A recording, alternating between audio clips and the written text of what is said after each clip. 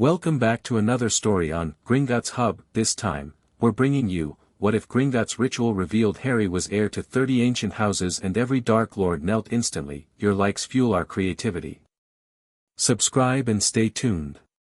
Here's the story. Chapter 1, Blood and Stone. The letter from Gringotts arrived on a Tuesday, which Harry thought was an appropriately undramatic day for something to go wrong.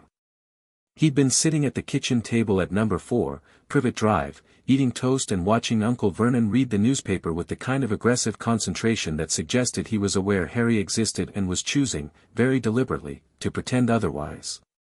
It was the summer after 6th year. Dumbledore was dead. The war was no longer a rumor or a ministry denial or something that happened to other people in other places.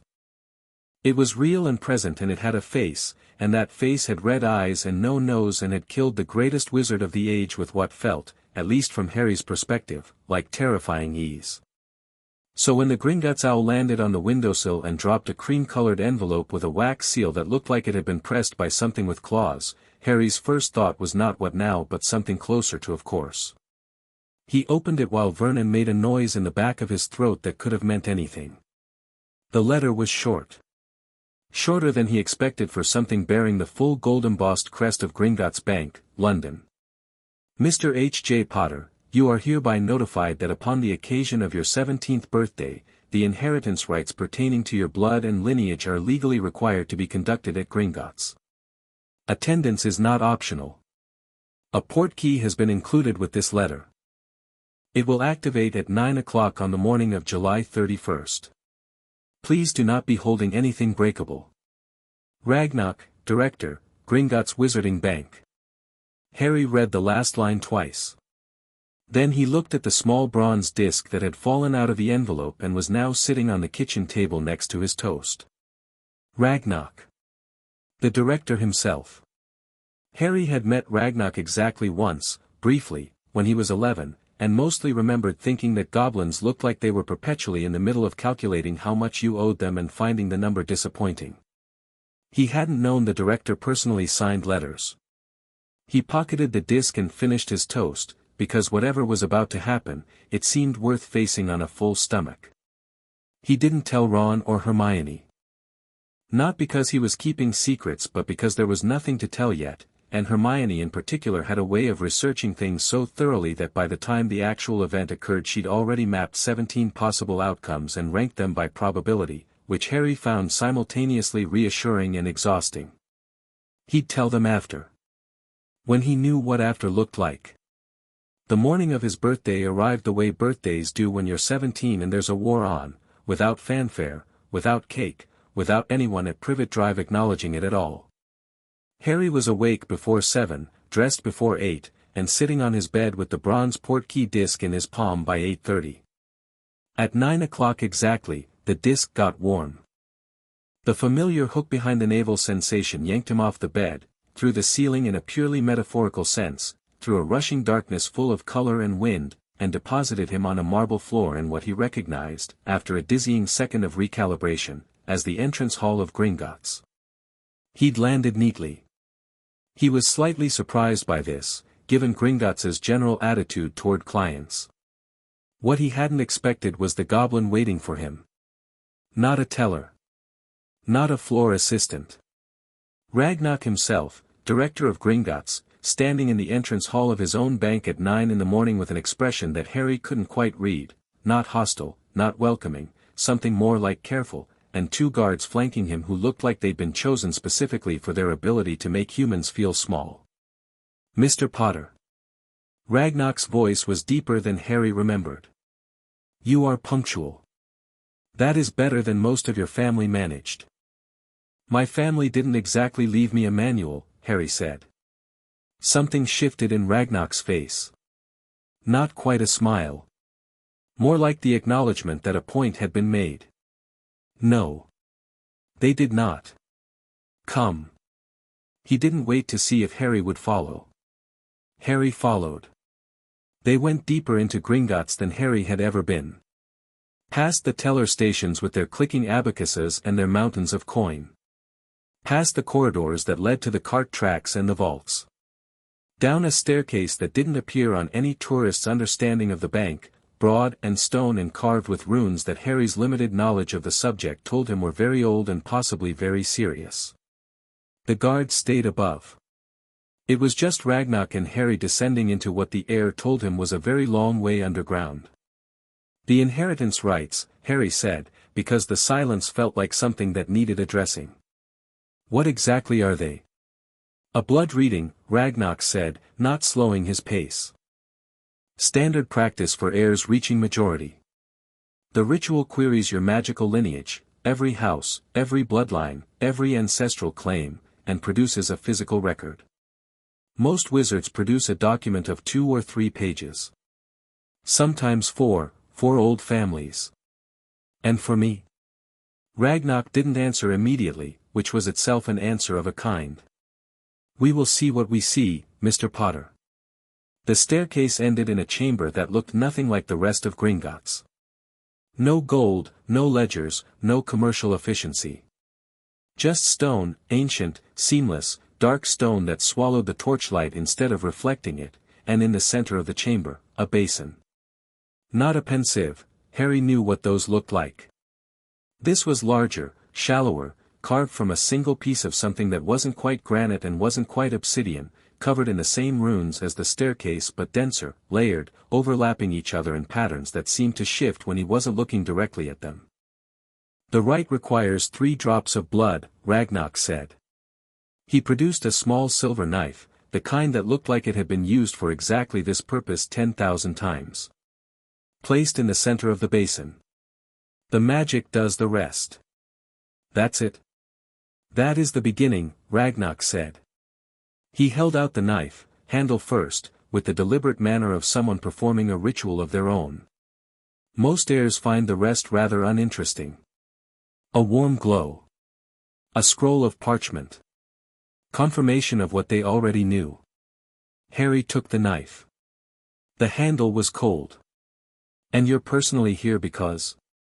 Because we received a preliminary notification, Ragnar said, 3 days ago.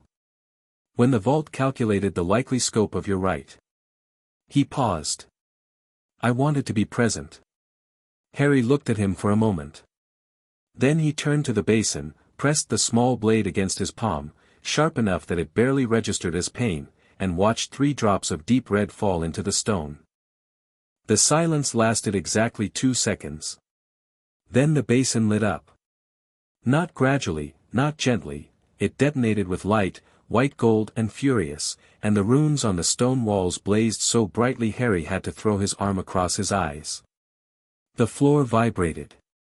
Not like an earthquake, more like a very large, very old thing drawing a breath it hadn't taken in centuries. The torches on the walls flared, dimmed, then went completely dark, and the chamber was lit entirely by the light coming out of the basin, pouring upward like inverted water. Harry lowered his arm. His hand had stopped bleeding. The cut was already gone. The parchment that began to emerge from the light was not 1 scroll. It was not 2 scrolls, or 3, or 4. It came up in a continuous unrolling that pooled on the floor around the basin, silver ink appearing on creamy parchment in neat cursive lines, name after name after name, house seals appearing alongside each line in full color, red and gold, green and silver, blue and bronze, and colors Harry had no names for, and it kept coming, the parchment kept unrolling, the names kept appearing. And Harry stood and watched and felt something large and quiet happen inside his chest. It took 4 minutes and 17 seconds, which he knew because Ragnar was timing it on a small pocket watch. When it stopped, the light faded to something manageable. The parchment lay in a drift around the basin like shed skin, 7 feet of it, dense with silver text. Ragnar walked forward and crouched, an unexpectedly agile movement for a creature of his age, and began reading from the beginning. His expression, for the first time since Harry had met him, was not carefully controlled. It was something closer to awe, though a goblin's awe looks different from a human's. More like the face of a jeweler who has just discovered, inside a stone he expected to be quartz, the largest diamond in the world. House Potter, Ragnar read. Ancient and most noble. Heir confirmed. He moved to the next line. House Peveril. Ancient and most noble. Heir confirmed. The next. House Gryffindor. Ancient, most noble, and most sacred. Heir confirmed. He looked up at Harry for a fraction of a second, then back down. House Slytherin. Ancient, most noble, and most sacred. Heir confirmed. Harry opened his mouth. Don't, Ragnox said, not unkindly. Let me finish. He kept reading. The names came like hammer blows, each one landing with a weight that the chamber seemed to feel. Its acoustics changed subtly every time a most sacred house was named, the air thickening like the pressure before a storm. Pendragon. Ravenclaw. Hufflepuff. Emrys. Lufay, at which point the parchment glowed briefly violet. House Black. House Gaunt. House Ollivander, which made no sense until Harry remembered that Ollivanders had been wandmakers for so long they'd effectively become a bloodline of their own kind of magic. House Longbottom, secondary heir, which Harry suspected Neville would have feelings about. On and on. The ancient houses of Britain, the ones that predated the Ministry by centuries, the ones whose names appeared in history books as the foundations of wizarding civilization. When Ragnox stood and straightened, he did it slowly, like a man readying himself. 30 houses, he said. Of which 11 are ancient, most noble, and most sacred, the highest classification of lineage recognized under goblin and wizarding law. You are the confirmed heir to all 30. He paused. The previous record, held by Merlin himself, was 22. The chamber was very quiet. Right, Harry said. You have, Ragnox continued, with what Harry was beginning to recognize as a goblin's version of careful diplomacy, questions. I have about 400 questions, Harry said. But let's start with, how? How does one person inherit 30 houses? Most of those lines should have other heirs. Other branches. The Blacks, for instance, Narcissa Malfoy is still alive. The Gaunts, Voldemort is a Gaunt descendant, isn't he? How am I heir to a house when, because the rite doesn't measure who is living, Ragnox said. It measures who holds primary magical claim. Magic itself determines heirship in the ancient houses, not birth order, not proximity, not even survival. The bloodline chooses. Or more precisely, the accumulated ancestral magic of each house recognizes its most potent expression in any given generation and consolidates. He looked at Harry steadily. In this generation, every single house on that parchment has chosen the same person. Harry sat down on the floor of the ancient chamber, which he felt was a reasonable response. The Gaunt line, he said, after a moment. Voldemort is, Tom Riddle fractured his own magical core when he created the Horcruxes, Ragnox said. The House of Gaunt does not recognize a shattered soul as its heir. The bloodline looked further along the tree and found you, through the Peveril connection, which connects both Slytherin and Gaunt ancestry into a single thread. He crouched again, found a specific line on the parchment, and pointed. There. You are connected to Gaunt not directly but through 3 converging ancestral paths, any one of which would be sufficient. The magic added all 3. Harry looked at the line. The silver ink looked perfectly calm about everything it was saying. What does it mean? He asked. Practically. What does inheriting 30 houses actually mean? Ragnox settled into what Harry was beginning to recognize as his "this will take a while" posture. It means you hold 30 seats on the Wisengamot, which in combination with the most sacred classifications gives you absolute veto power over any legislation those seats can collectively block, and 30 seats can block anything, Mr. Potter, because the maximum quorum for overriding ancient house votes has never exceeded 28. It means you control 30 family vaults, the total value of which our preliminary estimate suggests would make you the single wealthiest individual in Wizarding Britain by an order of magnitude. It means you have legal claim to 30 ancestral properties. It means that every family sworn to those houses by blood oath, and there are, we estimate, somewhere between 200 and 300 such families, many of them quite powerful, owes you fealty under laws that predate the ministry by 1,000 years. He held Harry's gaze. It means, Mr. Potter, that you are not a subject of magical Britain. You are, in a legal and magical sense that has no modern equivalent, its lord. Harry was quiet for a long time. Long enough that the torches on the walls slowly reignited themselves, apparently deciding the dramatic part was over. There's something else, he said. It wasn't a question. He'd caught Ragnar glancing at the lowest lines of the parchment more than once. Ragnar looked at him with what Harry now understood was respect, the goblin kind, which is worth considerably more than the human kind because goblins don't distribute it for politeness. Yes. The most sacred classification is not merely honorific. Houses that have achieved that status are bound by ancestral oaths of a very specific kind. Oaths of submission, sworn by those families' enemies, in some cases, in historical conflicts that were resolved through magical binding rather than bloodshed. He paused. Those oaths are heritable. The submission passes through bloodlines the same way the lordship does. Harry felt the shape of what Ragnar was about to say before he said it. Tom Riddle, Ragnar said carefully, is the last of the Gaunt line. The Gaunt line swore an oath of house submission to the House of Peveril in 1347, after the Peveril-Gaunt conflict that you probably know as the legend of the Deathly Hallows. That oath is now, in the eyes of ancestral magic, owed to you. He paused again. There are 6 other dark-aligned families with similar historical oaths to houses you now hold. The ancestral magic has already notified them. It does not ask permission. Notified them how? Harry asked, although he suspected he knew. They felt it, Ragnar said simply. As of approximately 9:03 this morning, every holder of a blood oath to any of your 30 houses felt the ancestral magic assert itself. The sensation is, by historical account, rather compelling. It has been described as the magical equivalent of, he seemed to select his next words with precision, being unable to stand upright. The chamber was silent again except for the distant geological conversation of the earth far above them. Harry looked at the parchment.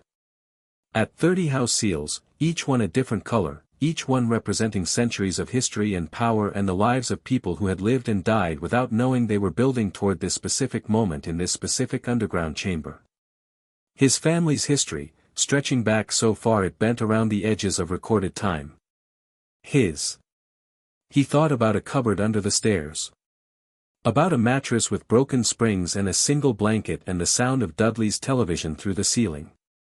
About being told his parents had died in a car crash, about wearing Dudley's hand-me-down clothes, about not being allowed to ask questions. He thought about 11 years old, on a train, being told for the first time that the wizarding world even existed.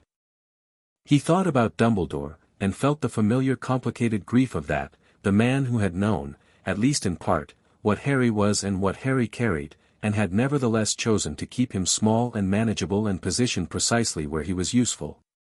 Ragnar, Harry said, and his voice came out quiet but absolutely steady.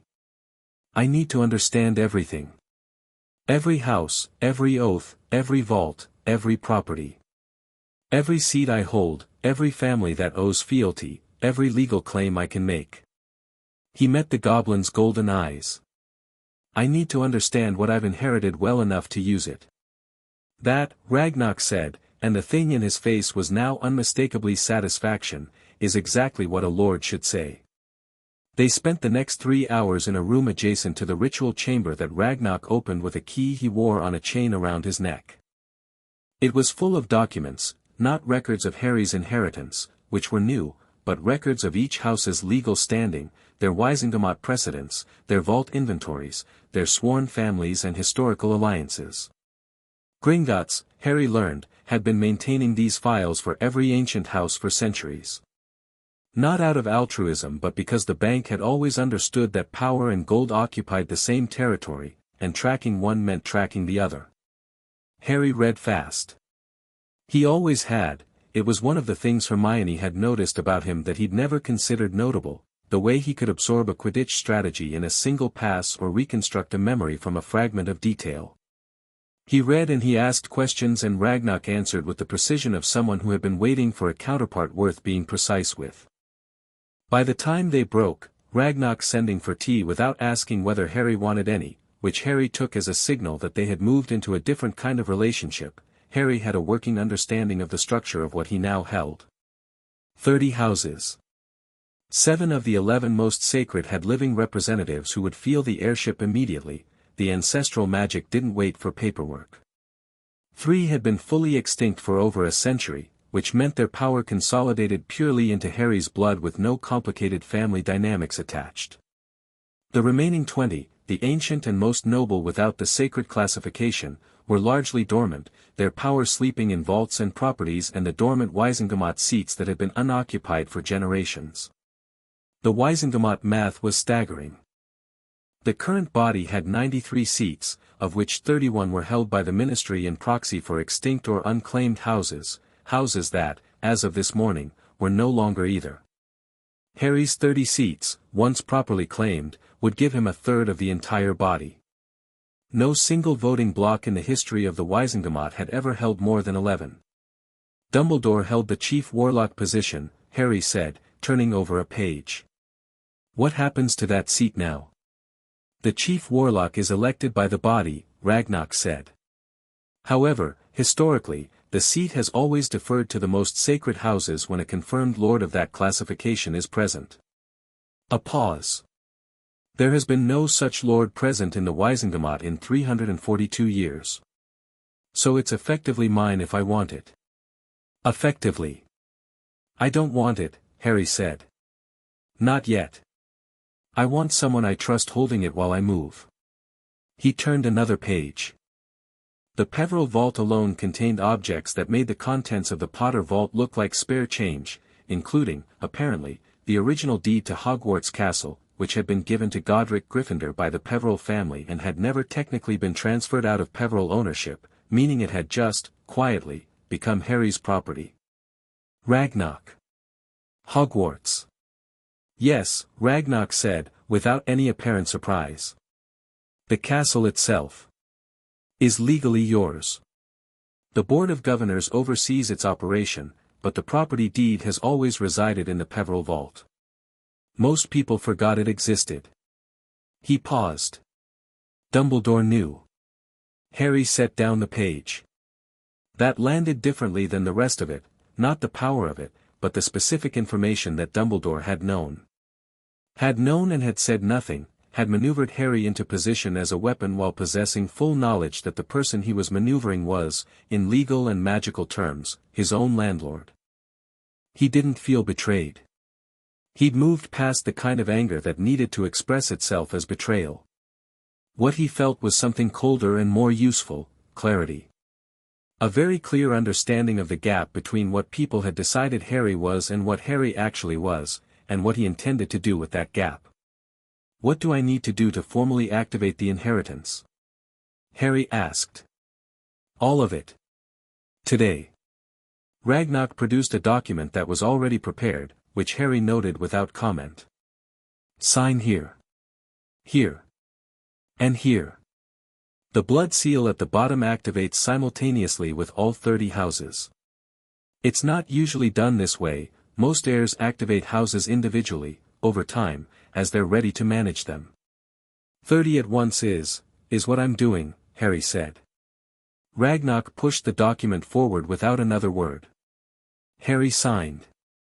When his quill finished the final signature, a signature that looked, he thought, more certain than anything he'd written before, he pressed his thumb to the blood seal at the bottom. It warmed, then glowed, then the light spread outward across the page in a branching pattern like lightning frozen in amber, following the lines of a family tree that was too large and too deep for any single page to contain.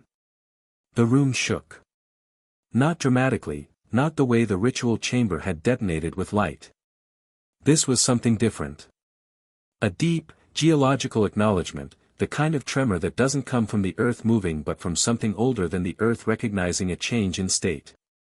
Harry felt it in his chest, in his hands, behind his eyes, 30 separate presences, each distinct, each ancient, each suddenly and irrevocably awake, settling into him like instruments tuning to a new key.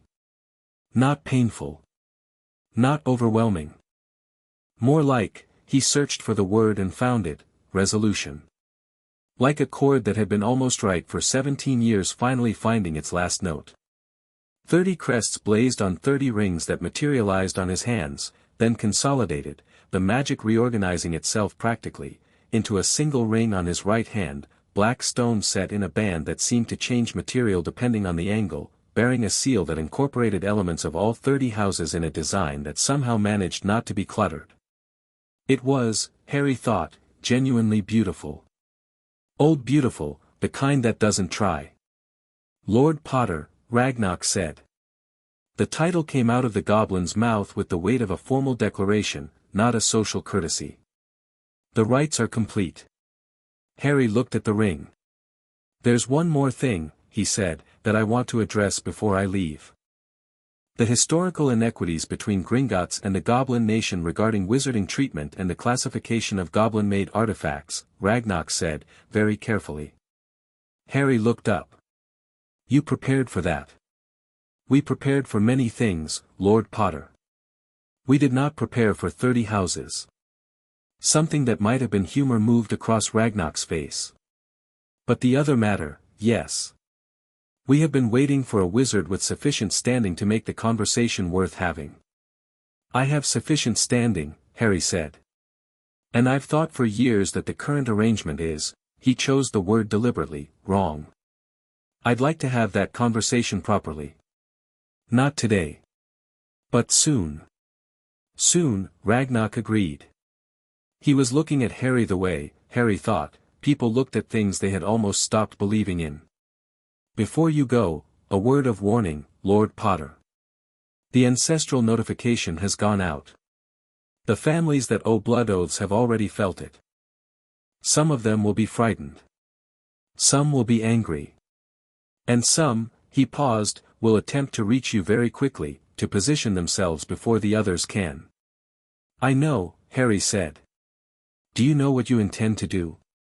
Harry stood, straightened his jacket, the same unremarkable one he'd arrived in, which now looked incongruous against everything the room represented, and looked at Ragnarok with an expression that the director of Gringotts would later describe, to a small number of trusted colleagues, as the look of someone who had spent 17 years being underestimated and was finished tolerating it.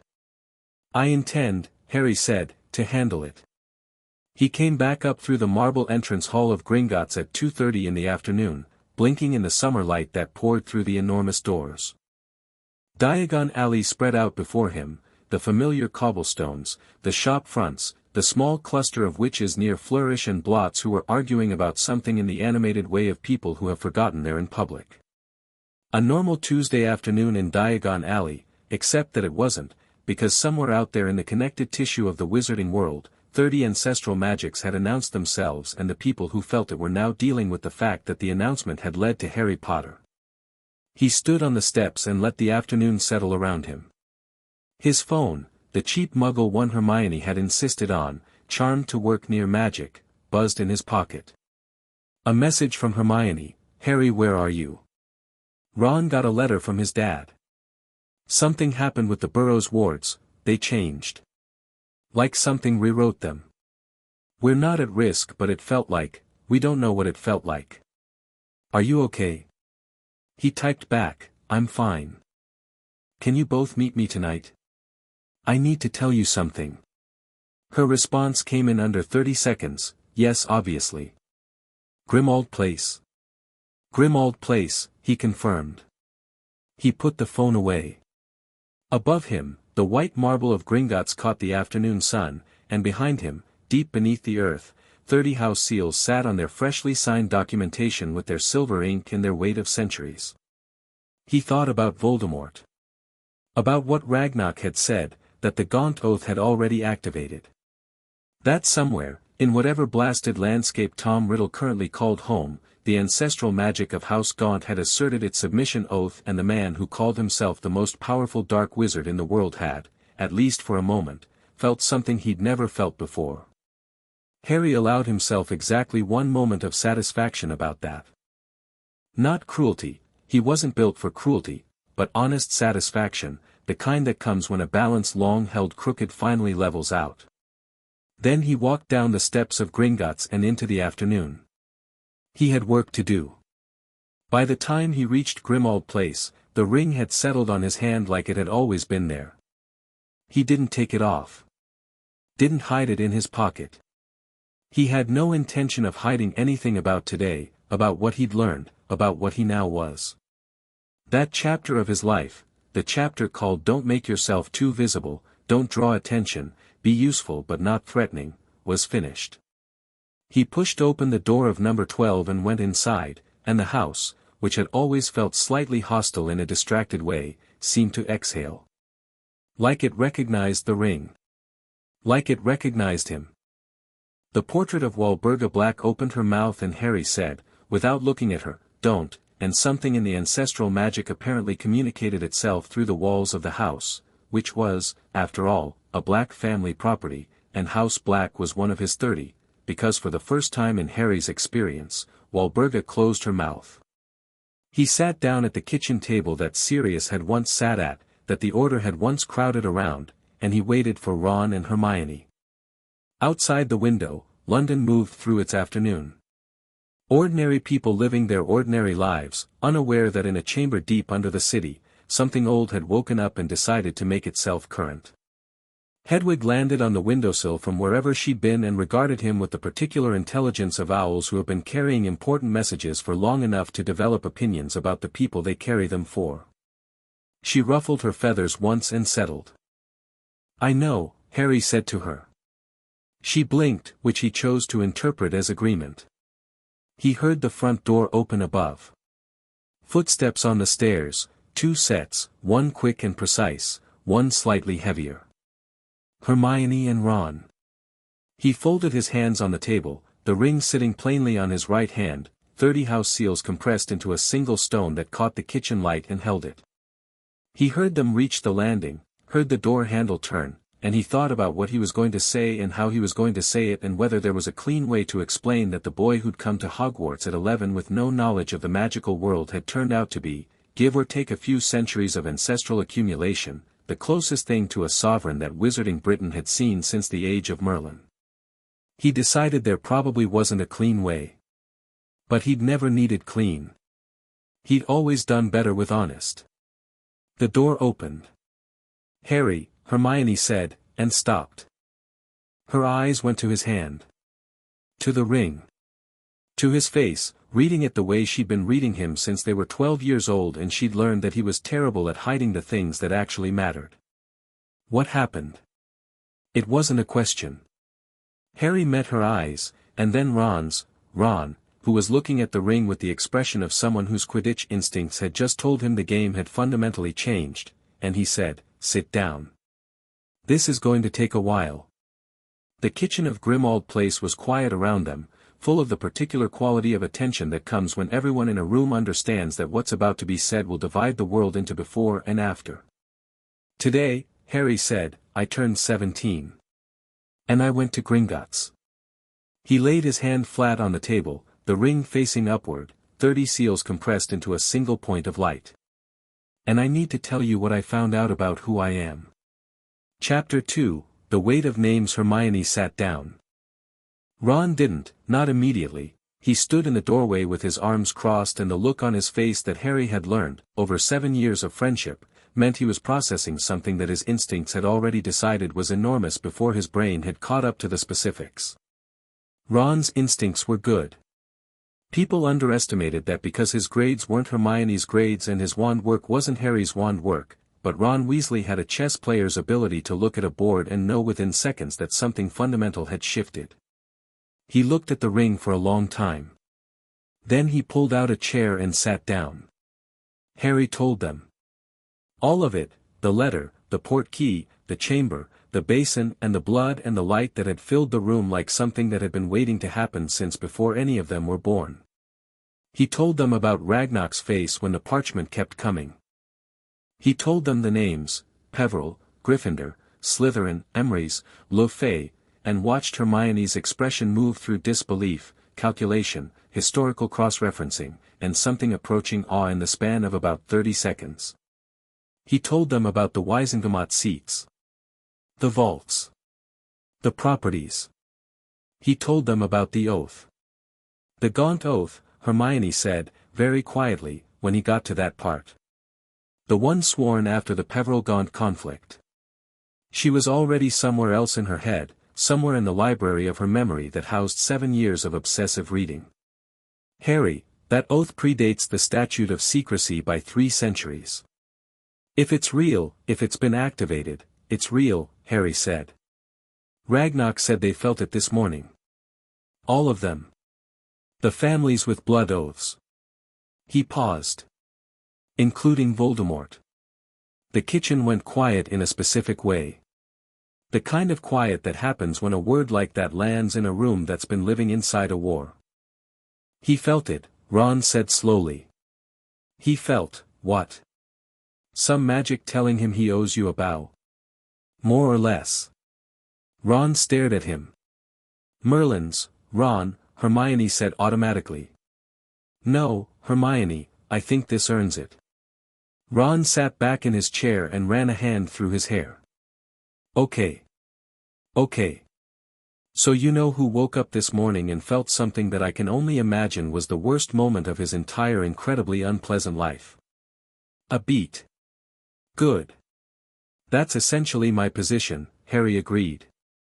Hermione was chewing her thumbnail, which meant she was either very worried or very excited, and with Hermione those two states were sometimes indistinguishable. Harry, the implications of this, the Wizengamot alone, 30 seats is, no one has held 30 seats, the entire concept of the body is predicated on the assumption that no single lord would ever hold more than, the checks and balances assume, they don't work anymore, Harry said simply. I know. And Hogwarts. She said it like it tasted strange. You own Hogwarts. The property deed is in the Peveril Vault. Was in the Peveril Vault. He looked at her. It's mine now. The Board of Governors, she said. Oversees operations. They don't own the castle. He met her eyes steadily. Dumbledore knew about that. He knew and he never said anything. The silence that followed was different. Heavier. Because Hermione had loved Dumbledore with the particular devotion of someone who had found, in the most celebrated mind of his age, a reflection of the kind of thinking she aspired to. She set that love down carefully before she responded, the way she always did when the evidence required her to. He would have had reasons, she said. I know he had reasons, Harry said. I'm not angry about it anymore. I just need to know what I'm working with versus what I was told I was working with. There's a gap. A 30-house gap, Ron said. Yes. Hermione straightened. The thinking phase was over. Harry could see the shift in her shoulders, the way she reorganized herself when she moved from analysis to action. What's the plan? That, Harry said, is what I wanted to talk to you about. He laid it out on the kitchen table. Not literally, he didn't have documents yet, those would come from Gringotts in the morning, but verbally, in the way that Harry had always been best at, thinking through a problem out loud, trusting the people across from him to push back when he was wrong and build when he was right. He'd inherited 30 houses this morning, but this, the 3 of them at a table working through what came next, was the thing he'd had for years and knew the value of. The immediate priorities were 4. First, formal activation of the Wizengamot seats. They sat dormant until he physically registered his claim, and the ministry would have received automatic notification of the inheritance this morning through channels that Ragnarok had explained with the satisfaction of someone delivering news he expected to cause significant institutional distress. The ministry would be scrambling. Harry needed to move faster. Second, the hereditary vassal families. 200 to 300 families, of varying size and political significance, who owed fealty to one or more of his houses under ancestral oaths. Most of them had been dormant for so long they'd probably convinced themselves the old obligations were historical footnotes. The magic had just reminded them they weren't. Harry needed to get ahead of that, set the terms before they arrived on his doorstep with their own interpretations of what fealty meant. Third, the physical inheritance. 30 ancestral properties and 30 vaults represented resources on a scale that Harry hadn't fully processed yet. Some of those properties would be usable immediately as gathering points, secure locations, places from which to operate a very different kind of war than the one that had been fought under Dumbledore's framework. Fourth, and this was the one that made Ron's expression go very focused and very serious, the Horcruxes. Nothing about the inheritance changes what needs to happen, Harry said. Voldemort needs to be destroyed. The Horcruxes are what makes that possible. But the resources I have now, the access, the standing, the vaults, change how we approach it. We don't have to be 3 teenagers sneaking around anymore. We were never just 3 teenagers, Hermione said, a little sharply. I know that. But we operated like we were. We operated small because that was the only option. He looked between them. It's not the only option anymore. Ron was quiet for a moment. Then, you said the vassal families. Some of them would have resources. Connections. Information. Yes. The Lestranges, Ron said carefully. They're vassal to House Black, and House Black is yours. Could you? I won't compel anyone to break with Voldemort through ancestral obligation, Harry said, and he said it clearly because he wanted that understood immediately. I'm not going to use these oaths as a leash. The families that want to come to my side come voluntarily. I'll accept their fealty if it's genuine and I'll let them walk away if it's not. Ron nodded slowly. Good.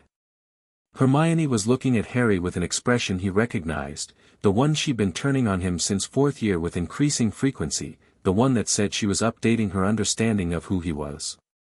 You've thought about this, she said. Not just today. You've been thinking about the shape of what's right and what's wrong in this war for a while. Haven't you? He asked. Of course. But I didn't think, she stopped. Tried again. I suppose I thought you'd need time to adjust to all of this. I've had 17 years of adjusting, Harry said. I'm done adjusting. I want to move.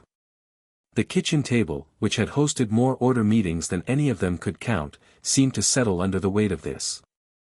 The ancient house around them, and it was ancient, creaking and proud and full of the residue of centuries of Black family history, all of which now answered to Harry, seemed to lean in slightly, like it was listening. Right then, Ron said. He planted his elbows on the table with the air of someone who has decided, permanently and without reservations, which side of a thing he's on. Where do we start? The owl arrived at 3 in the morning. Harry had been awake, he'd sent Ron and Hermione to the rooms upstairs around midnight, but sleep hadn't come for him, which was hardly new.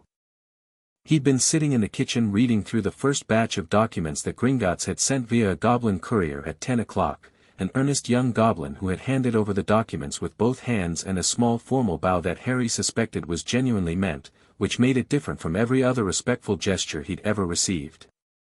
The owl was large and unfamiliar, dark gray with gold-tipped feathers, and it landed on the table with the assurance of a creature that knew it was carrying something important. The letter it bore had a seal Harry recognized from the Gringotts files, a silver serpent with a rose clamped in its jaws. The knot crest. He broke the seal and read. Lord Potter, you will forgive me, I hope, the informality of correspondence at this hour. My name is Cassius Knot. You may not know it, though I assure you that those of us who have watched the old houses carefully know yours very well. I write to offer my congratulations on this morning's rites, and to suggest that a meeting between us would be mutually beneficial. There is much you do not yet know about the history of the ancient houses. I have spent many decades learning it. I believe you will find my knowledge invaluable as you begin to understand the scope of your inheritance. I am, as ever, a friend to the old traditions. With regards, Lord Cassius Knot. Harry read it twice. Then he folded it very precisely and set it aside. He picked up the next letter, which had arrived with the same owl under the first. he hadn't seen it immediately, tucked beneath the other's wing. Shorter, less florid. From Augustine Greengrass, head of an old family that owed minor fealty to House Ravenclaw. Offering congratulations and requesting the honor of a meeting. The one beneath that was from Millicent Bulstrode's family, sworn to House Hufflepuff 3 centuries back. Another congratulation. Another request. By 4 in the morning he had 9 letters.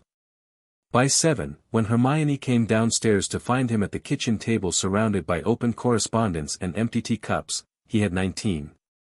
She stood in the doorway in her dressing gown and looked at the table and said, "Oh. Pour yourself some tea," he said. "I'll need you to help me sort these." She did, and she sat, and they worked through them together while the early morning came in through the kitchen windows. Hermione had a gift for reading between the lines of politely worded letters, for hearing the anxiety underneath the congratulations, the calculation beneath the offers of friendship, the fear beneath the formal courtesy. She sorted them into 3 piles: genuine goodwill, opportunistic repositioning, and intelligence gathering. "This one," she said, holding up a letter from a family called Selwyn, "is reporting back to someone. Look at the way it's phrased, he's asking questions disguised as statements. He wants to know how much you know." "Not," Harry said. She looked at him sharply. "Cassius not wrote at 3 in the morning," Harry said. "An old man who's spent decades studying the ancient houses doesn't do that unless he's already set up a network of people who report to him." He knew about the rites almost immediately, before anyone had had time to think, let alone write letters. He's been positioning himself in this space for years. Some of these letters are from his people. Hermione put the Selwyn letter in the intelligence-gathering pile. "You read him fast." "Chess," Harry said. She looked at him blankly. "Ron's been teaching me for years. The first thing he taught me was to look at who moves immediately when the game changes. The reactive players are always the most interesting." "You're going to meet with him," she said. It wasn't a question either. "Eventually." "Not yet. I want to understand the whole board first." The owl from Longbottom arrived at 8, and it was different from the rest. No formal seal. Just Neville's handwriting, slightly rushed, on plain parchment. "Harry, Gran got a letter from Gringotts this morning and she's been in her study for 2 hours, which has never happened. She won't tell me what it says. She did come out once to tell me to write to you and ask if you'd be willing to come today. I have no idea what's going on. Gran doesn't do uncertain. It's alarming. Please come if you can. Neville." Harry smiled. He folded that letter differently from the others, with more care. He wrote back immediately, "I'll be there by noon. Don't worry about your Gran. She's probably just recalibrating." Harry. He didn't explain further, because explaining by owl felt inadequate. He'd explain in person, which was how the things that mattered deserved to be explained. They knew the ring. Of course they did. House Longbottom's wards were set to recognize its lord, and whatever complicated secondary heir relationship existed between Harry's claim and Neville's primary standing, the wards apparently resolved the question in Harry's favor without fuss. Neville was waiting at the front door. He looked like he'd been waiting for a while. He had the fidgety energy of someone who'd been rehearsing what to say and had abandoned the rehearsal. He was taller than he'd been at school, broader in the shoulders, with the look of someone who had started to grow into his own face. The gardening calluses on his hands were new, or at least newly visible. "Harry," he said. "Neville." Harry gripped his hand. "Is Augusta going to shout at me?" "I don't know what she's going to do," Neville said, which was the most alarming thing he could have said, because Neville always knew what his grandmother was going to do. "She's in the sitting room. She's been calm. Which is worse than the shouting." Augusta Longbottom's sitting room had the particular atmosphere of a room that had hosted serious conversations for a very long time and had arranged itself accordingly: high-backed chairs positioned for honest face-to-face exchange, no comfortable sofas for sinking into, fireplace large enough to be dramatic when required. Augusta herself was seated with the rigidity of a woman who had decided, on some fundamental level, that she would not be the one caught off balance. She was not doing a perfect job of it. She stood when Harry entered, which she absolutely did not have to do, and Harry felt the meaning of the gesture land precisely, an old woman of ancient family, who had survived more than most people knew, acknowledging in the most direct way she could that the balance of a room had changed. "Lord Potter," she said. "Augusta," Harry said, because he wasn't going to weaponize the title and she probably knew that. He sat down across from her. Neville took a chair slightly to the side, watching them both with the focused attention of someone who has decided to learn from what's about to happen rather than try to influence it. "You know why I asked you here," Augusta said. "I know what the Gringotts letter told you. I'd rather hear what you made of it." She studied him for a moment. There were people who looked at Harry and saw the scar, or the eyes, or Lily in his face, or James's posture, or the boy who'd survived something he should not have survived. Augusta Longbottom looked at him and saw the room, every angle of it, every implication, everything that is being here and sitting in that chair and wearing that ring meant for a family like hers with a history like theirs. "Longbottom has owed fealty to House Gryffindor for 11 generations, she said. "The oath was sworn when my husband's ancestor was saved from a blood curse by the Gryffindor line's ancestral magic. It passes matrilineally in our family, which means it came to me, and will pass to Neville." She looked at the ring on his hand. "House Gryffindor passed to you this morning." "Yes." The oath activated. "I felt it." She said it flatly, the way practical people describe unpleasant experiences, not dramatizing, just stating. "I haven't felt anything like it since my husband died and his oaths transferred to me. It feels like," she paused, searching for words that fit, "like something very old reaching inside you and checking whether you're where you're supposed to be." "And were you?" "Apparently." She looked at him steadily.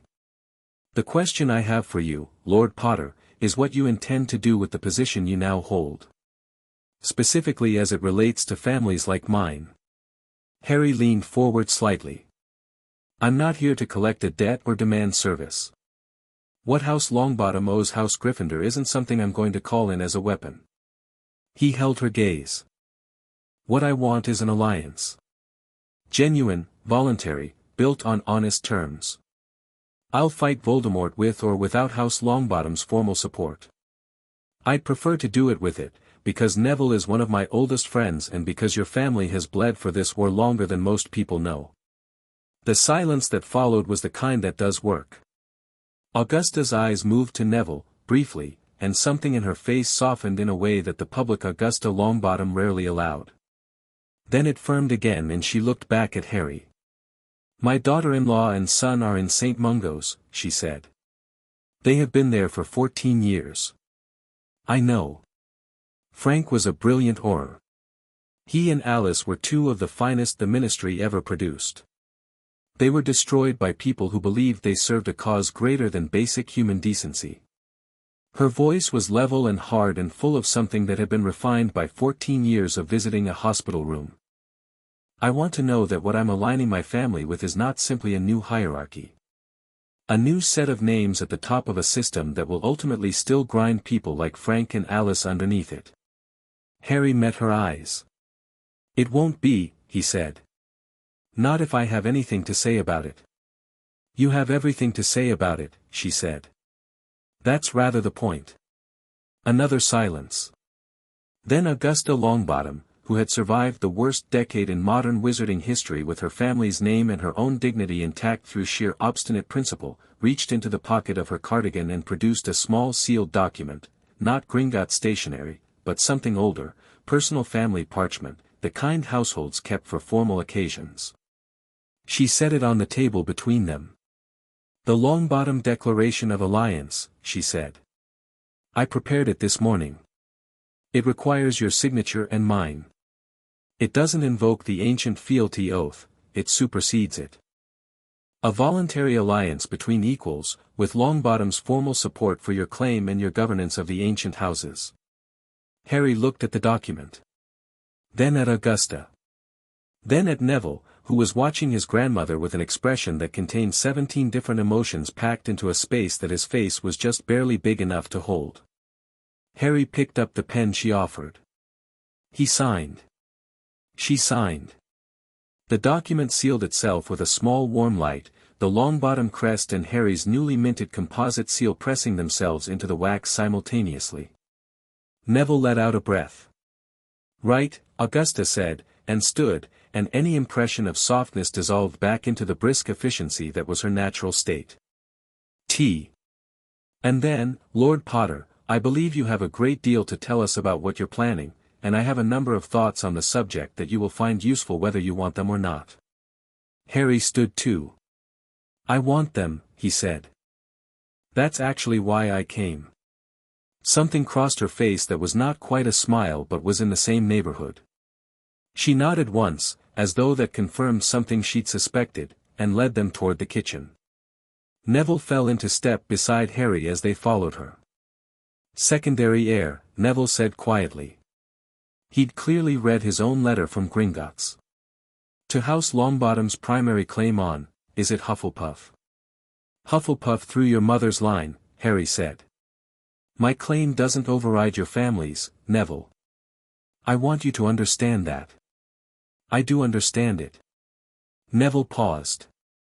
"I also understand that there's a difference between holding a title and being ready to use it." He looked at Harry sideways. "Are you ready?" "I've been ready since I was 11, Harry said. "I just didn't have the right tools." Neville nodded slowly, like he was mapping that against everything he knew about Harry and finding that it fit. "Gran's going to want to host the first vassal meeting here," he said. "She'll frame it as a suggestion, but it's going to be a suggestion that isn't really a suggestion." Harry almost laughed. "Is the manor large enough?" "The manor has 17 reception rooms," Neville said, with the mildly embarrassed air of someone mentioning that their house has features they've never needed. "Gran has been waiting for something worth filling them with for 14 years.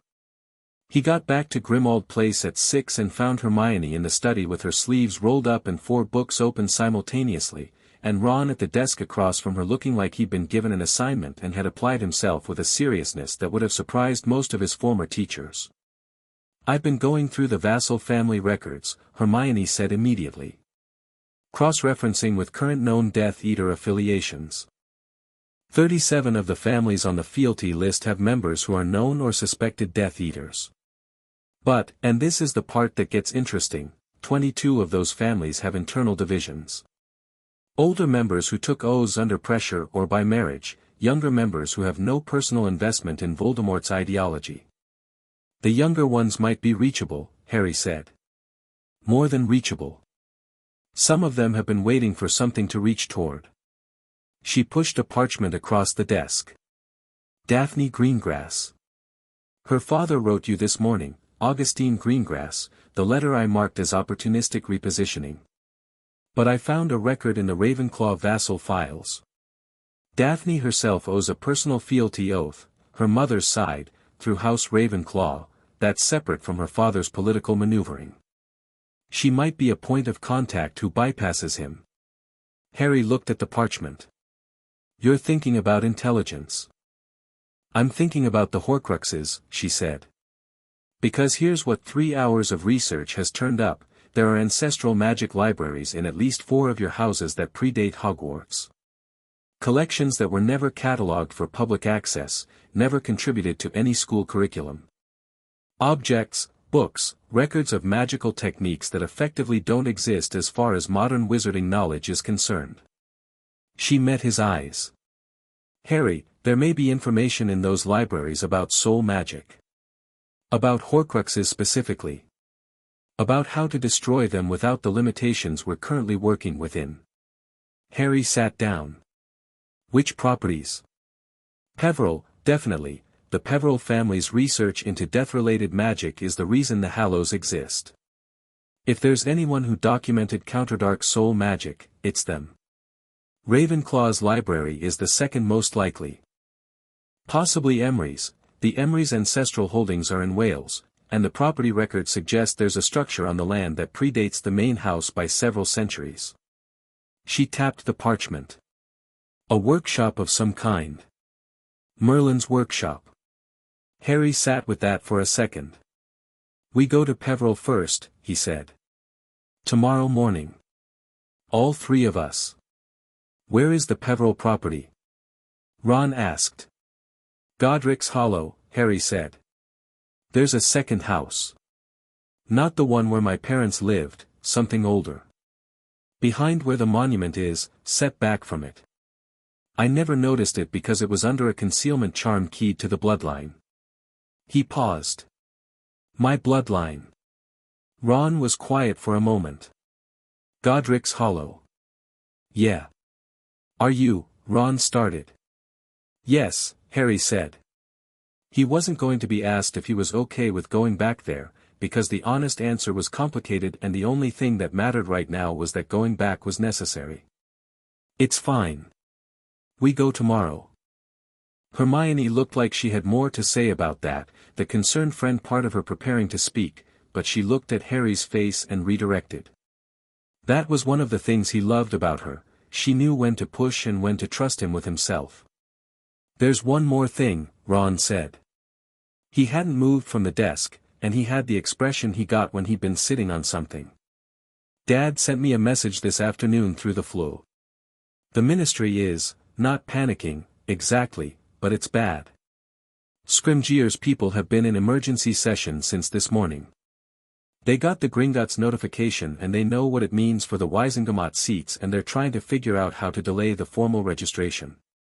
He looked at Harry. They're scared of what 30 seats in your hands does to their control. They should be, Harry said, without heat.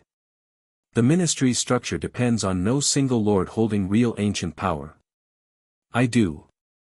The question is what they try to do about it. They'll try to slow you down, Hermione said. Find procedural obstacles. Challenge the inheritance on some technicality. They can try, Harry said. Ragnarok mentioned that the Gringotts documentation is sealed under ancient charter law and cannot be challenged by ministry procedure. They'd have to go before the Wisengamot itself to contest it, the same Wisengamot where I'll be holding 30 votes. The corner of Ron's mouth lifted.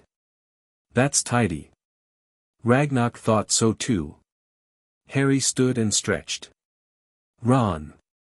I want to ask you something. Ron looked at him. Something in the directness of Harry's gaze made him sit up slightly. When House Gryffindor was active, Harry said, its lord maintained a corps of sworn men. Not vassals, those are family obligations. Sworn men were individuals who pledged personally. First name loyalty. He held Ron's eyes. I'm not asking you to do anything you haven't already been doing for 6 years. But I want to do it properly. With the weight it deserves. If you want to. Ron stared at him for a moment. Then he stood up. Pushed his chair back. And he did the thing that Harry hadn't asked him to do but that Ron had apparently already decided. He met Harry's eyes, held out his right hand, and said, Ronald Bilious Weasley, swear by my blood and my wand and whatever ancestors of mine managed to make themselves worth swearing by, I'm with you. Properly. The whole way. Harry gripped his hand. The ring warmed on his finger, just slightly, in a way that felt like acknowledgement, 30 houses recognizing an oath. Hermione was watching them both with her arms folded and her chin lifted in the way she did when something had affected her and she was managing it with dignity. I'm not swearing an oath, she said. I'm Muggleborn and I find the entire concept of hereditary fealty deeply problematic from a social justice standpoint. A pause. But I'm also not going anywhere. And I've already started designing the research framework for the Peveril Library. Harry looked at her. I wouldn't have it any other way. Good. She uncrossed her arms and picked up a book. Now sit down, both of you, because I've found something in the Black family records that I think relates to Voldemort's 6th Horcrux and I need to talk through the theory. They sat. The study of Grimmauld Place, which had housed more conspiracies and counter-conspiracies than its walls could comfortably count, settled around them with the resigned satisfaction of a room that knows its purpose. Outside, London was moving into evening. Somewhere further north, Harry didn't know exactly where, only that it was distant and ruined and cold. Voldemort was assembling his remaining forces around an absence he didn't yet know how to name.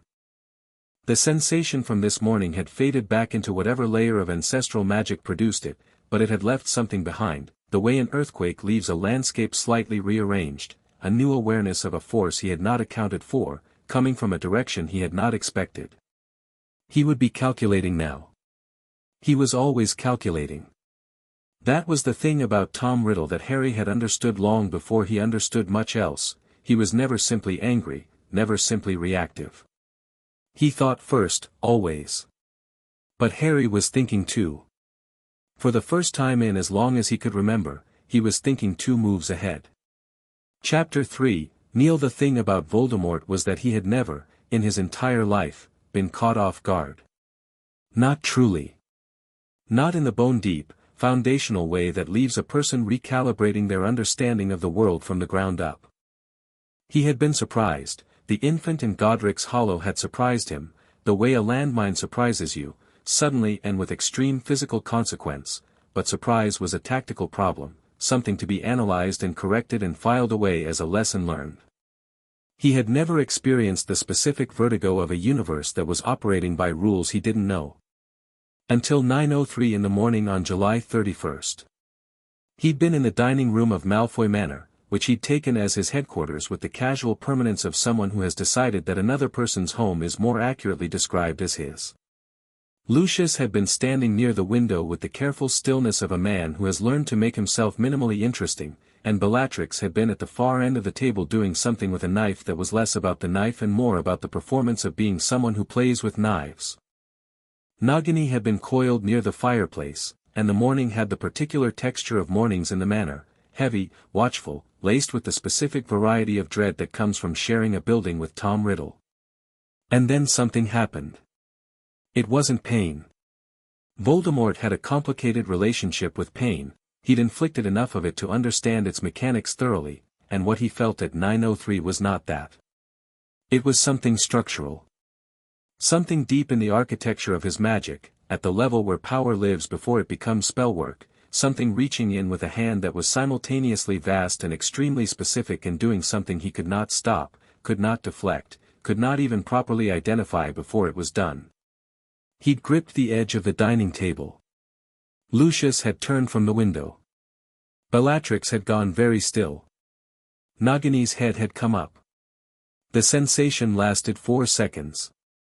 4 seconds of something ancient and enormous asserting itself through channels that ran so deep in his borrowed power that his Horcrux-shattered soul couldn't insulate against it.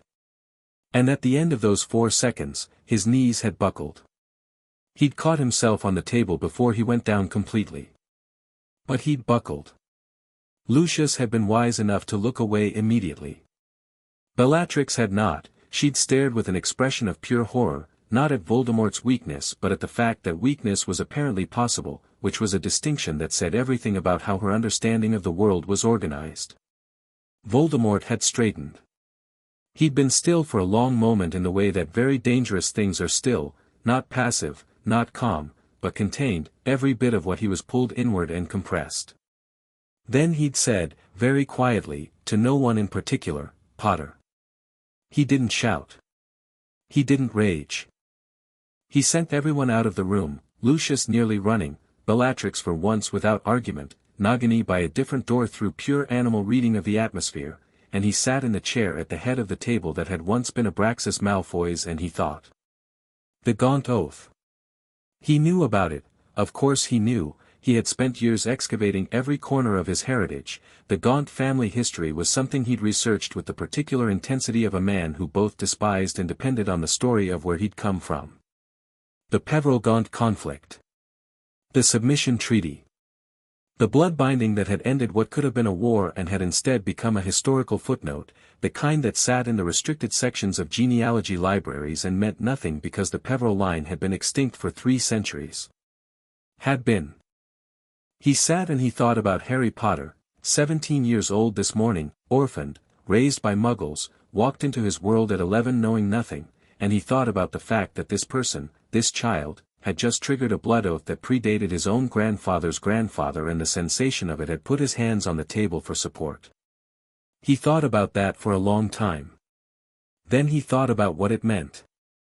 Not emotionally, he had no useful emotions about it, only the clean furious machinery of his intellect working through implications.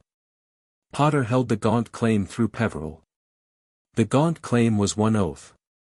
How many others? The Gryffindor line meant the Longbottom family's fealty had transferred. The Slytherin heritage meant that the Parseltongue hadn't been an accident of the soul fragment, it was an inheritance.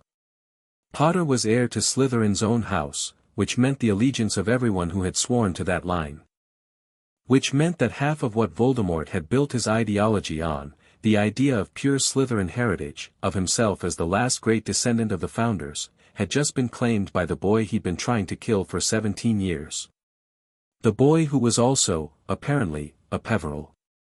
Voldemort stood abruptly and went to the window and stood looking at the Malfoy grounds, immaculate and green in the July morning, and he thought about Horcruxes.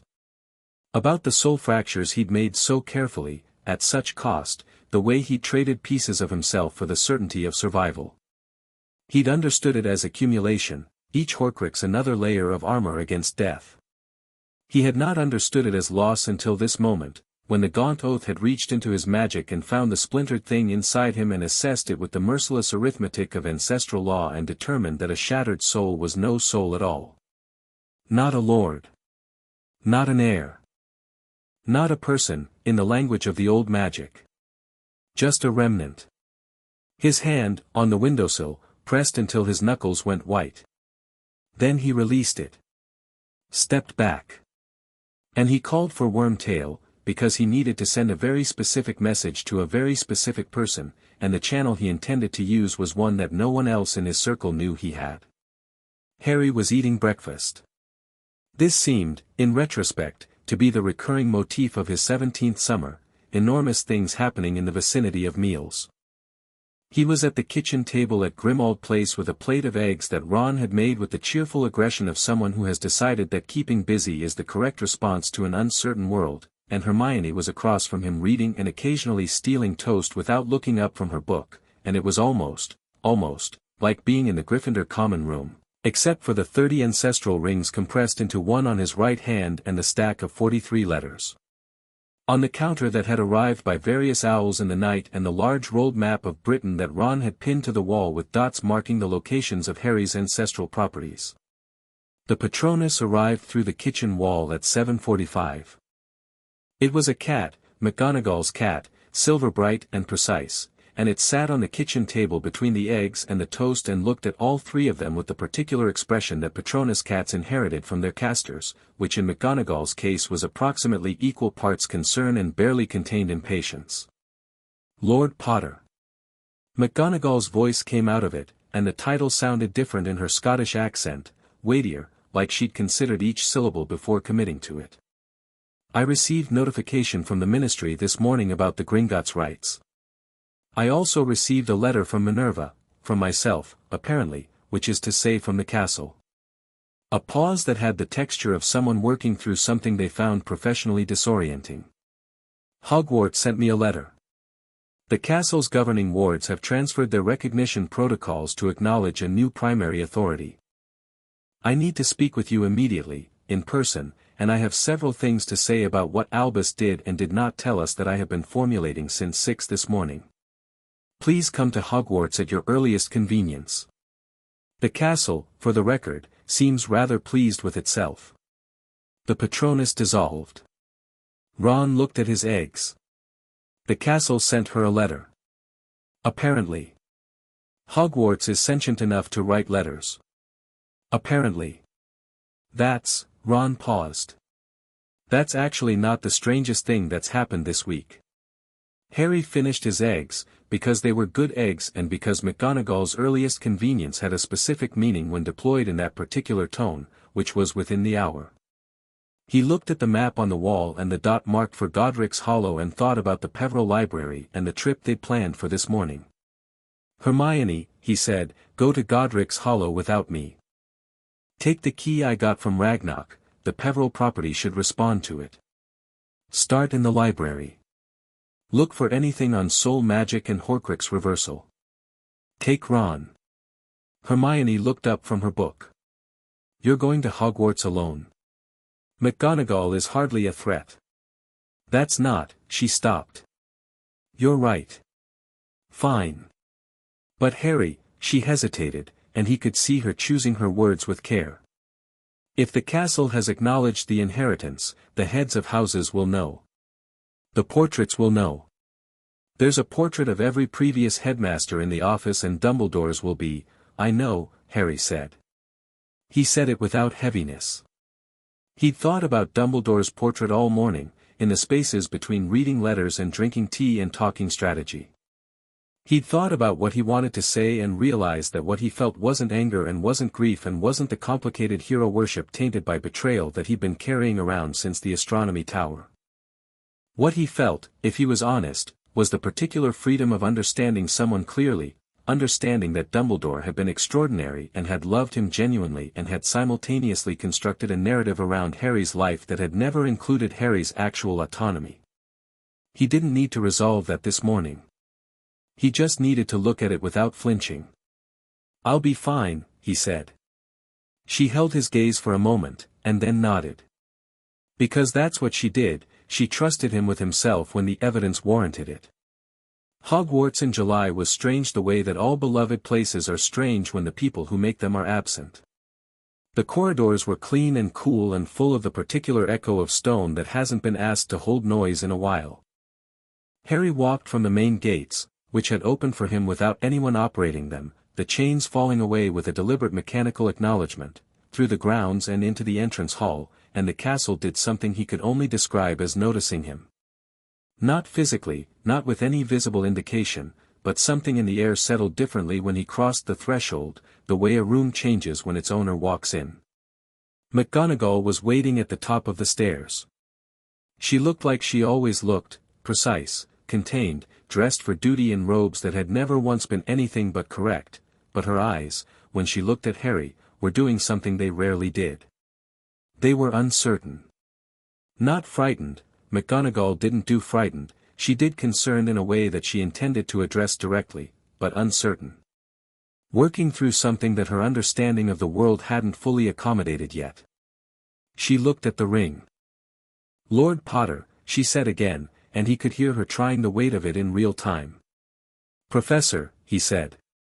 You can call me Harry. We've been through enough that titles feel excessive.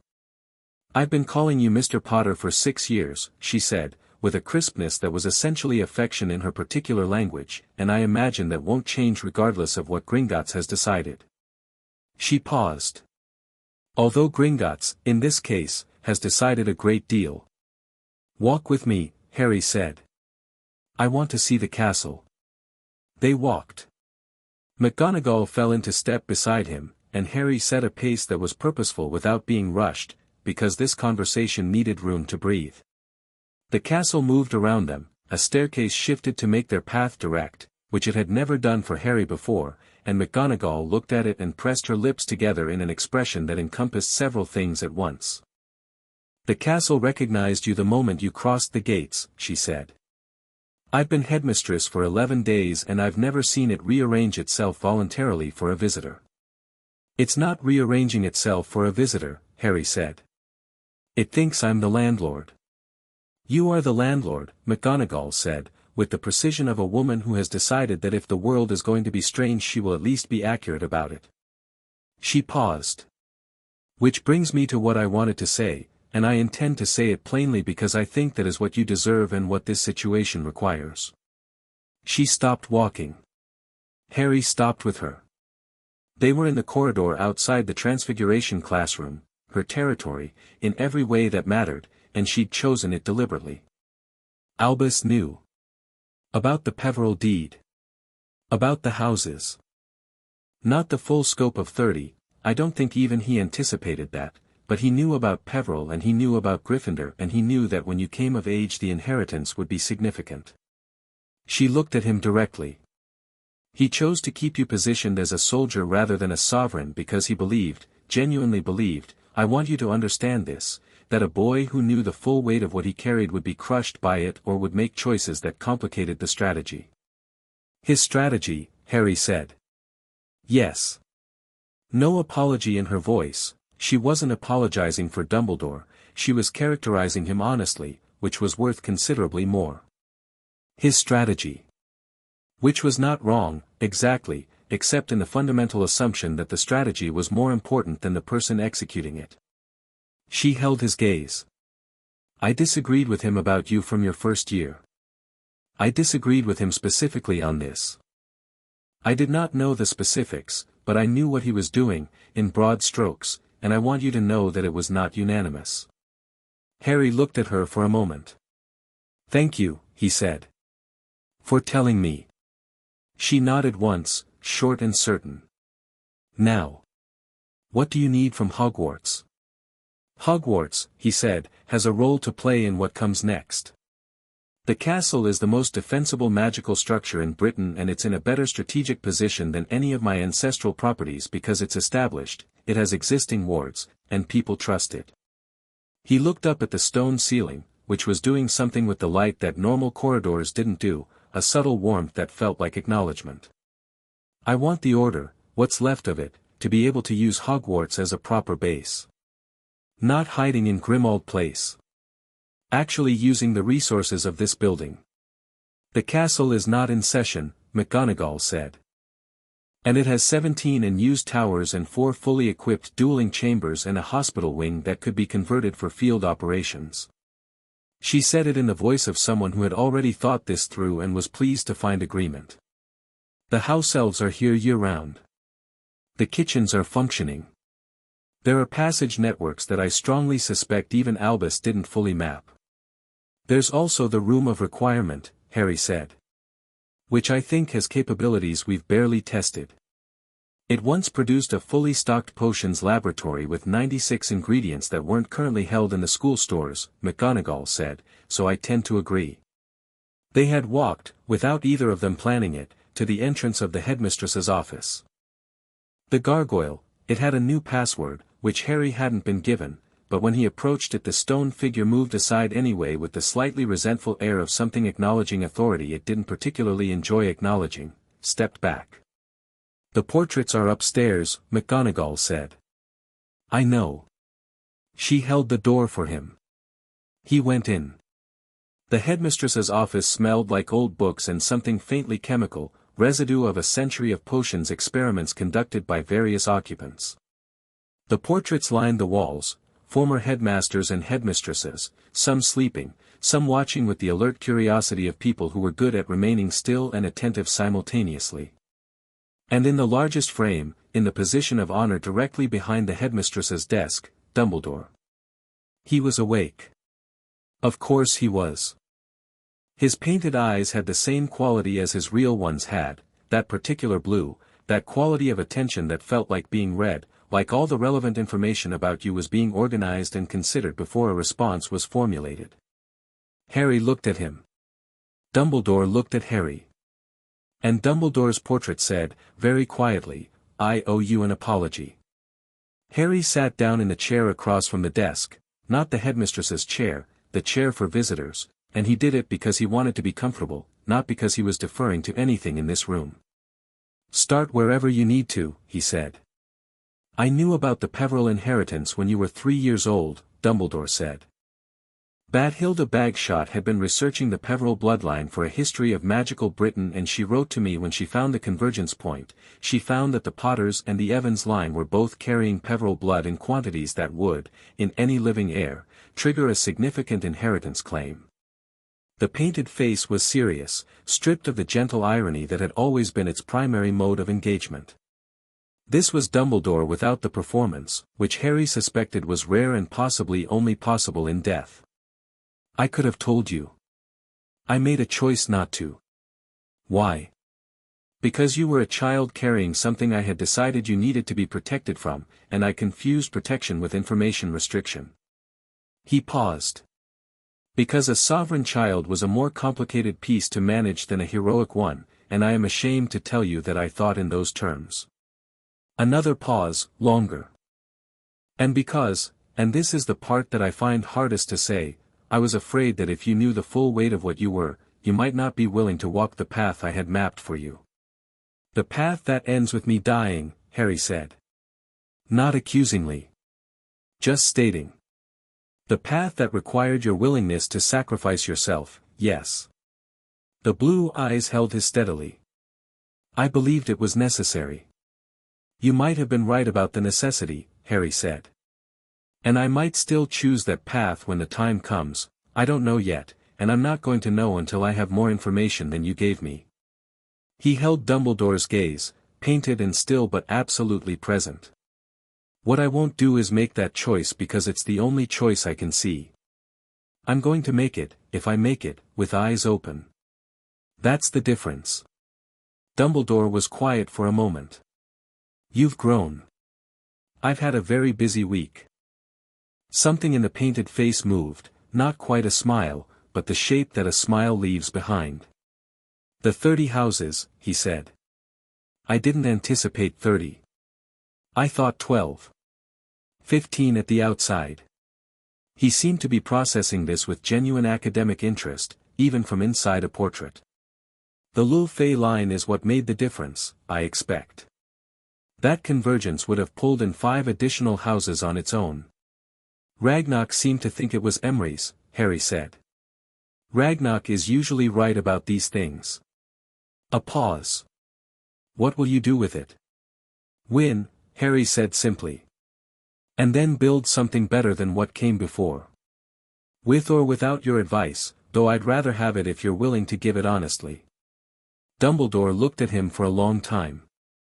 The other portraits, Harry noticed peripherally, had mostly woken up and were listening with the focused attention of people watching something they won't be able to talk about for years. I will always give you what I have, Dumbledore said.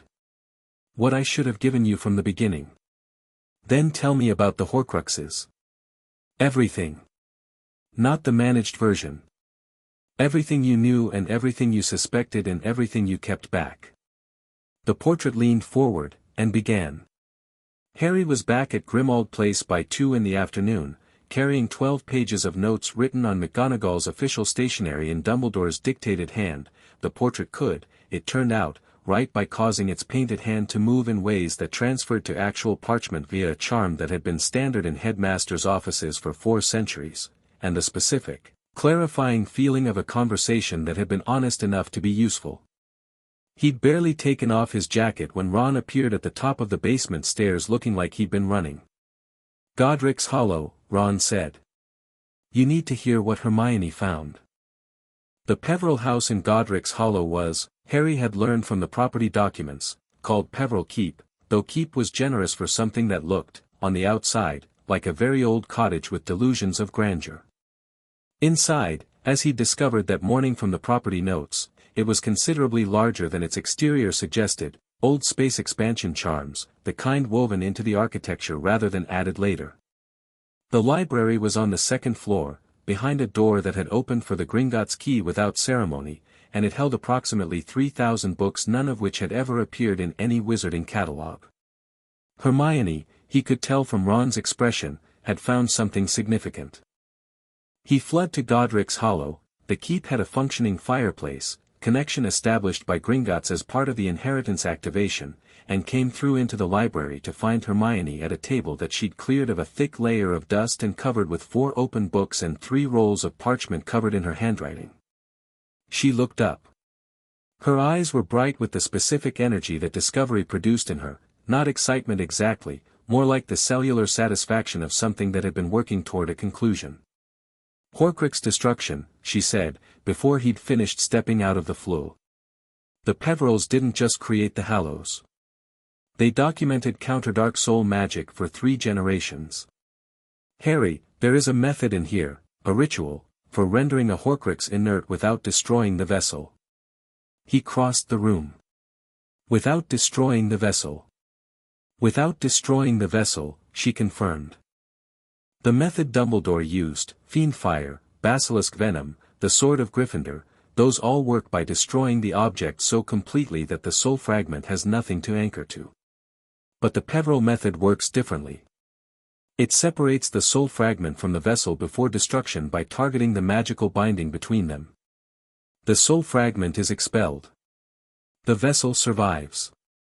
And the soul fragment, she pointed to a line in the open book, is drawn back to its origin point. Harry looked at the line. The Peveril script was old and slightly odd in its letter forms but legible. Back to Voldemort. Back to what's left of Tom Riddle, yes. Which means every Horcrux we destroy this way doesn't eliminate that piece of his soul, it forces it back into him. Harry was working through it. He becomes more complete. More himself.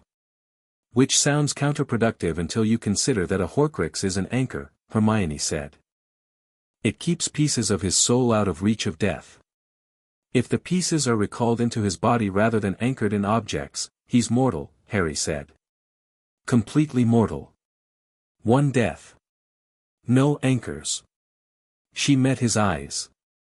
And the killing curse he used on you as a baby, Dumbledore's theory about the soul fragment inside you, if the method works on me, it would expel that fragment without killing you, she said.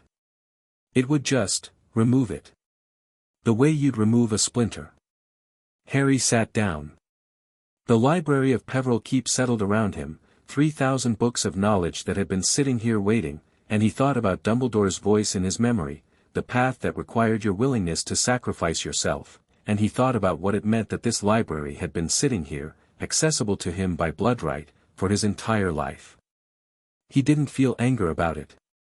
He'd used up the easy anger. What he felt was purpose, clean and forward-facing. How long to prepare the ritual, he asked. For each Horcrux, not long, an hour of preparation per object. She was already turning pages. The main constraint is finding them. We know the diary is gone. The ring, destroyed by Dumbledore's method. That piece is gone. The locket, the cup, the diadem, Nagini, and, he touched the scar on his forehead briefly. 6 remaining, counting me. 5 objects and 1 involuntary host, she said. Yes. Ron had settled on a stool near the window, following the conversation with the careful attention of someone building a strategy. The locket we know is at Grimmauld Place, he said. It was in that cabinet, we saw it when we were cleaning 6th year. Unless someone's moved it. Harry was already on his feet. The locket was still in the cabinet.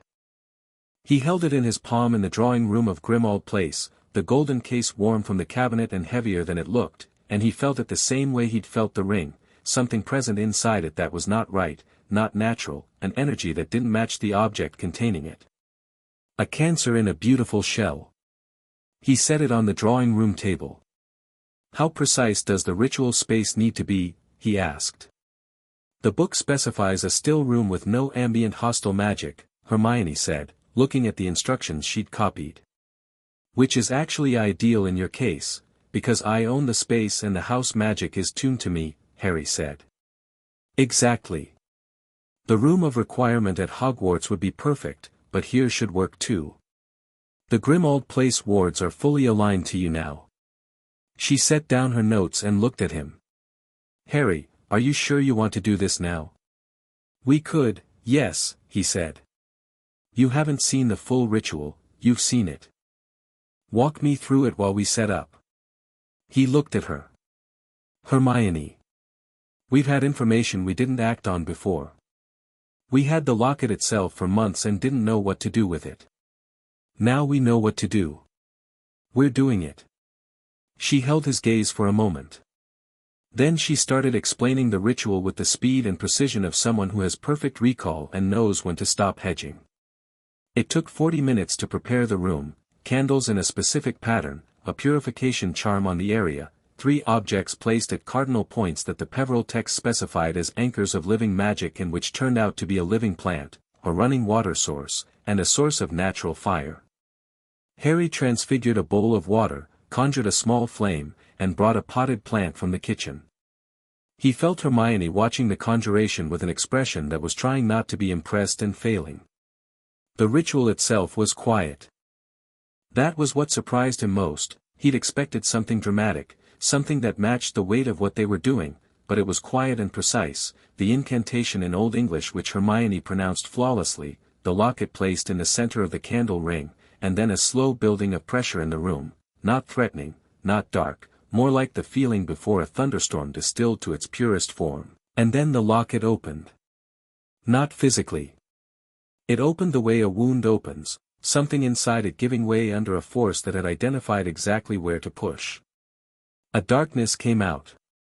It had the quality of darkness that wants to be seen as something, that wants to take a face and use it, and Harry felt it try, felt it reach for his fears the way the diary had reached for Ginny, and he let it try, calmly and completely, because what the darkness didn't know was that he wasn't afraid of it. He wasn't afraid of Voldemort, and he wasn't afraid of the fragments of Voldemort, and he wasn't afraid of the version of himself that his deepest insecurities could construct, because he'd been looked in the eye by the thing itself and survived, and everything after that was just noise. The darkness found nothing to grab. It contracted. Compressed. And then it shot away, not up, not sideways, but toward the north, following the thread of the oath bond and the ancestral magic like a ball thrown along a rope, and the locket fell quiet. The gold case sat on the floor between the candles, inert, beautiful, just a locket. Hermione let out a breath. It worked. Did you doubt it? Harry asked. Of course I doubted it, she said, with the honesty of someone who had been holding her terror in a box for 40 minutes. It was 300-year-old experimental soul magic. Ron picked up the locket carefully. He turned it over. Something in his expression was complex and quiet. He tried to put this locket on, once, in a tent in the countryside when everything was going badly, and it had found things in him that he'd carried with shame ever since. He looked at it for a long moment and set it on the table. 1 down, he said. 5 to go, Harry said. The letter from Voldemort arrived that evening. Not by owl, by a method Harry hadn't seen before and that made Hermione go very still when it appeared, a small dark flame that materialized in the fireplace grate, not full of fire, something older, and out of the flame came a single folded piece of parchment that smelled of something burnt and cold simultaneously. Harry picked it up without hesitation. He read it. It was short. You have made yourself interesting, Potter. I do not say this as a compliment. Interesting things require attention, and attention leads to the sort of outcomes that you would prefer to avoid. I will offer you this, once, what occurred this morning changes nothing. The blood obligations of dead families are historical curiosities, not operational realities. You are 17 years old and you are holding things you do not yet know how to carry. Come and speak with me, if you are not afraid to. You know I can find you. Harry read it twice.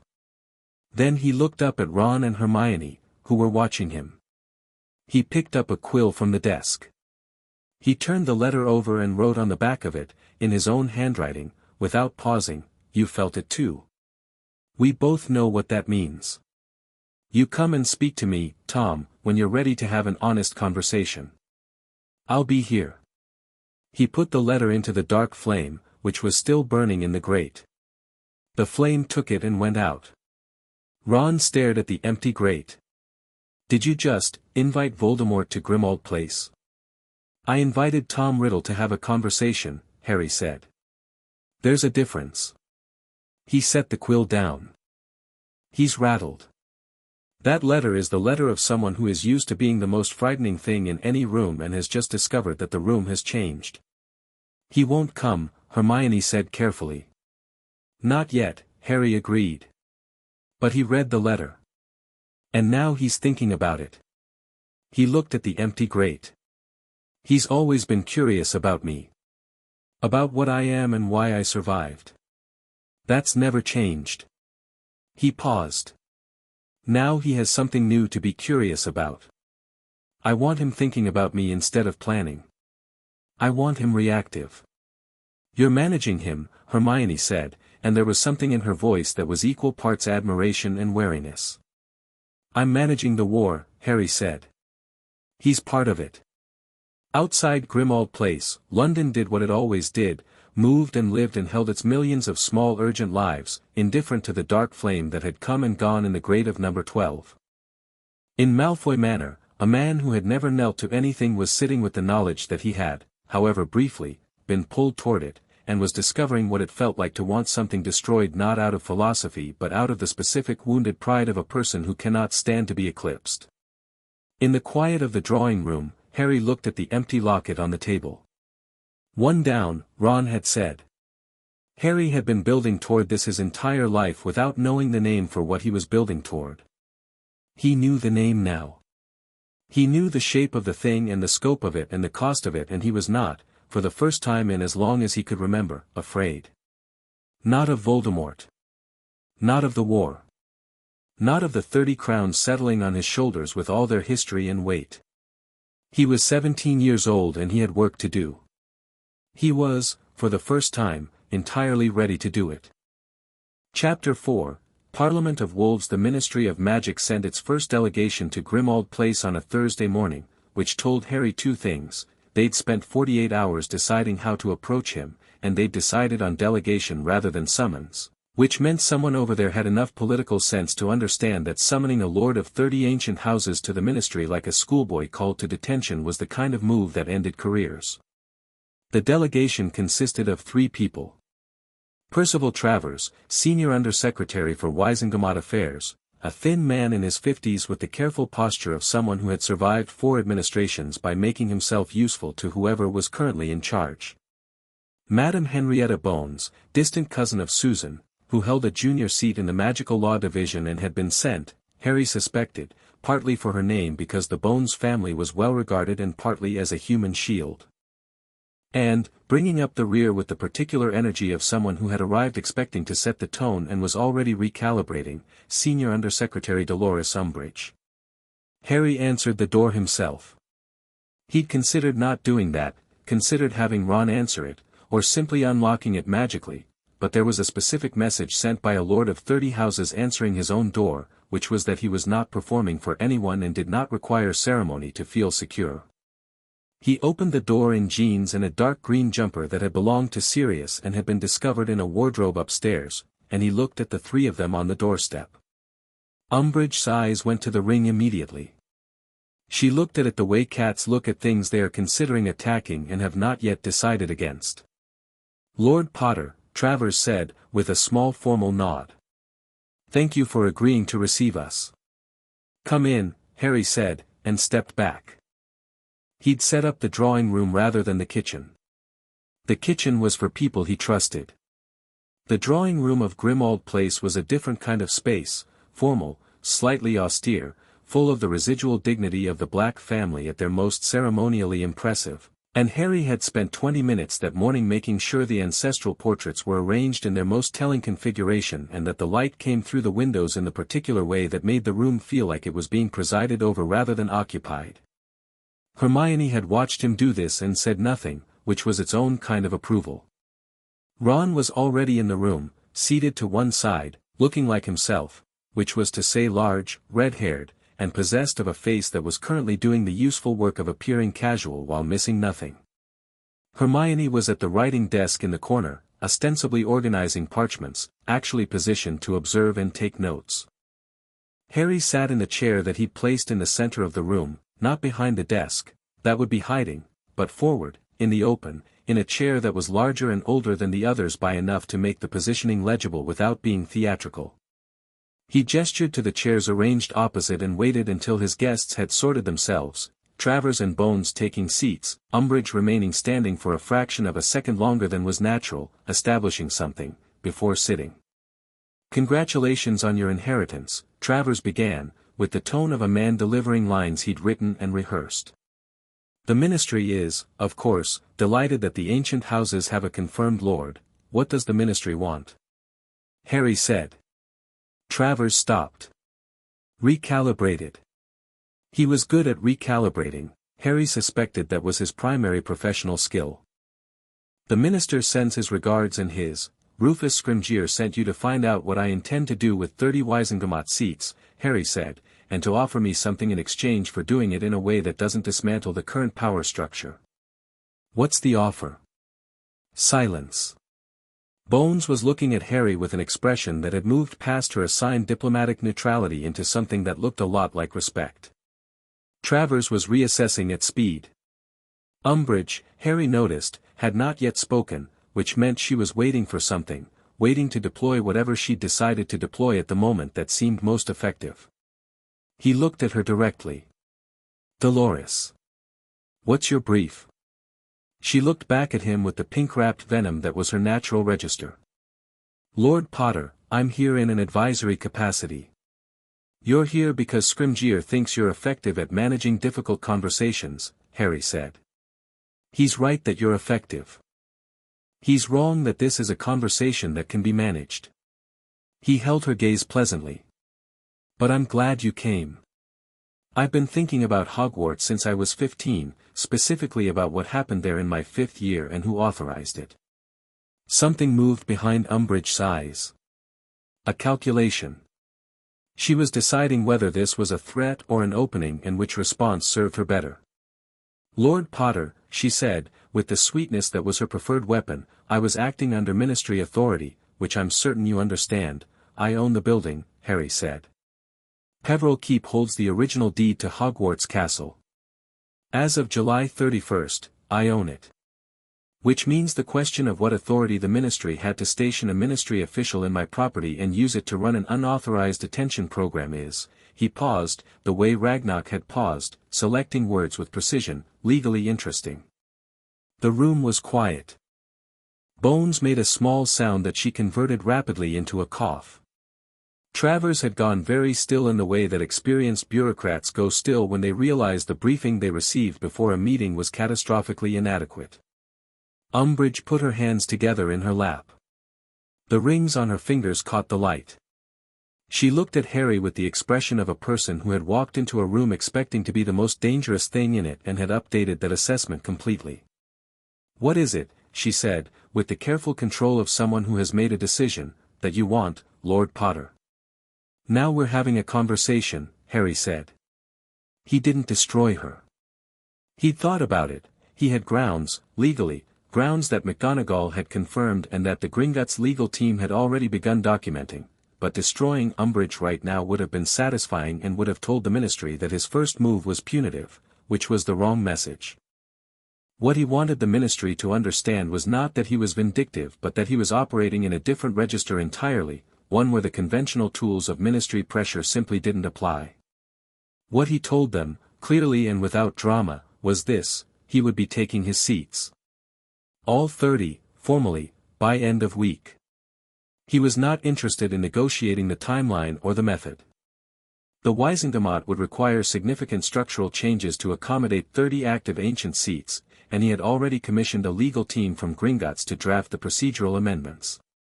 This was not a hostile act. The ancient seats had always been part of the body's charter and their dormancy was a historical accident, not a feature.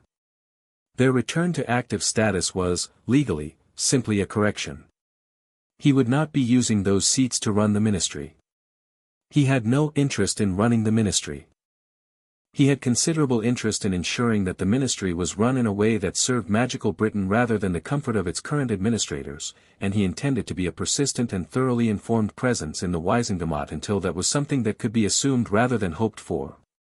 He wanted 3 things from this meeting: confirmation that his formal registration at the Wizengamot would not be obstructed, assurance that Hogwarts would be made available as a order and civilian operational base for the duration of the war, and a guarantee that Dolores Umbridge would have no further official role at Hogwarts in any capacity for any reason. The third item, Travers said carefully, would require the minister's personal approval. Then get it, Harry said. Lord Potter, the minister's schedule, Travers. Harry's voice was quiet. Not hard, just certain, the way stone is certain, without needing to perform. I hold 30 Wizengamot seats. 7 of them carry the most sacred classification. Under Article 14 of the Ancient Houses Charter, which predates the ministry's founding by 60 years and which cannot be overridden by ministry procedure, a most sacred lord has the right to call an emergency session of the Wizengamot with 48 hours' notice. If Scrimgeour wants to discuss these items in a smaller room, without the whole body present, he has until end of day Friday. He looked at Travers steadily.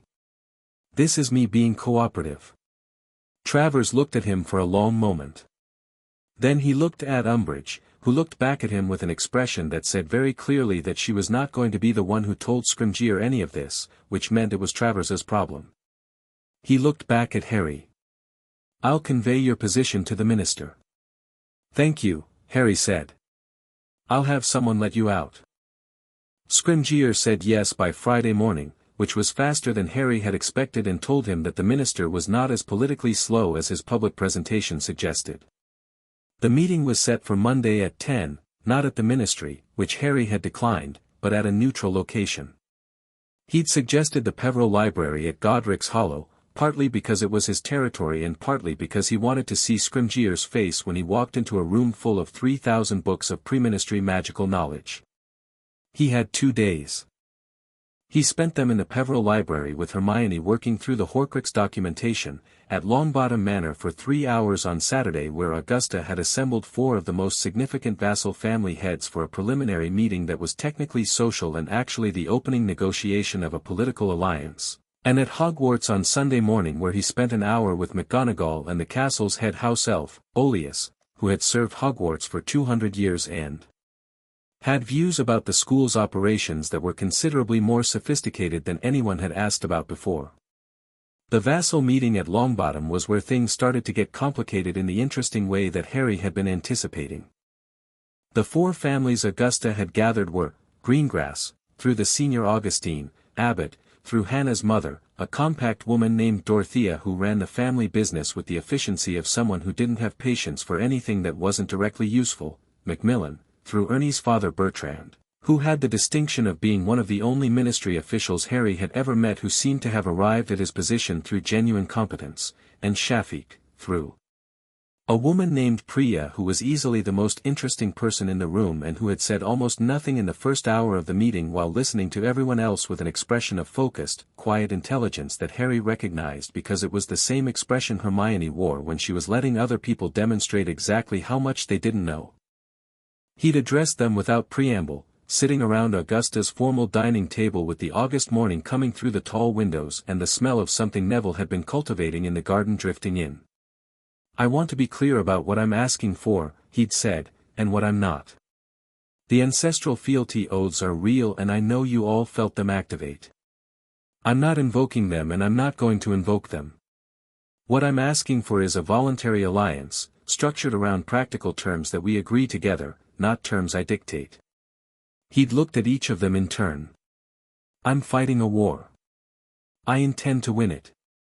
What I need from allied families is different from family to family, and I'd rather find out what each of you can contribute and what each of you needs than hand you all the same set of obligations and expect it to work. Dorothea Abbott had spoken first, which Harry had expected. She had the particular quality of someone who identifies the most direct path through any social situation and takes it. What do you need from the Abbott specifically? Your brewing connections, Harry said. Abbott Apothecary supplies half the independent healers in Britain. I need potions access outside ministry supply chains, and I need it quietly.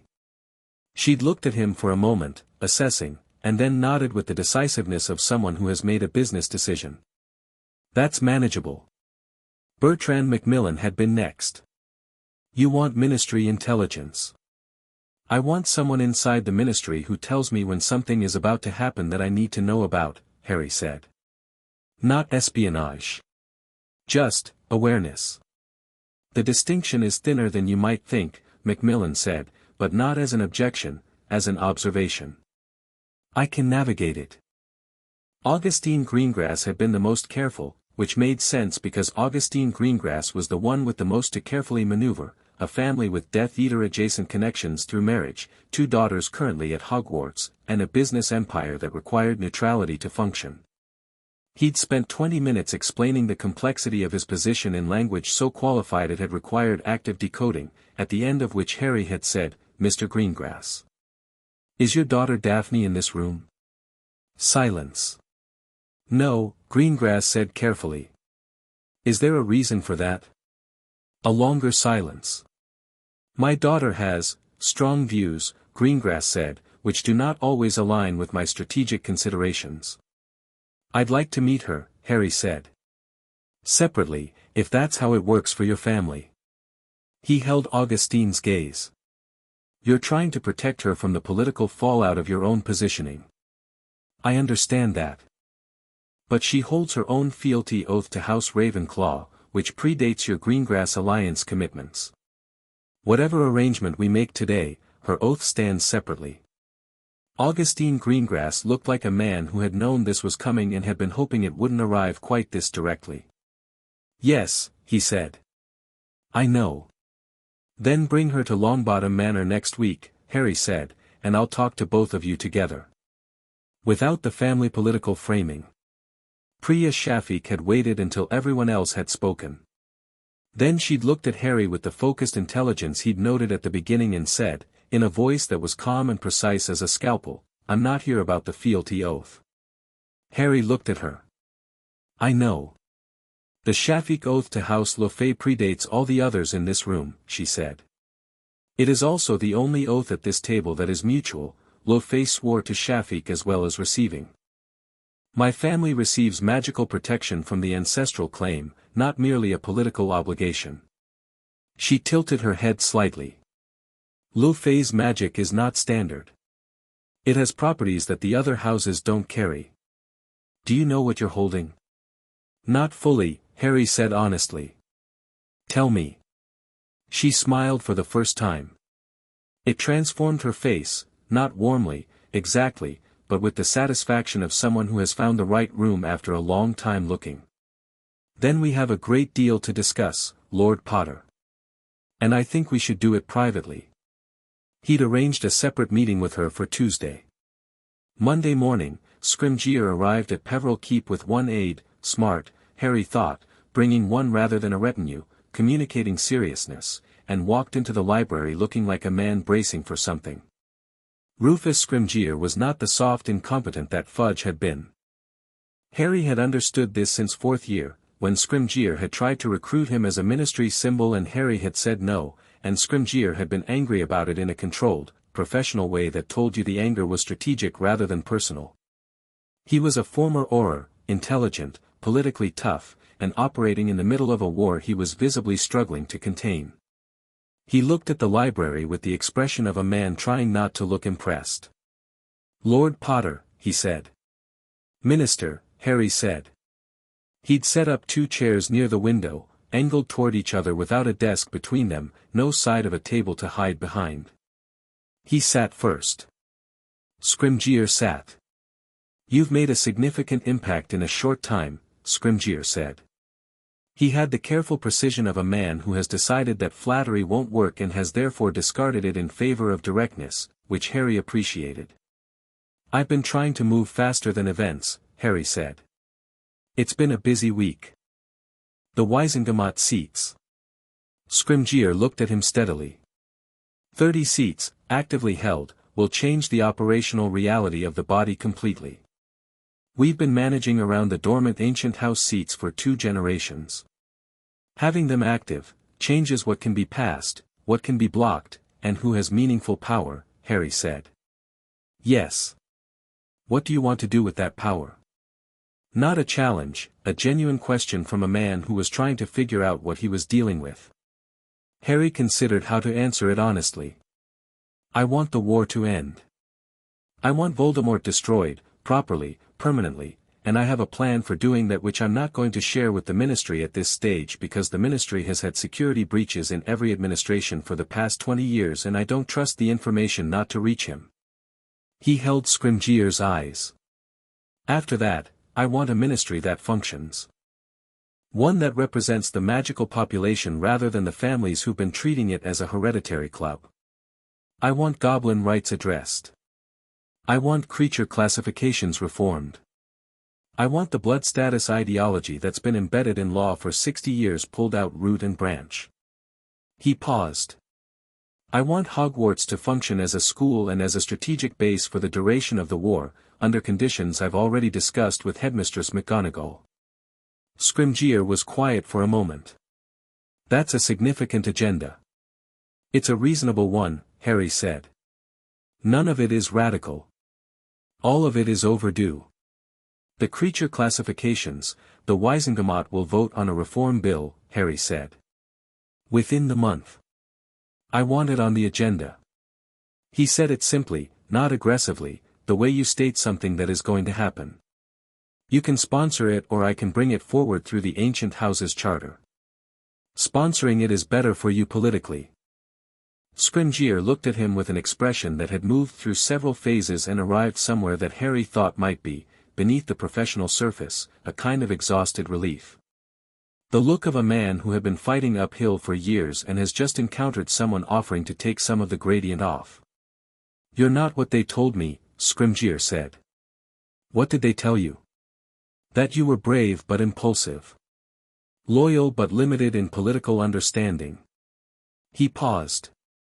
Manageable, given the right approach. And who told you that? Harry asked, though he had a strong suspicion. Several people whose opinions I've reconsidered since Thursday, Scrimgeour said dryly. He straightened his robes. The Umbridge matter is handled. She's been reassigned to a position that does not involve children, schools, or anything with a wand. A pause. My legal team advises me that your property claim on Hogwarts is sound and they have no recommendation to contest it. Good, Harry said. The reform bill, I'll sponsor it. He said it like a man who has decided something and doesn't intend to revisit the decision. It will not be popular with half my cabinet. Half your cabinet needs replacing anyway, Harry said. But that's a conversation for later. For the first time since arriving, Scrimgeour's expression shifted into something that was in the general territory of a smile, though it wore the particular shape of a smile that has been through too many difficult years to be easy. You're going to be extraordinary trouble, he said.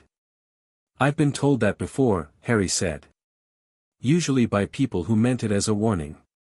He looked at Scrimgeour steadily. I'm choosing to take it as a compliment. The formal Wisengamot session was set for Wednesday. Harry arrived at 10 in the morning wearing robes that had been sitting in the Peveril vault for longer than he'd been alive, deep charcoal, edged with the composite crest of the 30 houses in thread that had been charmed to show different seals depending on the angle of the light. Hermione had found them in a wardrobe behind 3 layers of preservation charms and then spent an hour checking them for hexes while Ron stood in the doorway eating an apple and offering what he called moral support.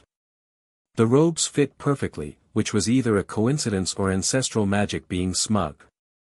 He walked into the Wisengamot chamber between Hermione and Ron, Hermione in formal witness attire, Ron as first sworn man, which was a designation that the ushers at the door had to look up in a 300-year-old procedural manual before acknowledging, and the chamber, which had been buzzing with the contained energy of a body that has heard something enormous is about to happen and has arrived early to get good seats, went quiet. Not gradually. All at once, the way noise stops when something changes the nature of the room. Harry walked to the floor. There were 93 seats in the Wisengamot chamber, arranged in concentric semicircles around the floor. 30 of them had been draped in purple, the color that denoted dormant or unclaimed ancient seats, for as long as anyone currently serving could remember. They were the furniture of absence, the physical marker of a history that the active members had long since stopped thinking about. As Harry stepped onto the floor and stopped at the center, the 30 purple-draped seats changed. Not dramatically. Not with a sound or a flash of light. The purple fabric simply fell away, dissolved, really, like dye washing out of cloth, and the seats beneath were revealed. They were older than the other seats, carved from darker wood, bearing house crests that had been hidden under the draping. 30 thrones in a body that had forgotten what thrones looked like. And in each one, a projection, transparent, ghostly but legible, a figure of light sitting in the seat. Not Harry's figure. The ancestral lords of each house, their images preserved in the ancient magic of the Wisengamot's original design, activated for the first time in centuries when the seats recognized their living heir. 30 figures, each in the robes of their era, sitting with the posture of people who had built the body Harry was now standing in front of. Harry looked at the assembled Wisengamot. Some of them he knew, Augusta Longbottom in her hereditary seat, back straight as a lance, giving nothing away. Macmillan Sr. 2 seats to her right. Ministers' representatives filling the ministry-held seats that were now sharply reduced in proportion. And everywhere, faces doing what faces do when history arrives in person, trying to locate the right expression for something for which there was no rehearsed response. A man near the back, middle-aged, round-faced, with the particular energy of someone who is outraged but calculating whether outrage is strategically viable, stood up. Algernon Rosier, Harry's reading told him. Moderate dark-aligned, connected to 3 of the families that owed blood oaths to Harry's houses. Point of order, he said, with the authority of someone used to using that phrase as a weapon. The registration of 30 ancient houses simultaneously has not been reviewed by the Procedural Committee, the Ancient Houses Charter, Article 6, Section 3, Hermione said from the gallery, clearly and without heat, exempts confirmed inheritors of 3 or more most sacred houses from Procedural Committee review. Lord Potter holds 11. The registration stands. Rosier looked at Hermione. Then at Harry. Then at the parchment in his hand which he clearly had not read as carefully as Hermione had read it. He sat down. The Chief Warlock's chair, which McGonagall had taken at Harry's request and with Scrimgeour's endorsement, a conversation that had taken 15 minutes and a pot of tea, occupied the presiding position. McGonagall activated the session with a tap of her wand that sounded like a full stop. "The Wisengamot is in session," she said. "Lord Potter of the Ancient Houses. The floor is yours." Harry looked at the chamber. At the 30 ancestral figures in their seats, at the 82 living members watching him, at the galleries above packed with observers and journalists and ministry officials who had needed to be there when this happened. He thought about what to say and decided the truth, simply stated, was the only thing that belonged in this room right now. "I'm not here to replace what the Wisengamot does," he said. His voice carried easily in the chamber's acoustics. It had been designed for exactly this, for a voice to reach every corner without effort. "I'm here because the ancient houses are part of this body by right and they've been absent for too long. Their absence created gaps that got filled with other things, not always good things." He looked at the chamber steadily. "I'm here to fill them properly.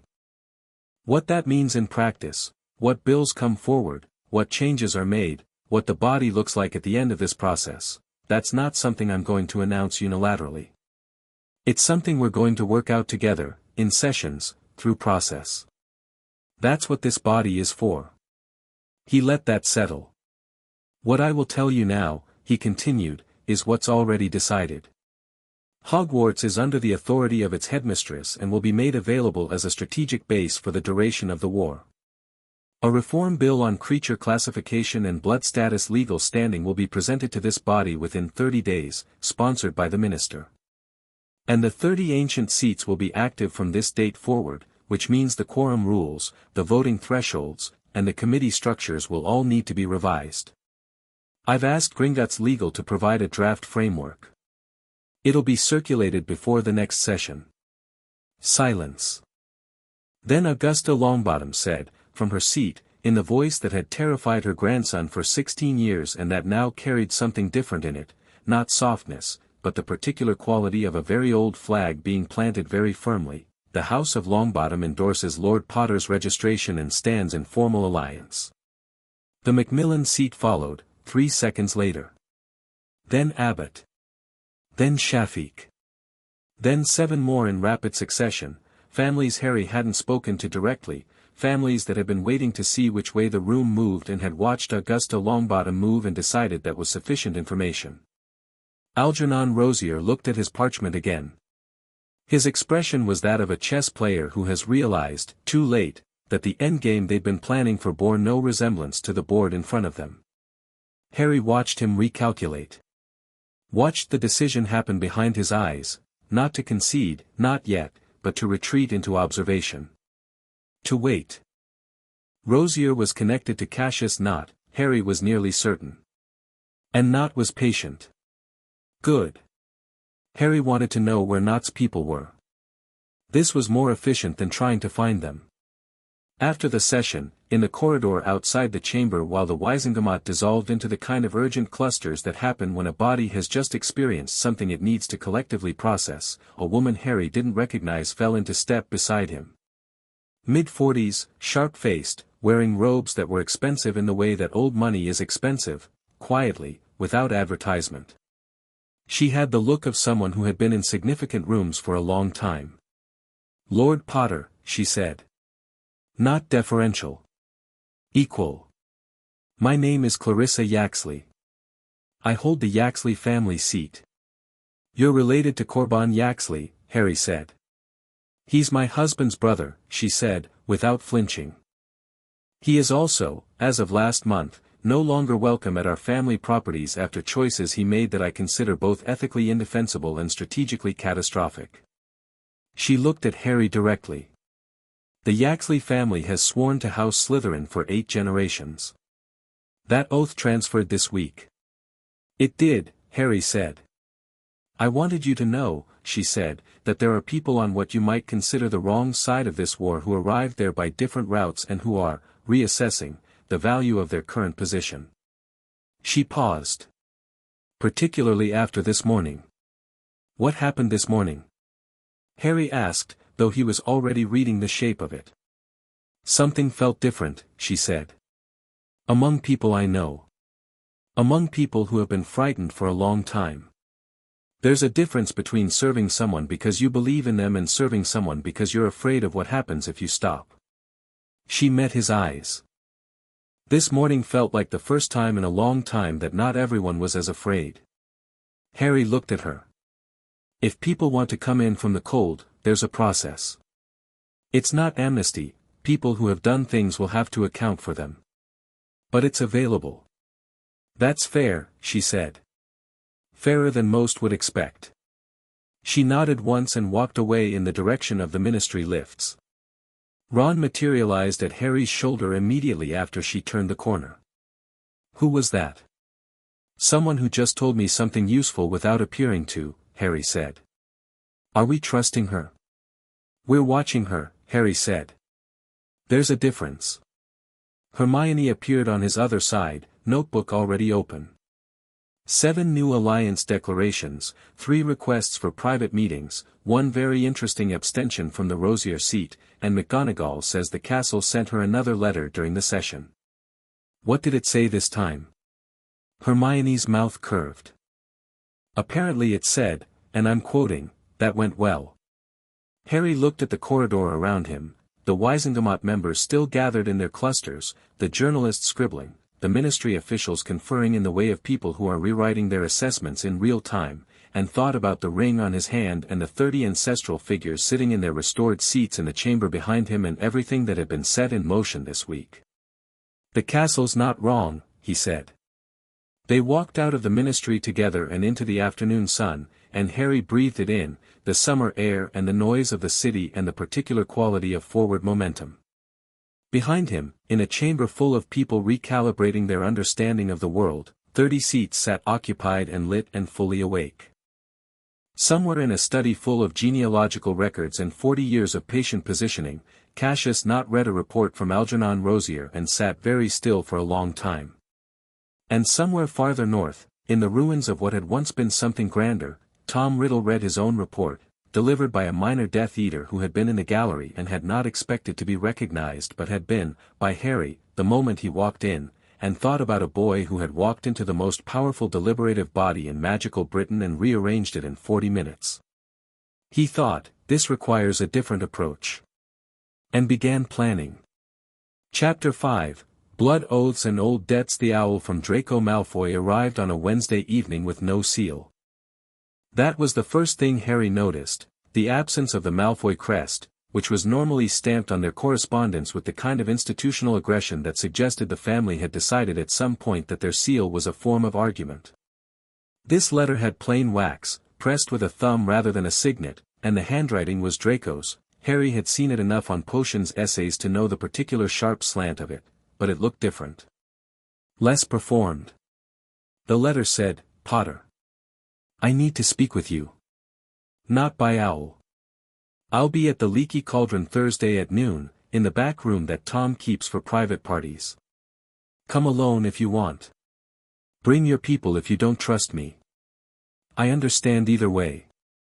DM Harry read it twice. Then he handed it to Hermione. She read it. Her expression went through several things, landing on cautious. He said he understands either way. Yes. That's not how Draco Malfoy has ever communicated anything in the 7 years we've known him. No, Harry agreed. It isn't. Ron was leaning against the kitchen counter eating a biscuit with the focused consideration of a man performing the deliberate act of not overreacting. He's probably been sent by his father. Or Voldemort. As some kind of play. Possibly, Harry said. Or Lucius doesn't know he's written. He looked at the letter again. No seal. Pressed with a thumb. Come alone if you want. He came alone from his family in this letter. If he wanted to bring Lucius's message he'd have brought Lucius's seal. You're going, Ron said. Not accusingly. Just mapping the situation. I'm going, Harry said. I'll be in the pub. Harry looked at him. You don't need to, I know I don't need to, Ron said. I'll be in the pub. Having a drink. Very visibly not in the back room. He picked up another biscuit. In case things go wrong. Harry considered arguing and decided that Ron's instincts about when to be present were as good as his instincts about most things. Fine. Hermione set the letter on the table. What do you think he wants? Harry had been thinking about that since the letter arrived, turning it over with the part of his brain that had been trained by years of surviving on correctly reading situations and people. Draco Malfoy had spent 6 years being cruel in the specific way of someone who needs to establish dominance to feel safe, which was different from genuine malice. He'd spent 6th year doing something that had aged his face about 10 years and that Harry, who had watched it happen through a map and then through the events of the tower, understood as the experience of a 17-year-old being required to do something unbearable by a man who was using his family as leverage. What did Draco Malfoy want, now, in the week after 30 ancient houses had declared themselves and the Wisingamot had been restructured and every dark-aligned family in Britain was waking up to a landscape that looked nothing like the one they'd been operating in? To make a decision before it gets made for him, Harry said. The Leaky Cauldron on a Thursday at noon was busy in the way of a place that has regulars who eat lunch and consider it a fixed point of their day. Harry came through the floor, nodded to Tom behind the bar, who gave him the particular look of a man who has seen too much history happen in his pub to be surprised by any new installment of it, and made his way to the back without drawing attention, which was something he'd gotten considerably better at since the week began. He'd dressed deliberately. Not the ancestral robes, those would be wrong for this, too much theater. Jeans and a jacket, the ring on his hand which he wasn't going to hide, but otherwise just Harry, which was both more and less than what Draco Malfoy was expecting. The back room was small, 4 tables, a window overlooking the alley, and Draco was already there. He was alone. Harry scanned the room, the old aura-adjacent habit Moody had beaten into them in 4th year, and found it clean. No concealed figures, no monitoring charms beyond the standard ones the Leaky Cauldron kept for privacy. Tom was careful about that, the room was clean. Draco looked different. The word Harry kept arriving at was tired, but it was a specific kind of tired, the kind that comes from carrying something too heavy for too long and knowing you can't put it down but also that you can't keep going. He was thinner. The silver blonde hair was the same, the sharp face the same, but some of the performance that had always surrounded Draco Malfoy like a second set of robes was absent. He looked, Harry thought, startlingly young. He looked up when Harry came in. His eyes went to the ring first, they all did, and then to Harry's face, and whatever he found there seemed to confirm a decision he'd already made because some of the tension in his shoulders released. You came alone, Draco said. More or less, Harry said, pulling out the chair opposite. Ron's in the pub. Of course he is. Something crossed Draco's face that was almost the ghost of the old smirk, but it didn't stick. Thank you for coming. Harry sat. Let the silence hold for a moment, because Draco had called this meeting and Draco should be the one to start it, and pushing would be the wrong move. The Wisengamot session, Draco said finally. Word came back to the manor. My mother told me, my father doesn't know she told me, he's not dealing well with the current situation. He turned the glass of water on the table in small circles, not drinking it. What you did in there? 30 seats. The ancestral figures in the chairs.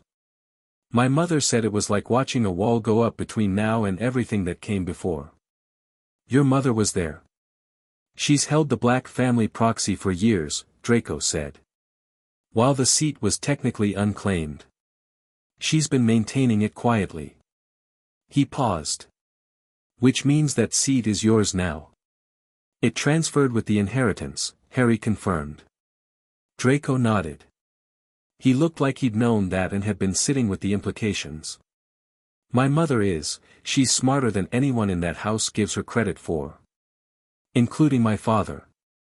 She's been, for a while now, she's been looking for a way out that doesn't destroy what's left of our family. He looked up from the water glass. And then you happened. I've been told that before, Harry said. Usually in a more accusatory tone. I'm not accusing you of anything. Draco said it flatly, without the defensive edge that had always colored his interactions with Harry. I'm trying to, he stopped. Tried again. My family owes a blood oath to House Black, which transferred to you. That I knew. What I didn't know, before this week, was that the Malfoy family has a separate ancestral connection, through my great-great-grandmother on my father's mother's side, which nobody talks about because she was a Peverell byblow and the family considered it embarrassing, that creates a secondary fealty link to House Peverell. He met Harry's eyes. Which is also yours. Harry hadn't known that one. It wasn't in the Gringotts records, or rather, it was there, he just hadn't reached that branch of the Peverell tree yet. He kept his expression level. What does that mean to you? Harry asked.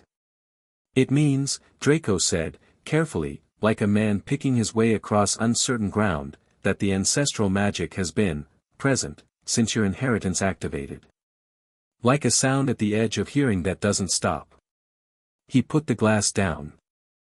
I've been at the manor watching my father try to strategize a response to you and watching my mother sit very quietly in the way she sits quietly when she's already decided something, and he paused.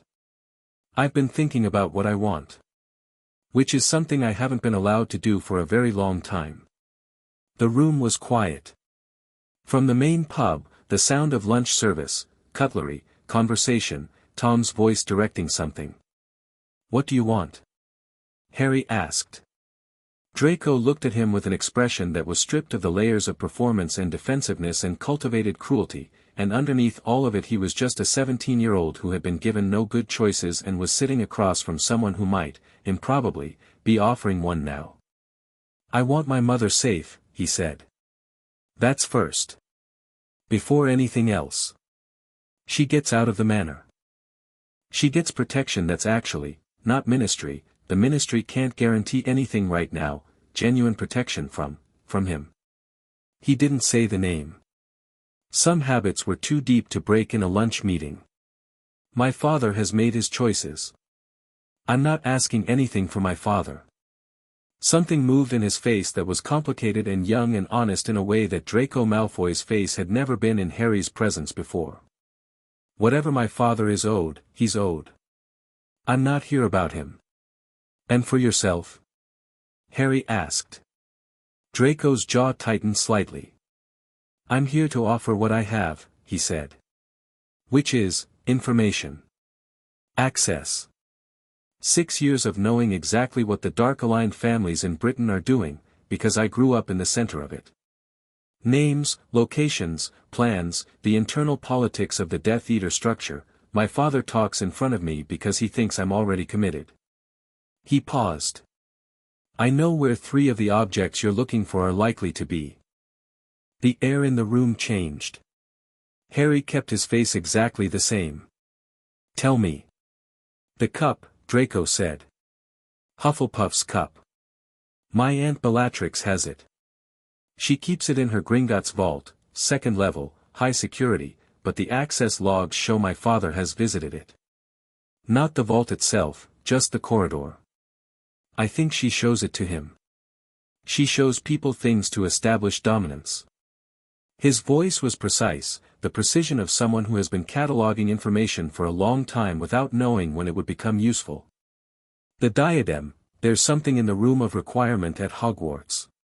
My 6th year, I spent weeks in there. There's a section of the room, the hidden section, the one that doesn't respond to standard requesting, where things are stored that people want hidden. I felt something wrong in there. I didn't know what it was then. And the third? Harry asked. Draco hesitated. This hesitation was different from the others, not strategic but personal, like something that cost him something. The snake, he said quietly. Nagini. She's with him constantly. She sleeps in his room, eats at his table. She's the last one, I think, isn't she? The last separate one. Harry looked at him. You know about the Horcruxes. My father told me enough. Not everything. Just enough to understand why killing him conventionally doesn't work. He held Harry's eyes. I'm telling you this because I've decided that if there's a way out of this that doesn't end with everyone I care about dead, you're the path to it. And I'm not. He stopped, seemed to decide something, and continued, I'm not asking for immunity or for my family name to be preserved or for any of the things my father would ask for. I'm asking for my mother to be safe. That's the whole thing. Harry sat with that for a moment. He thought about Narcissa Malfoy in the forest, leaning over him when he was supposed to be dead, asking in a whisper if Draco was alive in the castle, and making the choice she made. He thought about what that choice had cost her and what it had meant. Your mother already has a debt from me, Harry said. From the forest. You might not know about that. Draco looked at him with an expression that said he didn't know. Harry told him, briefly, what Narcissa had done, what it had meant, what the outcome had been in a future that was still unfolding but that had its roots in that moment.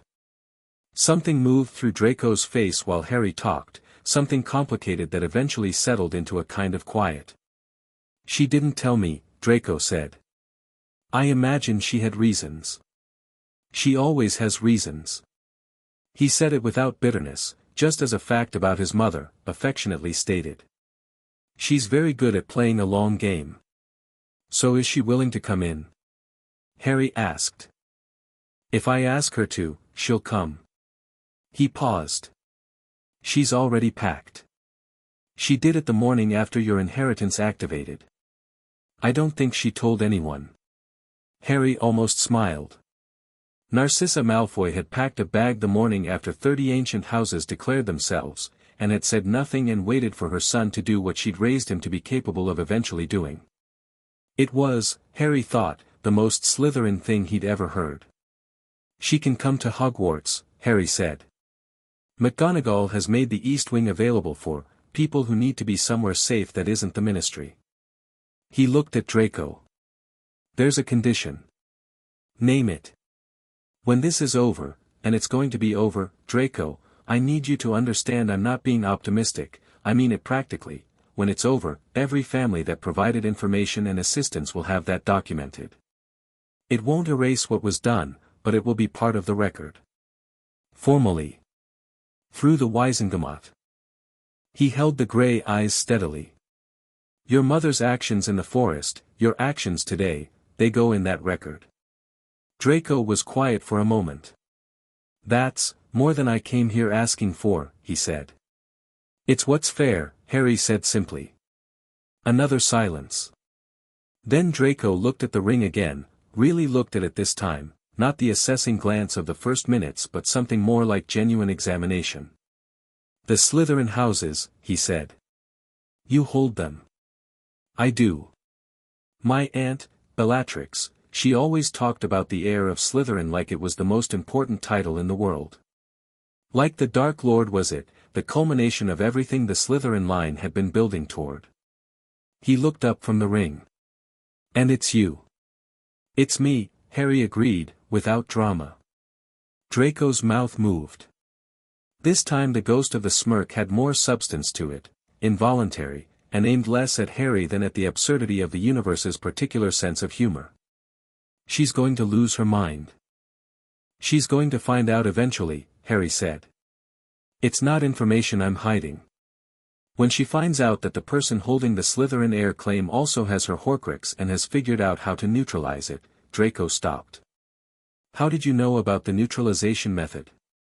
I didn't mention, I found the Peveril library, Harry said. Draco looked at him for a long moment. Of course you did. He exhaled, long and slow, the breath of someone releasing something they've been holding. All right. He held out his hand across the table. Not a wand draw, not a formal gesture, just a hand. I'm in. Whatever that means. For whatever it's worth. Harry took it. The handshake was firm and brief. The ring on Harry's hand warmed slightly, the same quiet recognition it had made when Ron swore, 30 houses noting a significant exchange. Bring your mother to Hogwarts tonight if she's ready, Harry said. I'll send word to McGonagall. Tonight, Draco said, with the relief of someone who had been waiting to say that for longer than they'd admit. He found Ron exactly where expected, at the bar, on his second butterbeer, in conversation with Tom about the Chudley Cannon season prospects with the focused optimism of someone who has committed to hope in the face of overwhelming statistical evidence. He looked up when Harry appeared and read the result in Harry's face. Well? Ron said. We need to go to Hogwarts, Harry said. Ron set down his butterbeer. Good news or complicated news? Both, Harry said. Mostly useful. The meeting with Priya Shafiq happened that afternoon, in the Peveril library, and it was unlike any conversation Harry had had since the week began. She arrived exactly on time, wearing robes that were simple and dark and somehow gave the impression of something older and more powerful underneath them, like sheathed quality. She had brought nothing with her, no parchments, no notes, and she sat across from Harry at the cleared work table and looked at him with the focused attention he'd noticed at Longbottom Manor. The Lulfey oath, Harry said, to start. Is the least important thing I want to discuss, she said, which surprised him. The oath is straightforward, it is mutual, as I told you, and it's been maintained by both families for 12 generations because the magical protection it provides is genuine and we've all had sense enough not to damage it. She set her hands flat on the table. What I want to discuss is what you're carrying that you don't yet know you're carrying. From the Lulfey heritage specifically. Lulfey magic is not like other ancestral magic, she said. You know Morgan Le Fay was Merlin's contemporary. What history doesn't record clearly is the nature of their relationship, not personal, magical. They were two people working on opposite aspects of the same fundamental question, which is the nature of magic itself. Merlin approached it through intention and structure. Morgan approached it through something else. She looked at him. Through blood recognition. Harry felt the shape of this before she explained it. The ritual in Gringotts, he said. The way the magic knew me. The Lulfey inheritance is the reason 30 houses were possible, she said quietly. One person holding that many ancestral claims should, under normal magical arithmetic, create a conflict, too many competing loyalties for the bloodline magic to resolve. Lulfey's heritage acts as a resolver. A coherence principle. She leaned forward slightly. Morgan Le Fay spent 50 years developing a theory of magical inheritance that allowed bloodlines to coexist within a single heir without fracturing. She never found a test case in her lifetime. You are the test case. Harry sat with that. Which means what, practically? It means the 30 houses are not 30 separate wells that you're drawing from, she said. They're one source. Unified. The Lulfey coherence makes them a single structure rather than 30 competing ones. She paused. It also means that the ancestral magic available to you is not additive. It's not 30 times any one house's power. It's something that doesn't have a clean mathematical description. Something that hasn't existed before. You're being careful about what you say, Harry observed. I'm being precise about what I know versus what I theorize, she said. I'll tell you the theory, but I want you to understand its theory. She met his eyes. I believe that when the moment comes, the final resolution with Voldemort, the Lu-Fei coherence will be the variable that changes the outcome. Not the Hallows, not the Horcruxes, not any individual piece. The unified structure of what you carry. Can I access it deliberately? Harry asked. Or does it just happen? That, she said, is what I want to help you learn. If you're willing. He was willing. She spent the next 2 hours working with him in the library in a way that felt different from any magical training he'd had before, less combat-focused, less technique-oriented, more like someone teaching him to listen. To feel the 30 presences in the ring not as separate weights but as a chord. To find the Lu-Fei coherence not by reaching for it but by stopping reaching and letting it self-organize. He didn't achieve anything dramatic in 2 hours. He wasn't supposed to, Priya was clear about that, the way good teachers are clear about what's a first lesson versus what's a destination. But at the end of the 2 hours, sitting very still in a library chair with the afternoon coming through the windows, he felt something that he hadn't felt in quite that way before, the 30 presences settling into something that felt like one thing with 30 facets, the way a cut stone is one stone. He opened his eyes. Priya was watching him with the expression of someone who has seen what they came to see.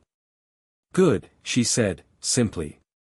How often should we do this? Harry asked. As often as you can, she said. We don't have indefinite time. She stood, smoothing her robes. There's one other thing. She reached into a pocket and produced a small object, a coin, old and dark, bearing a design he didn't recognize.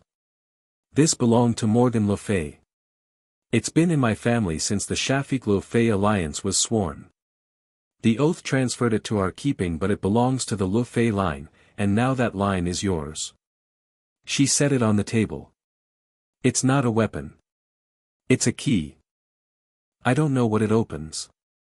Morgan left no documentation. But it responds to Le Fay blood, and I suspect it will respond to you now. Harry picked it up. The coin was warm before he touched it and warmer in his hand, and it vibrated with the same frequency as the 30-in-1 feeling he'd found in the last few minutes of the session. He closed his fingers around it. Thank you, he said.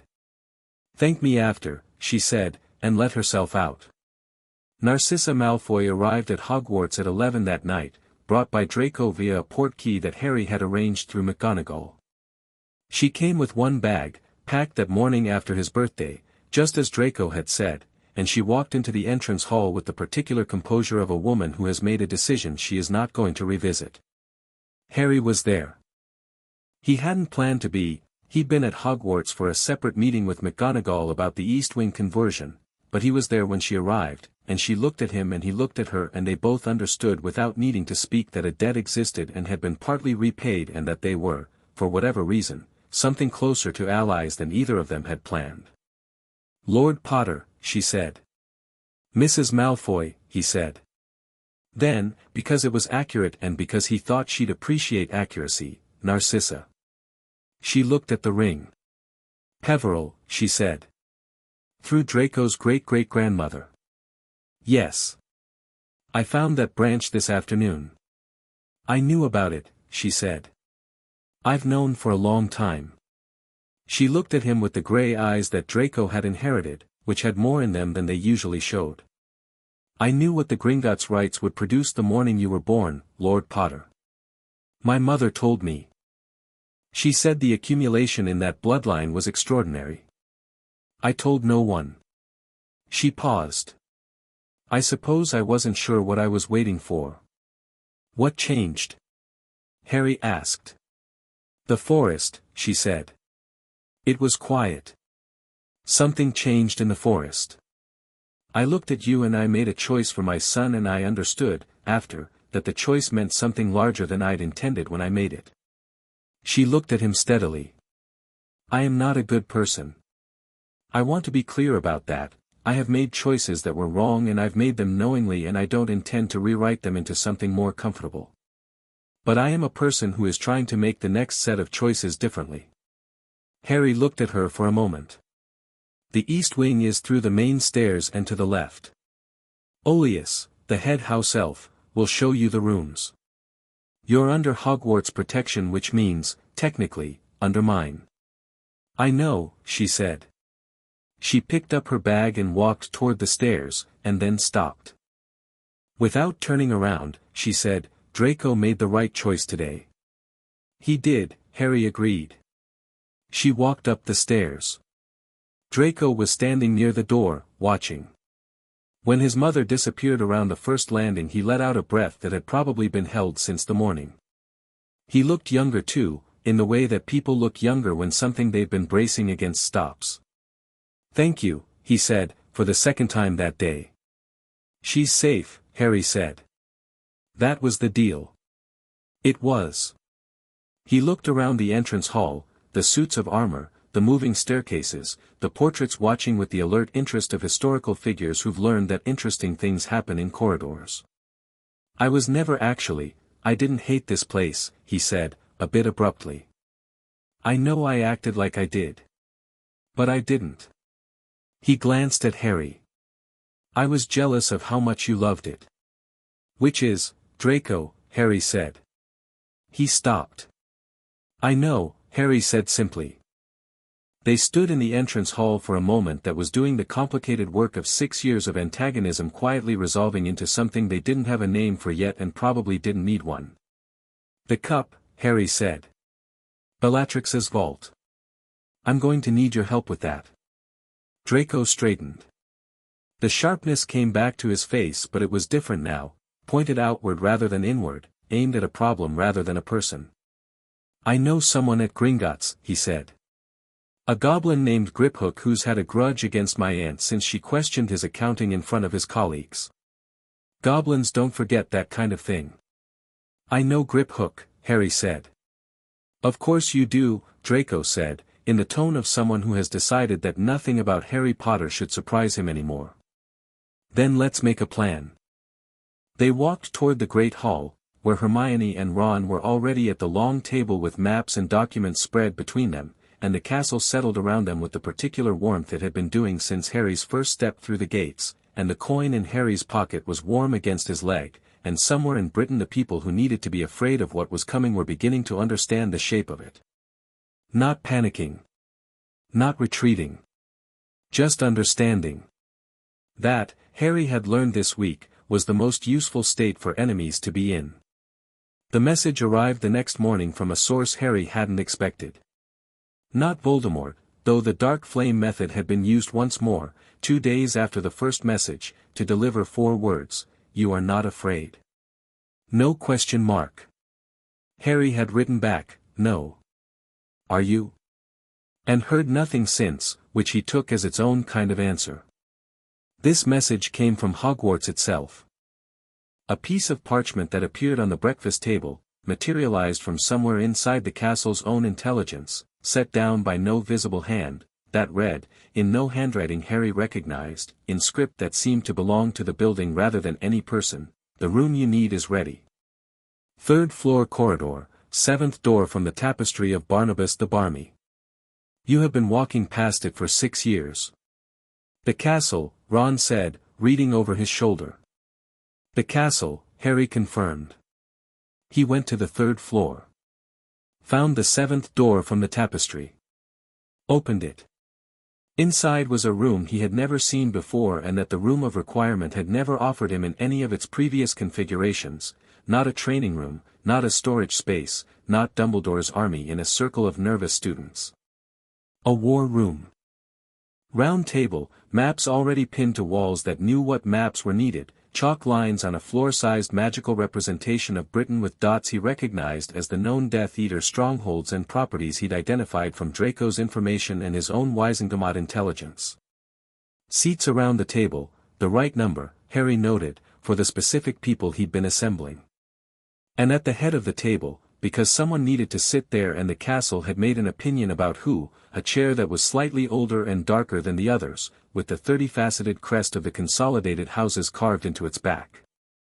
Harry stood in the doorway of the room that the castle had built for him and felt the 30 presences settle into the one thing with facets feeling that Priya had helped him find, and he thought about Peveril and Gryffindor and Slytherin and Lufay and all the centuries of history that had converged in a chamber underground and in a basin full of light and in a ring on his right hand.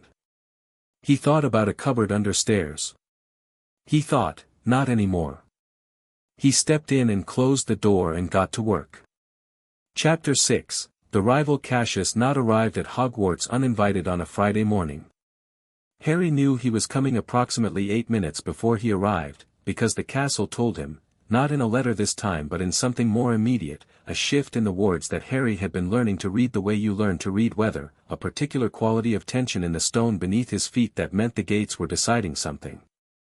He'd been in the war room with Ron and Draco working through the logistics of the Gringotts vault operation when he felt it, and he looked up from the map and said, "Someone's at the gates," and Draco looked at him and said, "The castle told you that," and Harry said, "Yes," and Draco said nothing further because he had spent 6 years watching Harry do things that shouldn't be possible and had updated his worldview accordingly.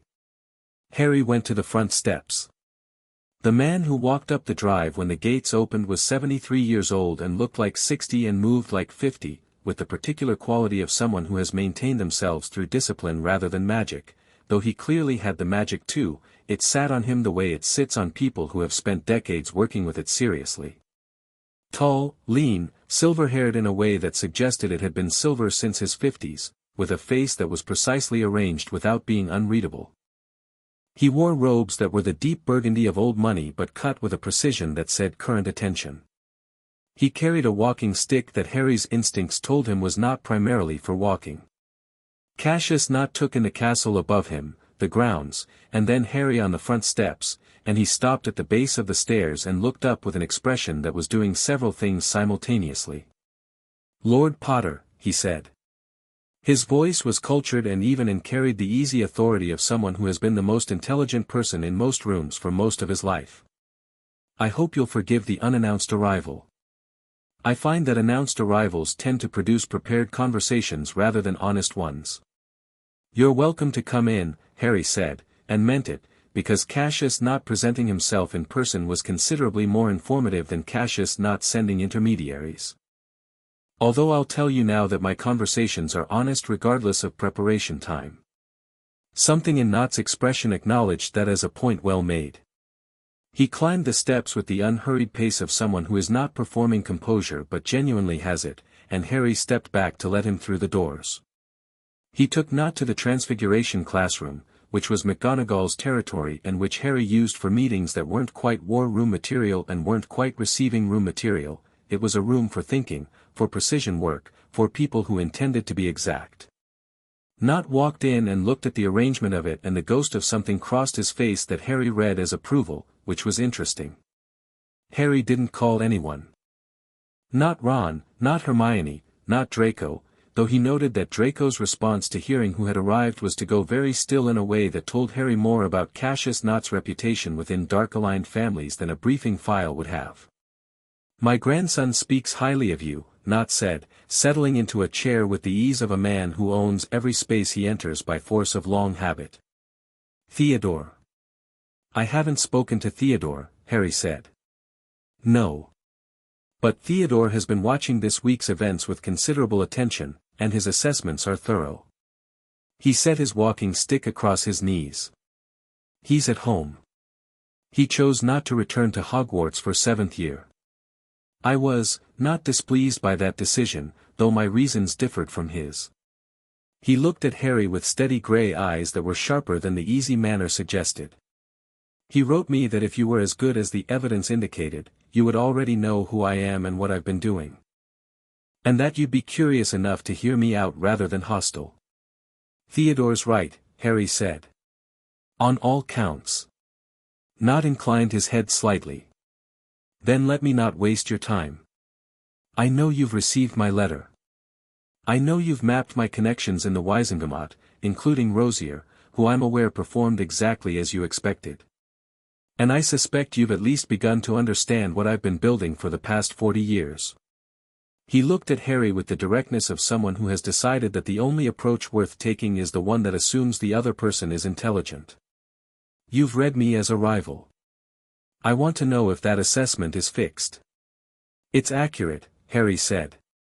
Whether it's fixed depends on this conversation. Knelt was quiet for a moment, looking at Harry with an expression that was reassessing something. Most people your age would have been more defensive about that. I'm not most people my age, Harry said. And being defensive about accurate assessments is a way of valuing your own comfort over useful information. A pause. Then Knelt said, no. It really is quite something, and it came out with the tone of a man revising his estimate upward, which he clearly didn't do often or easily. May I tell you what I've been building? Please, Harry said. Knelt set his hands on the walking stick, a gesture that looked like settling but which Harry noticed tightened his grip slightly, the physical tell of a man preparing to be honest about something he's been private about for a long time. When I was 32, he said, I identified a structural problem in Wizarding Britain. The ancient houses were dormant. The families that should have been governing the body politic were absent from it, some through extinction, some through disengagement, some through the slow accumulation of a political culture that had learned to function without them and had arranged itself to make their return inconvenient. He looked at Harry. The ministry had grown into the space. And it had not grown well. I'd agree with that, Harry said. I spent the next 4 decades trying to correct it, Knelt said. Not through conflict. Through positioning. Through quietly re-establishing connection between the dormant bloodlines, cataloging their claims, maintaining the relationships between vassal families so that when an heir eventually emerged the structure would be there to receive them. He held Harry's gaze. I expected to be that heir. Not through any single bloodline claim, I never had the convergence you have, and I understood that what I was building required a different kind of legitimacy. Accumulated influence rather than blood recognition. A different kind of authority. A regent, Harry said. Knelt looked at him for a moment. Precisely, he said. Someone who holds the structure in trust until it can be properly claimed. Yes. And then I happened, Harry said. And then you happened, Knelt agreed, and there was something in it that was rueful rather than bitter, the tone of a man who can appreciate the irony of his situation without being destroyed by it. July 31st. The rites completed in 4 minutes and 17 seconds, which Ragnarok told me is the longest any inheritance rite has run in 600 years, and Ragnarok and I have spoken on these matters for many years. Lord Potter, he considers me a serious student of the subject even if he considers my claim derivative. He paused. I felt it, incidentally. The activation. Not the way the blood oath families felt it, I have no direct oath connection. But I've spent 40 years attuning to the ancestral magic of the ancient houses, and when something of that magnitude occurs I felt the shape of it. What did it feel like? Harry asked, because he was genuinely curious. Knelt considered the question with the seriousness it deserved. Like a chord resolving, he said. Something that had been almost right for a very long time finally finding its last note. He looked at Harry carefully. Is that what it felt like to you? Yes, Harry said. Exactly that. A silence. Something in the room adjusted, not warming, exactly, but moving toward a different register. Two people who have been approaching a subject from opposite sides finding, briefly, the same angle. What do you want from this meeting? Harry asked. Knelt was quiet for a moment. Not preparing his answer, he'd had that prepared before he walked through the gates. Deciding how much of it to give at once. I want to not be your enemy, he said. I want to not be discarded. 40 years of work, the knowledge I've accumulated, the relationships I've maintained, the structural understanding of the ancient houses that I've built, none of that stops being useful simply because the heir isn't me. He looked at Harry directly. I want to offer it to you. Not as a vassal, I have no blood oath, I'm not coming to you as a subordinate. As a consultant. An expert. Someone who has studied this territory for longer than you've been alive and who would like that study to be put to use. Harry looked at him. Read him carefully, the way he'd been learning to read rooms, not just the surface, not just the obvious, but the layer underneath, the thing the person was choosing not to say because they hadn't decided yet whether it was safe. "What are you not telling me?" Harry asked. Knott's expression shifted. Not surprise, he wasn't the kind of person who got surprised, but something like respect, the involuntary kind. "You really are very good at this," he said, with the tone of a man who doesn't give that kind of acknowledgement carelessly. "The thing you're not saying," Harry said. Knott's hands tightened on the walking stick again and then released. "I have a competing claim," he said. "To one house. House Emery's, the Merlin line. My family has a connection to it through a branch that Gringotts has not fully documented. Not stronger than your claim. Yours is primary and mine is derivative. But it exists, and if I chose to pursue it through the Wisengamot, it would create a legal dispute that would tie up one of your 30 houses in procedural challenge for months," Harry said. "Yes. And you're telling me about it rather than using it." "I'm telling you about it," Knott said, "because I want you to understand that I could use it and I'm choosing not to. I want you to understand the shape of what I'm offering." He met Harry's eyes. "The claim is yours. Uncontested, publicly, from this moment. In exchange for what I said. Access. Relevance. The ability to put 40 years of work towards something that actually matters." Harry studied him. The gray eyes were steady and honest in the way of a man who has thought about this specific conversation for days and has decided that the only form of it worth having is the true one. Behind the ease of manner and the authority and the 40 years of careful positioning, there was something else, something Harry recognized because he'd seen it recently in a different face in a lunchroom at the Leaky Cauldron. The thing that lives in people when they've been holding something for a very long time and finally see a way to put it down. "You want it to have mattered," Harry said. "The 40 years." Something moved through Knott's face. "Yes," he said, quietly and simply. "That's exactly it." Harry stood and held out his hand. Knott looked at it for a moment, just a moment, and then stood and took it, and the handshake was the kind that means something, measured and deliberate, between people who understand what they're agreeing to. "I want the full documented record of your research," Harry said. "Everything. The vassal family connections, the bloodline mapping, the Wisengamot structural analysis. All of it. I'll have it sent by tomorrow," Knott said. "And I want Theodore here," Harry said. "Not his father, not a family representative. Theodore. He can speak for himself." Knott's expression did something complicated. "He'll be pleased to hear that," he said. "And surprised." "He shouldn't be," Harry said. "He's the one who sent an accurate assessment of me. That's the kind of thinking I want around me." He was 2 hours into reviewing Knott's preliminary files, delivered, as promised, the following morning in 4 heavy boxes by a goblin courier who looked faintly exhilarated by the importance of his task, when Hermione came into the war room and set a parchment on top of his reading stack and said, "We have a problem." He looked up. Her expression was the specific version of concern that meant she'd already analyzed the problem thoroughly and found it genuinely difficult, which narrowed it considerably because most problems weren't genuinely difficult by Hermione's standards. "The Gringotts vault," she said. "Bellatrix's vault. I've been working through the access protocols with Draco and Griphook, and there's a complication." She tapped the parchment. "The vault has a Gemino and Inferno enchantment on its contents, Gringotts standard for high-security vaults. We knew that. What we didn't know is that Bellatrix added a secondary curse herself. A blood curse. If anyone who isn't family by blood enters the vault and touches the cup, it triggers." "Triggers what?" Harry asked. "A notification directly to Voldemort," she said. "Not the Ministry. Him. Directly. Instantaneous. So we can't go in without alerting him. Not conventionally." She sat down. "But I've been thinking about this since last night and there are 2 approaches. The first is the Peveril method. We apply the ritual before touching the cup, which means we need to bring the ritual materials into the vault. doable if we can get access to the vault at all. She paused.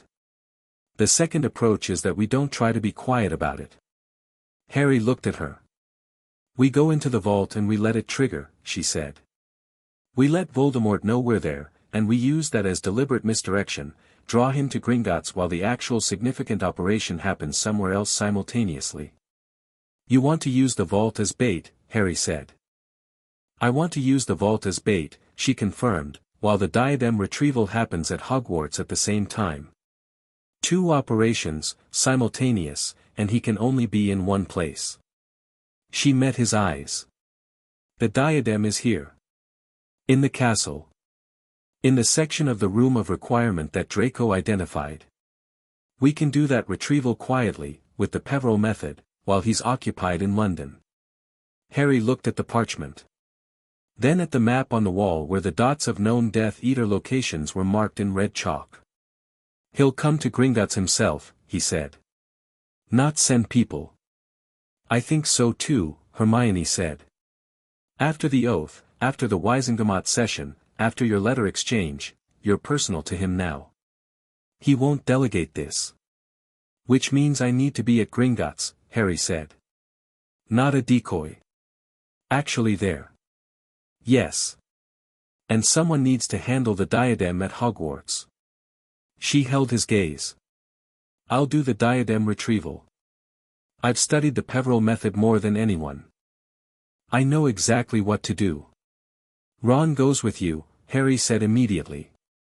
Obviously. And Draco, Harry said, because Draco knew the room of requirements hidden section better than any of them. Also obviously. She tapped the parchment again. There's a timing element. We need the Gringotts trigger to happen at a specific moment, not too early or too late. Ragnarok needs to know. Ragnarok will cooperate, Harry said, with the confidence of a man who had spent 2 hours in a room with the director of Gringotts and understood what the bank's interests were and how they aligned. The Goblin Nation has its own reasons for wanting Voldemort's power base dismantled.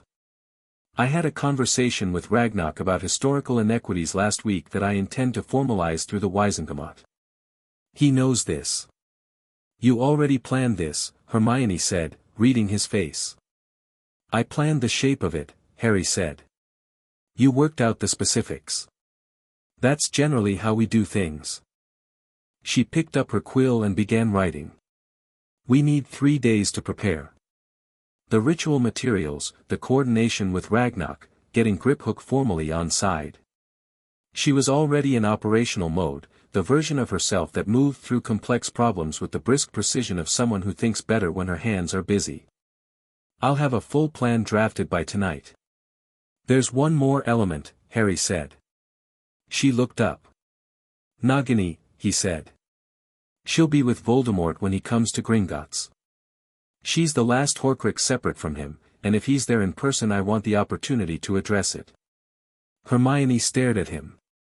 You want to perform the Peveril ritual on Nagini while simultaneously dealing with Voldemort at Gringotts. I want to have the capability available, Harry said. I'm not saying I'll have the chance. But I want to be prepared for it if I do. She considered this with the expression of someone weighing a plan that is simultaneously brilliant and deeply alarming. The ritual on a living host is different from an object, she said carefully. I read that section. The incantation sequence is different, the anchor materials need to be modified, tell me what to prepare, Harry said. You're going to do it yourself. Hermione. I'm the one with 11 most sacred houses and the Lufey coherence. If anyone's going to perform experimental Peveril soul magic on a living Horcrux vessel, it should probably be me. She looked at him for a long moment. Then she turned back to her parchment and started writing faster. I'll include the modified sequence in tonight's plan, she said. And I'm noting for the record that this is insane. Noted, Harry said. And that if anything goes catastrophically wrong, also noted. Good. She didn't stop writing. Theodore not arrived at Hogwarts on Saturday afternoon.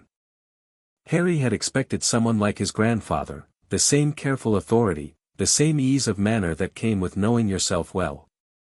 What he got was someone considerably more interesting. Theodore Knelt was 17, thin in the angular way of someone who doesn't eat enough when he's thinking about other things, with sharp features and dark eyes that were doing something complicated from the moment he walked through the castle doors.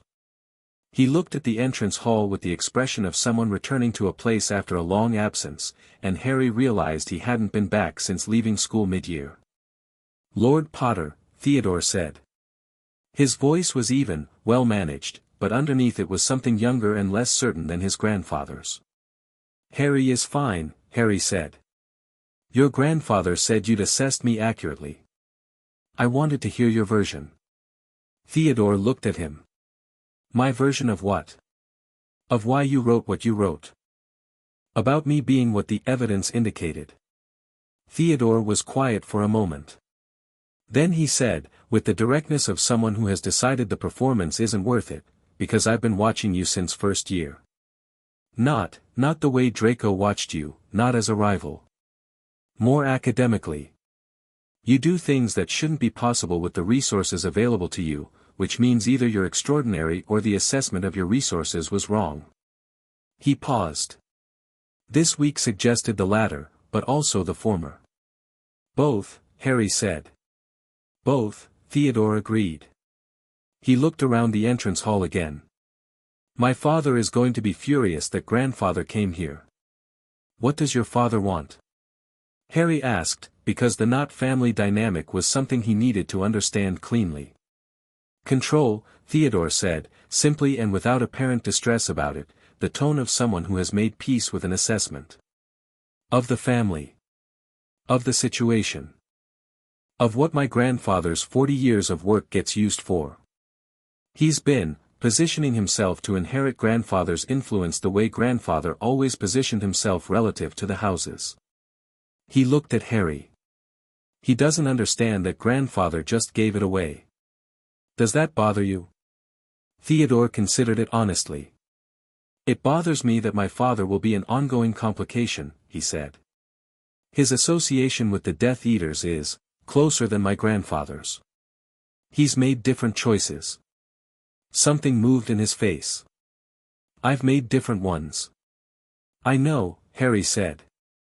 "Your grandfather told me." Theodore looked mildly surprised. "What did he tell you?" "That you chose not to return to Hogwarts this year. That he wasn't displeased. That your assessments are thorough." Harry looked at him. "He didn't tell me why you chose not to return. I suspect it was because returning would have required you to take a public position you weren't ready to take." Theodore was quiet for a moment. "Yes," he said. "That's right." "And now?" Harry asked. "Now the position has been taken for me, more or less, by my grandfather walking through those gates."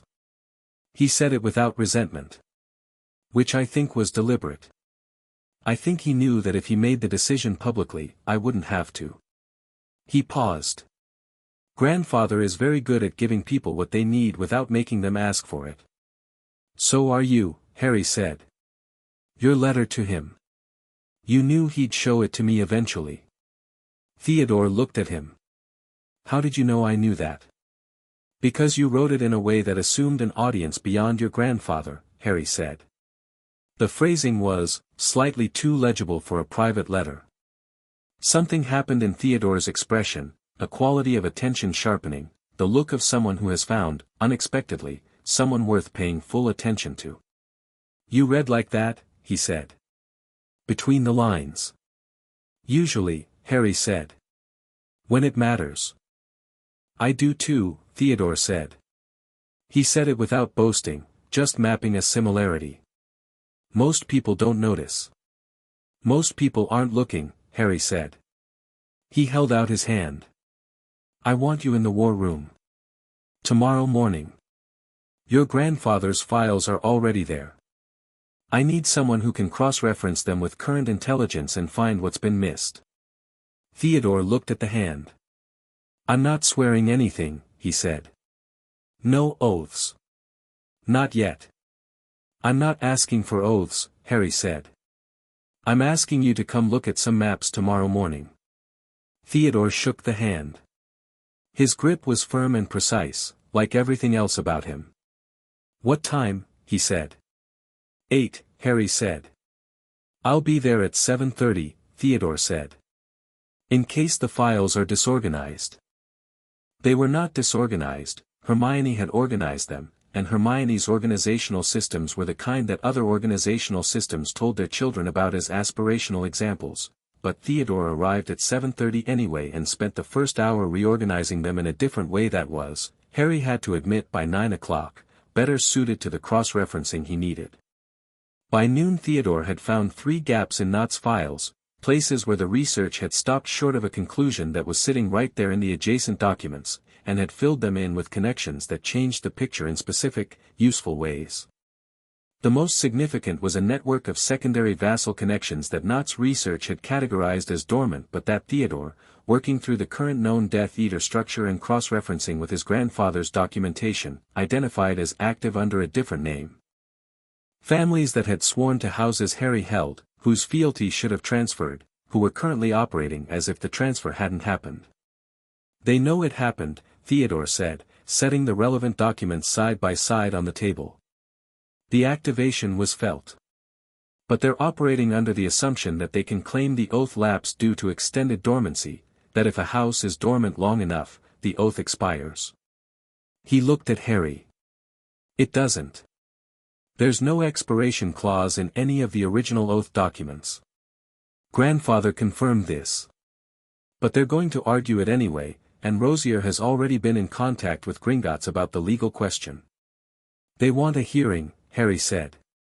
"They want time," Theodore corrected. "A hearing gives them time. Time to reposition, to find alternative allegiances, to protect their assets before the obligations activate fully." He tapped the documents. "Algernon Rosier, Avery Sr., the Mulciber family, and 2 others I haven't fully identified yet. They're coordinating. Through Cassius Knott?" Harry asked, watching Theodore carefully. "They were," Theodore said, with the steady gaze of someone who is done pretending about difficult things. "Before grandfather came here. Now they're operating without that connection." He held Harry's eyes. "They'll reach for another patron. Someone who they think can provide the structural cover grandfather used to provide." He paused. "They'll go to my father." "Your father," Harry said. "Who's a Death Eater. Whose Death Eater status is, I suspect, less ideologically committed than operationally convenient," Theodore said. He was careful and precise. "I'm not defending him. I'm characterizing him accurately because accurate characterization is more useful than comfortable silence." "What's his asset?" Harry asked. "Why would they go to him instead of to Voldemort directly?" "Because going to Voldemort directly requires getting through Bellatrix," Theodore said, "and nobody who has a choice wants to do that. And because my father has the appearance of not family authority without actually having transferred grandfather's real resources, which means they think they're getting something they're not." He paused. "Which is an opportunity." Harry looked at him. "You're suggesting we let it happen." "I'm suggesting that a network that thinks it has cover and doesn't is a network you can watch," Theodore said. "And a network you can watch is a network you can manage." Harry looked at the documents and then at Theodore Knott, 17 years old, sitting at the war room table with his grandfather's files reorganized around him and the particular expression of someone who has been waiting to be in the right room for a long time. 7:30 tomorrow as well?" Harry said. Theodore didn't smile, not quite. But something in his face did. "Obviously," he said. The war room was full by Tuesday evening. Not crowded, Harry had been deliberate about who came into this space and there were only 9 people around the table, but full in the sense that mattered, full of the right combination of knowledge and capability and the particular quality of people who have individually decided to be somewhere rather than drifted there by obligation. Harry at the head. Hermione to his left, notes in front of her in 3 colors of ink. Ron to his right, the map of Britain at his elbow, which had become his domain by a process of natural selection. Ron thought spatially, and the map told stories under his attention that it didn't tell under anyone else's. McGonagall at the far end, nominally as headmistress but actually because Harry had asked her and she had arrived with her own set of documents and the demeanor of someone who has been waiting to be properly included in something for years. Augusta Longbottom beside her. Draco across from Ron, looking slightly still adjusting to the room but present in the way that mattered. Theodore at the far corner, surrounded by cross-referenced documents. Priya Shafik between Hermione and Augusta, bringing something to every conversation that sat underneath the tactical and informed the strategic. Harry looked at them. He looked at the castle map on the wall and the Britain map on the table and the 3 boxes of Knott's research and the 12 pages of Dumbledore's dictated notes and the Lefay coin warm in his pocket and the ring on his hand. Thursday, he said. The Gringotts operation runs Thursday. Everyone was still. The simultaneous retrieval of the locket, he looked at Draco, which we already have, the cup from Bellatrix's vault, and the diadem from the room of requirement. All 3 on the same night.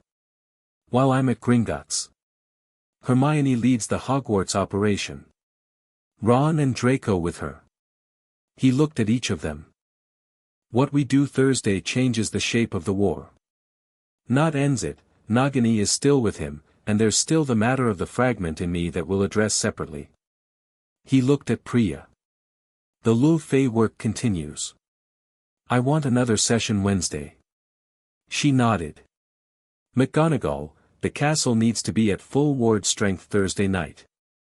Full strength, nothing dormant, the room of requirement locked to our access only. Already in preparation, she said. Augusta, I need the Longbottom network on alert. Not mobilized. Alert. Ready to move if needed. Done, Augusta said, in the voice of someone for whom done is a complete sentence. Theodore, watch your father. The network he's inheriting, the family's going to him. I want to know the moment they make contact with Voldemort's people directly.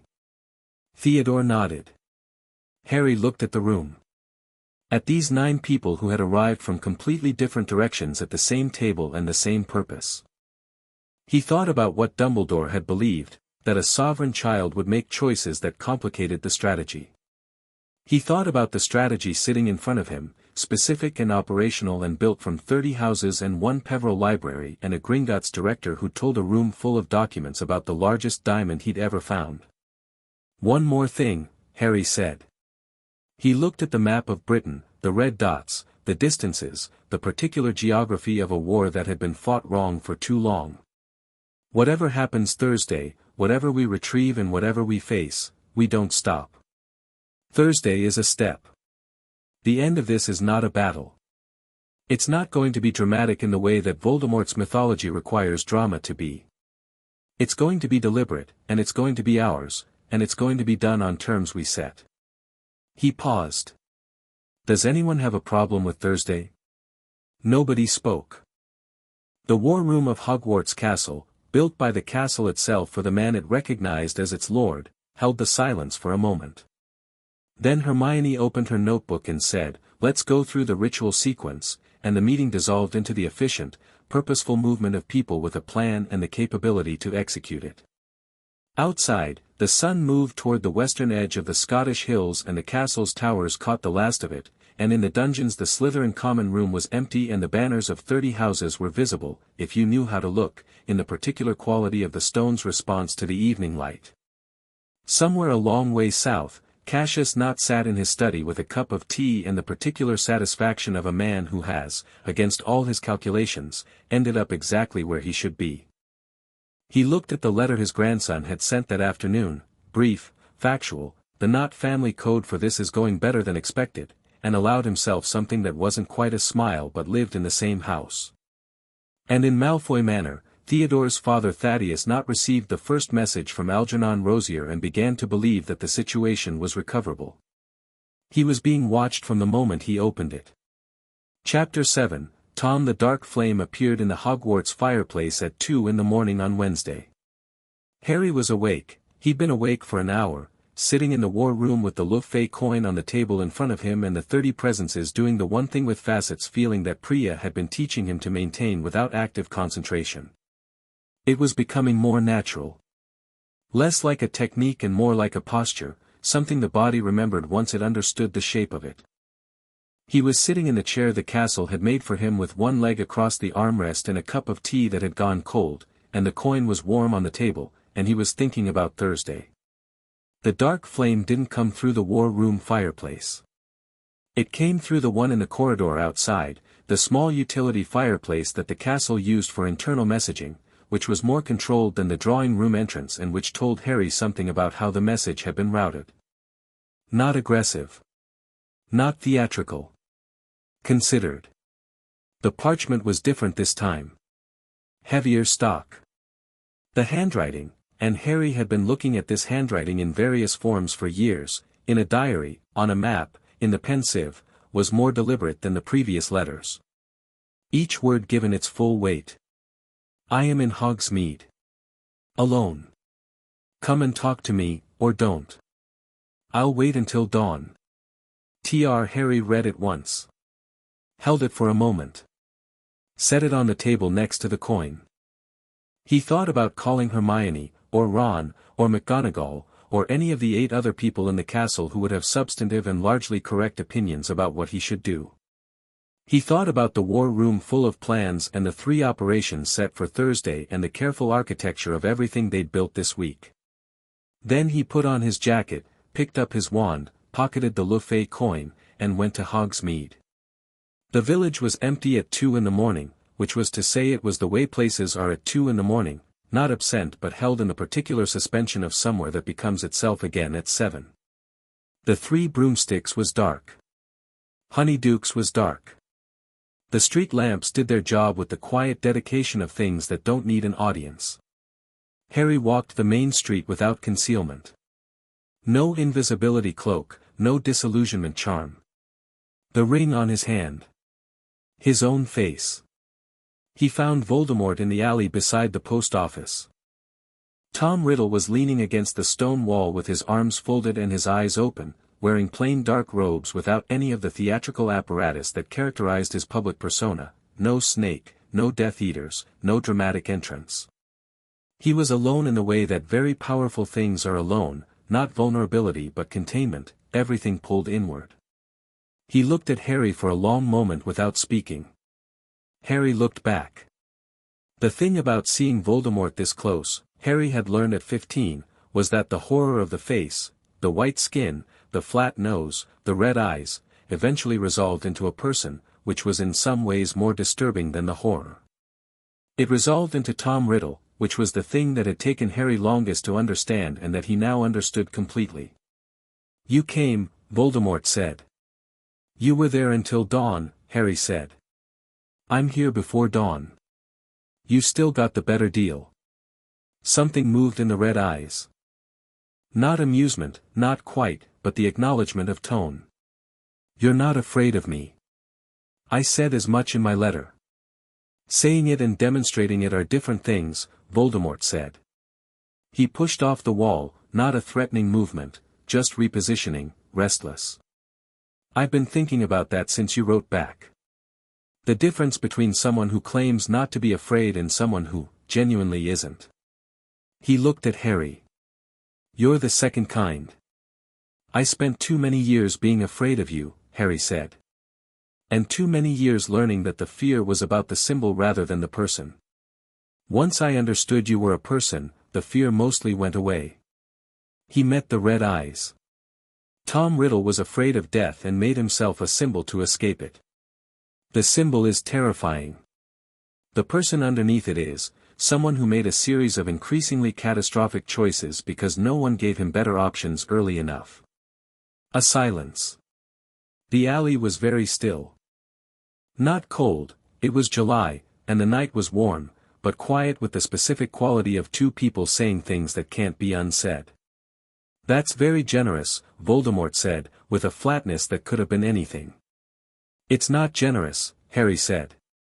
It's accurate. I'm not forgiving you anything. I'm just describing what I see. Voldemort looked at him. What do you see? A man who was 11 years old in an orphanage, Harry said, who found out he was magical and understood it immediately as power, as the thing that separated him from everyone who'd ever made him feel small. Who built an entire identity around that power because he'd never been given anything else to build on. He looked at Voldemort steadily. Who is now 70 years old with a shattered soul and a borrowed body and has spent half a century trying to kill a child who keeps not dying, and who came to Hogsmeade tonight because something happened last Tuesday at 9 in the morning that he hasn't been able to stop thinking about. The red eyes were very still. The oath, Voldemort said. The oath, Harry agreed. A pause. What was it like? The question came out with a flatness that was fighting something. From your side. What did you feel? Harry thought about it honestly. Something settling, he said. Like things finding their correct positions. Not power, not what I expected power to feel like. More like clarity. Like a lot of noise I'd been living with going quiet. Voldemort looked at the alley wall. From my side it felt like the floor moving, he said, and there was something in his voice that was doing the difficult work of being honest about something that cost him dignity to admit. Like the ground under my understanding of things shifting. He paused. I've spent 50 years telling myself that power is what I made it. That the old magic, the ancestral structures, the bloodline obligations, were the inventions of people who needed to justify hierarchy. That the only real power was what you seized and held. He looked back at Harry. And then a blood oath sworn in 1347 made my knees buckle. Harry said nothing. Let the silence hold its work. I had to reconsider some things, Voldemort said, with the dry understatement of someone describing something that had not been a small process. What did you reconsider? Voldemort moved again, restless in the contained way, pacing 2 steps, stopping. The Horcruxes, he said. The Gaunt oath, the ancestral magic assessed me through the oath and found what I've made myself. He looked at Harry with the red eyes and something in them was doing something Harry hadn't seen there before, something that might have been, in a person with more practice at it, called grief. A shattered thing. Not a lord. Not an heir. Not a person, in the language of the old magic. He paused. I knew that theoretically. What I'd done to myself. The cost of the Horcruxes. I always told myself it was acceptable, the trade was worth it. Fragments of a soul in exchange for near immortality. He was quiet for a moment. The oath didn't think it was acceptable. The oath was right, Harry said quietly. Not cruelly. Just clearly. I know, Voldemort said. The 2 words fell into the alley like something heavy set down. Harry looked at him, really looked, the way he'd been learning to look at things since Tuesday, past the surface and the symbol and into the structure beneath. And what he saw was something he hadn't fully anticipated even though he'd thought about this conversation from every angle in the small hours of several mornings. What he saw was exhaustion. Not the physical kind, Tom Riddle's borrowed body didn't show fatigue the way human bodies did. Something deeper. The exhaustion of a very intelligent person who has been running a very expensive engine on very bad fuel for a very long time and can no longer pretend it's sustainable. Why did you really come here? Harry asked. Voldemort looked at him for a long moment. To see if what I thought I saw in your letter was real, he said. Which was? That you were offering something, Voldemort said. Not amnesty. Not forgiveness. Something else. He met Harry's eyes. I want to know what it is. Harry had thought about this. He'd thought about it carefully, in the war room and before that in the Peveril Library and before that in the kitchen at Grimmauld Place, and what he'd arrived at was not a speech and not a position and not a strategy but simply the truth of what he thought, which was this: the Horcruxes are going to be destroyed, Harry said. All of them. The ones we've found and the ones we're going to find. I have a method that does it differently than you've seen before. It doesn't obliterate the soul fragment. It returns it. He held Voldemort's gaze. To you. To whatever's left of you that's still whole. Voldemort was very still. When that process is complete, Harry said, you're mortal. fully mortal. One death. No protection, no anchor, nothing between you and whatever comes after. He paused. That's going to happen regardless. The only question is whether the end of the war looks like a battle or something else. You're offering me a choice, Voldemort said slowly. I'm offering you information, Harry said. About what's already going to happen. The choice part is what you do with it. And what are my choices? He said it with the carefulness of a man who hasn't said that sentence, genuinely asked it, in 50 years. You can spend whatever time you have left fighting, Harry said. Burning everything down on your way out. That's your right, and I won't pretend I can stop you from trying. It'll cost lives that shouldn't be spent, on both sides, and it'll end the same way. He paused. Or you can use the time you have left to do something that isn't on your current list of accomplishments. Which is? Harry looked at him. Admit that you were wrong about what power is. Not to me. Not publicly. Just, actually admit it. Let the Horcruxes be recalled without a fight. Let yourself be mortal. And spend however long that means being the person you were at 11 before you decided what you were going to be. He held the red eyes steadily. Tom Riddle at 11 was brilliant and hurt and had no good options. He deserved better than what he got. Tom Riddle at 70 has made choices that have killed a lot of people, and that's not erased by anything. But those are two different things, and I can hold both of them. The alley was very quiet. You're not afraid of me, Voldemort said again, but this time it sounded different. Less like an observation and more like, trying to understand the mechanism of it. I told you why, Harry said. When you're a symbol you're terrifying. When you're a person you're just, someone who needs to make a decision. A decision, Voldemort repeated. He looked at his own hands, the pale, long-fingered hands that had held a wand for 60 years and had done things that would be in the history books for centuries. He looked at them for a long time. You're very young, he said, and it didn't come out condescending. It came out like something was aching in it. I know, Harry said. You were 11 in an orphanage too, Voldemort said. Different orphanage. Different name. Same category of experience. He looked at Harry. I hated you for surviving. For existing. For being the point of a prophecy that named me as beatable. He paused. I hated you for it, and I spent 17 years trying to kill you, and somewhere in the middle of that I lost track of why.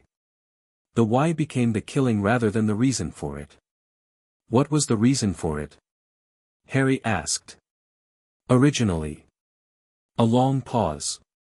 Fear, Voldemort said, with the precision of a man who has just allowed himself to be accurate about something he has evaded for decades. Everything has always been fear. The power, the Horcruxes, the name, the followers. I was a child who learned that the world was indifferent to my existence and decided to make it impossible for the world to ignore me. He looked at Harry. You understand that? Better than I'd like to, Harry said honestly. But you chose differently. I had help, Harry said. Better help than you got. Different people in my life at the critical moments. He held Voldemort's gaze. That's not my virtue. It's luck. Something in Voldemort's face shifted at that, a small shift, but it landed like something large. The acknowledgement of a thing that had been used to separate them. You were lucky, he was not, and the universe is indifferent, being given honestly by the person who'd benefited from it. Not weaponized. Just acknowledged. What happens to my people? Voldemort said, and the shift in language, my people rather than my followers, the word that implied responsibility rather than ownership, was not lost on Harry. If this ends the way you're describing. The families that followed me. Some out of belief. Some out of fear. Some, he paused. Some because I gave them no other option. The ones who did things will account for what they did, Harry said. Through the Wisengamot. Properly, with process, not summary judgment. The ones who were coerced will have that documented. I'm already building that record. I can't promise outcomes. I can promise process. That's a careful answer, Voldemort said. It's an honest one, Harry said. I'm not going to promise you things I can't deliver. That's not how I do this. Voldemort was quiet for a long time. Long enough that the first suggestion of pre-dawn arrived in the sky above the alley, the darkness thinning slightly without yet committing to light. The lamplights on the street outside threw the alley into half-shadow. Thursday, Voldemort said, and Harry went very still. You have something planned for Thursday. I can read operational readiness the way your friend can read library catalogs. It's a developed skill. He looked at Harry. I won't tell you what I know. I'll tell you I know something is planned. Harry looked at him. And, Voldemort said, with the careful deliberateness of each word being chosen for its precise meaning, I want you to know that whatever I decide before Thursday. Not because I've agreed to anything, I'm agreeing to nothing tonight, I want that understood. But because I don't want my indecision to cost Thursday what it costs if I'm in the middle of it without a settled position. Harry looked at him for a moment. That's the most decent thing you've said in 50 years of public record. I'm aware of how low the bar is, Voldemort said flatly. Something loosened in the alley. Not resolved, nothing was resolved, nothing could be resolved in a pre-dawn conversation in a Hogsmeade alley, the weight of everything between them was too enormous for resolution, but something honest had been done here, and honest things have a quality of their own that doesn't require completion to be real. I need to ask you something, Harry said. Directly. Ask. Nagini, Harry said. The red eyes went through something complex. She's the last one. I know. She's also, Voldemort stopped. She is not merely a vessel. She's the only, he stopped again. She is loyal to me in a way that nothing else in my life has been. In the way that living things are loyal, not compelled things. I know that too, Harry said, and he meant it, not as strategy, not as softness, but because it was true and because he could see the shape of it, what it meant for Tom Riddle who had spent 70 years surrounded by fear loyalty and compelled loyalty and transactional loyalty and had one actual living creature who simply stayed because it chose to. I'm not asking you to hand her over. I'm telling you what I told you about the other Horcruxes. The fragment in her won't hurt her when it leaves. The Peveril method doesn't damage the host. And after? Voldemort said. She lives, Harry said. She's a snake. A very old, very dangerous snake. I suspect McGonagall will have opinions about her residential arrangements. But she lives. Voldemort looked at him. The red eyes held something that had no name in Harry's experience because he'd never seen it there before, something that was, in the most basic sense, relief. The specific relief of someone who has been bracing for a particular loss and has just learned it might not be required. I'll think about what you've said, Voldemort said. It was quiet and exact and meant something. I know you will, Harry said. And if I decide, he stopped. If I decide that the other option is the better one. Then we finish it properly, Harry said. And it won't be because you're not afraid. I know you're afraid. I'm saying that fear doesn't have to be the last word. Voldemort looked at him one more time, a look that contained a great deal and expressed very little, the habit of a lifetime, and then he turned and walked out of the alley and into the pre-dawn street and was gone, the darkness closing where he'd been without any drama, just absence where presence had been. Harry stood in the alley for a moment. Then he took a breath, and another, and felt the 30 presences settle in the one thing with facets feeling and the Luffy coin warm in his pocket and the ring on his hand. He walked back to Hogwarts in the first thin light of a Wednesday morning. He told Hermione at 6, in the kitchen, over tea that was actually hot because he'd made it himself.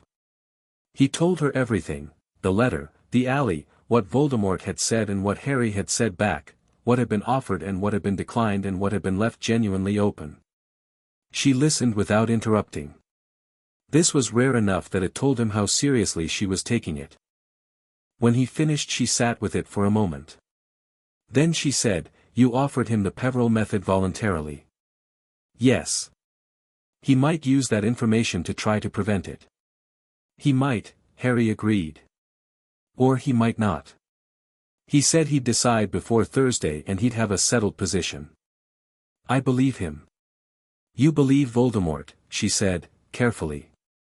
"I believe Tom Riddle had a genuine conversation with me in an alley at 2 in the morning," Harry said. Whether Tom Riddle's genuine conversations produce good decisions is a different question. But the conversation was real. He looked at her. "You think I made a mistake?" She was quiet for a moment. "I think you did something that I couldn't have done," she said finally. "And I don't know yet if it was a mistake. I know it was brave and I know it was honest in a way that I find genuinely alarming when applied to Voldemort specifically." She met his eyes. "But I also know that you have a quality of reading people that I don't have and that has been right in situations where being right seemed impossible." She paused. "So I'm going to trust it." "Thank you," he said. "Don't thank me yet," she said.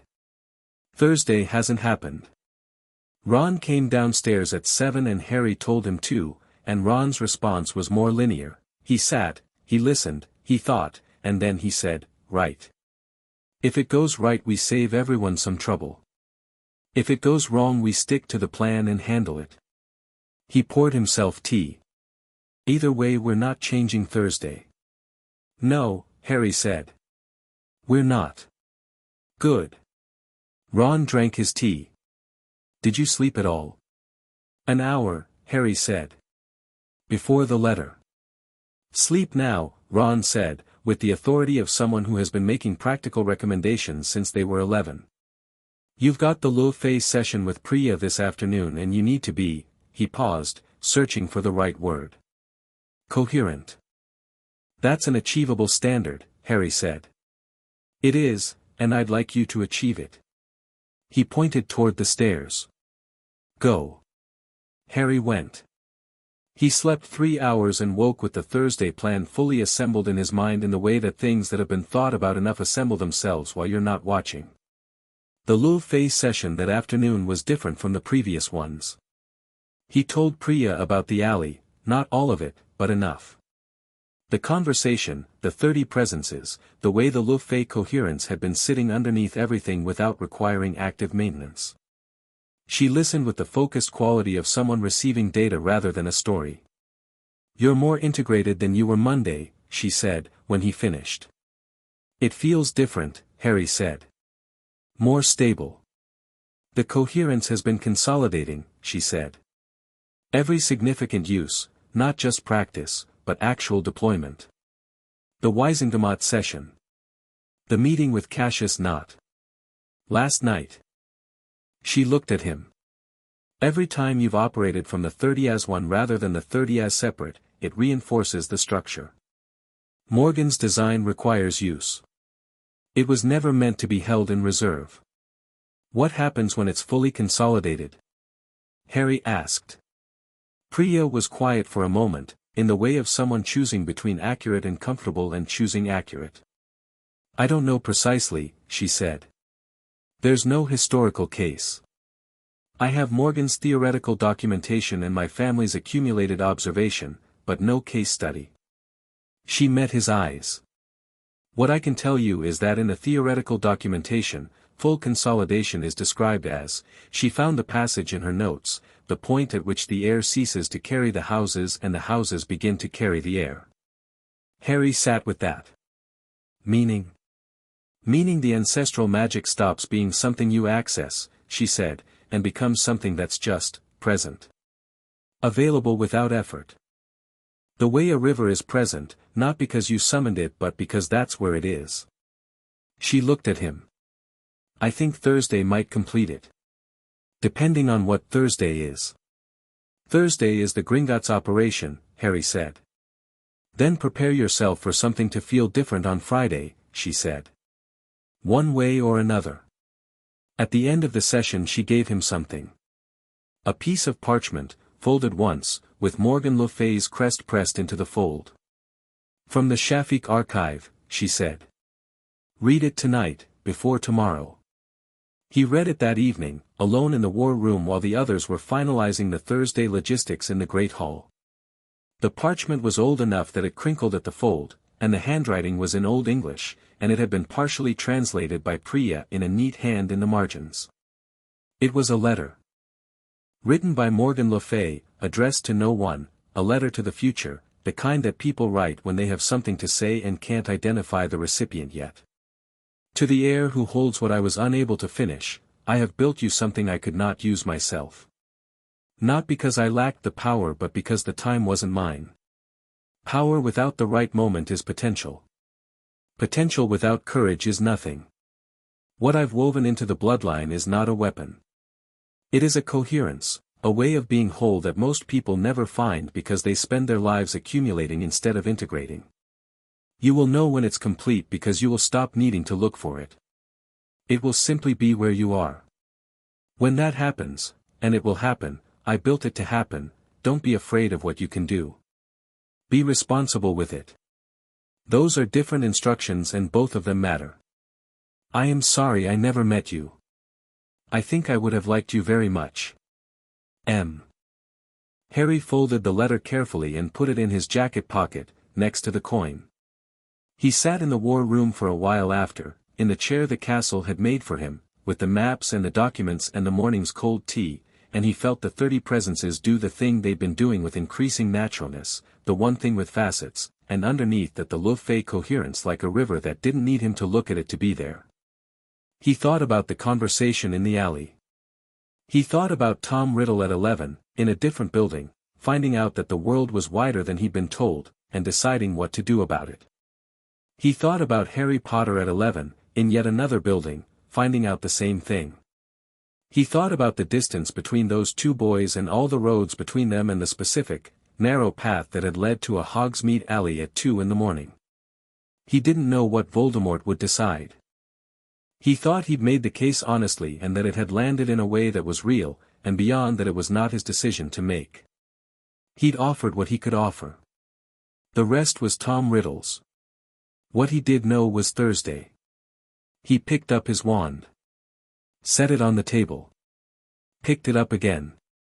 Felt the holly and phoenix feather respond to him the way it always had, with the easy familiarity of something that has been choosing you for a long time. He thought about Bellatrix Lestrange's vault. About the cup inside it and the Peveril ritual materials Hermione had assembled. About the room of requirement on the 7th floor and Draco not standing in a section of it he'd spent 6th year avoiding. About Nagini, if the opportunity arose, and the modified ritual sequence that he'd memorized 4 times until it sat in his mind cleanly. He thought about Gringotts and the marble entrance hall and Ragnarok, who would be there on Thursday morning, who would open the high security level and then step back and let whatever happened happen with the satisfied dignity of a goblin who has been waiting for the right history to walk through his doors. Harry stood. Picked up his jacket. Turned off the lamp. The war room went dark except for the faint light of the magical map, Britain spread across the floor with its red dots and its distances and the particular geography of a war that was running out of time. He went to bed. Tomorrow he'd finish preparing. Thursday he'd go to Gringotts. And somewhere in Britain, Voldemort was sitting with a decision that only he could make, and whatever he decided, Harry had told him the truth, which was the only thing Harry had always been able to offer that couldn't be taken away or outmaneuvered. The truth, simply stated, in an alley before dawn. He thought that was enough. He hoped it was enough. He slept. Chapter 8, The 30 Crowns. Thursday arrived the way important days tend to, without announcement, without the dramatic shift in atmosphere that the weight of them should by rights produce. The sky over Scotland was grey and ordinary, and the castle was warm, and when Harry came downstairs at 6 the kitchen smelled like Ron had been up since 5 making breakfast with the focused energy of someone who needs his hands to be doing something. Eat, Ron said, without turning from the stove. Harry ate. Hermione came down at 6:15 with her bag already packed and her notes organized in 3 folders that she set on the table with the precise geometry of someone who has been awake for an hour already arranging things. Draco came down at 6:30 looking like he'd slept in his clothes, which he had, and poured himself tea with the focused attention of a person locating their functioning self from somewhere inside a night of insufficient sleep. Theodore appeared in the doorway at 6:45. He hadn't been asked to be there for breakfast. He'd come anyway, and he sat at the end of the table with a cup of tea and said nothing for 10 minutes, which was somehow exactly what the room needed, another quiet presence that understood what was happening without requiring it to be explained.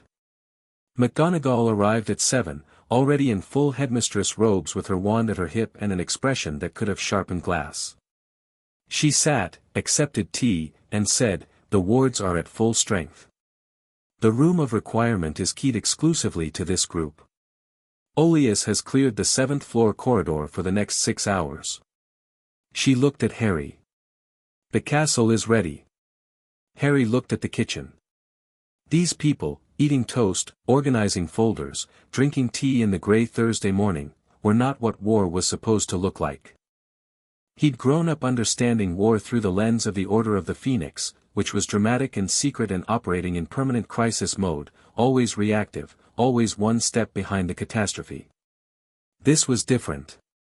This was people who had been given the right information and the right resources and had organized themselves accordingly, and the comparative calm of it was not a lack of seriousness but its opposite.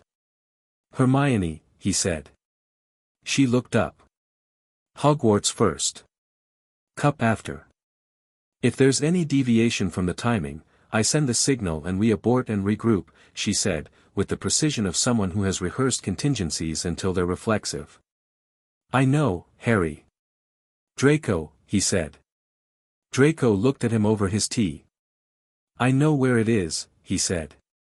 "I'll have it in my hand in 10 minutes once we're in the room." He paused. "Trust me." It was the first time Draco Malfoy had said those words to Harry in 7 years of knowing each other, and they came out without any of the defensiveness or performance that had characterized every previous interaction between them. Just the statement of a person who had decided to be trustworthy and was telling you so. "I do," Harry said. Also the first time. Something brief and significant happened in Draco's expression and then it was gone, packed away, because this was not the morning for it. Harry looked at Ron last. Ron, who was still at the stove, who had made enough food for 8 people and was now serving it with the domestic authority of someone who has decided that feeding people is the most concrete form of care available and has committed to it fully. Ron met his eyes.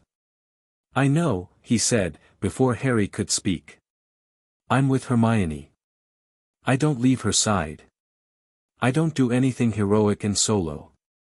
He set a plate in front of Harry. "I've learned things." "You have," Harry agreed. "Good. Eat your eggs." Ragnarok was waiting at the gates of Gringotts at 8:30.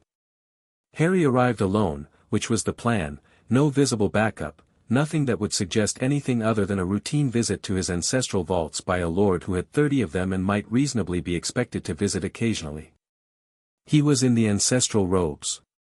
The ring was on his hand. He had his wand, the Peveril materials for the modified Nagini ritual in a moleskin pouch at his hip, and the Lufey coin in his jacket pocket. He also had, not visible, the 30 as one settled in him with the river underneath quality that Priya had described and that had been exactly that since he'd woken up this morning. Present without being summoned. Available without reaching.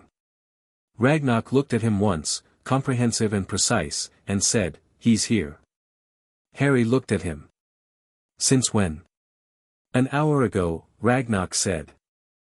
"He came through a concealment, good one, very old magic, we didn't detect him until he was in the lobby. He's not making any move toward the vaults. He's waiting." A pause. "He came alone." "No snake." Harry said. "No snake." Ragnarok held his gaze. "He walked in and sat down in the lobby and transfigured himself unremarkable and has been sitting in a chair near the west wall for 60 minutes. The golden eyes were doing something that Harry read as the goblin equivalent of a complicated feeling. "Whatever you said to him, he's here and he's not fighting." Harry took a breath. Let the river beneath settle where it was. Don't start the trigger on Bellatrix's vault yet, he said. Give me 20 minutes. Ragnar nodded, the precise nod of someone who has been running a bank through centuries of human drama and can adapt timing with one word. Harry walked into Gringotts. The lobby was busy even at 8:30, goblins at their stations, a scattering of early visiting witches and wizards at the teller windows, the ambient noise of Gringotts doing what it did with the brisk efficiency of an institution that has never in its history been closed for drama. Harry walked in and the room did not stop. Nobody looked at him, because the concealment that Ragnar had mentioned was doing its work, and the only person in the lobby who was watching Harry was sitting in a chair near the west wall and was currently wearing the face of a middle-aged wizard in nondescript robes. Harry walked to the chair next to him and sat down. Up close, the transfiguration was good, very good, the kind that required both power and precision and the specific ability to transfigure your own face without a mirror, which Harry had never successfully managed. But the eyes were wrong.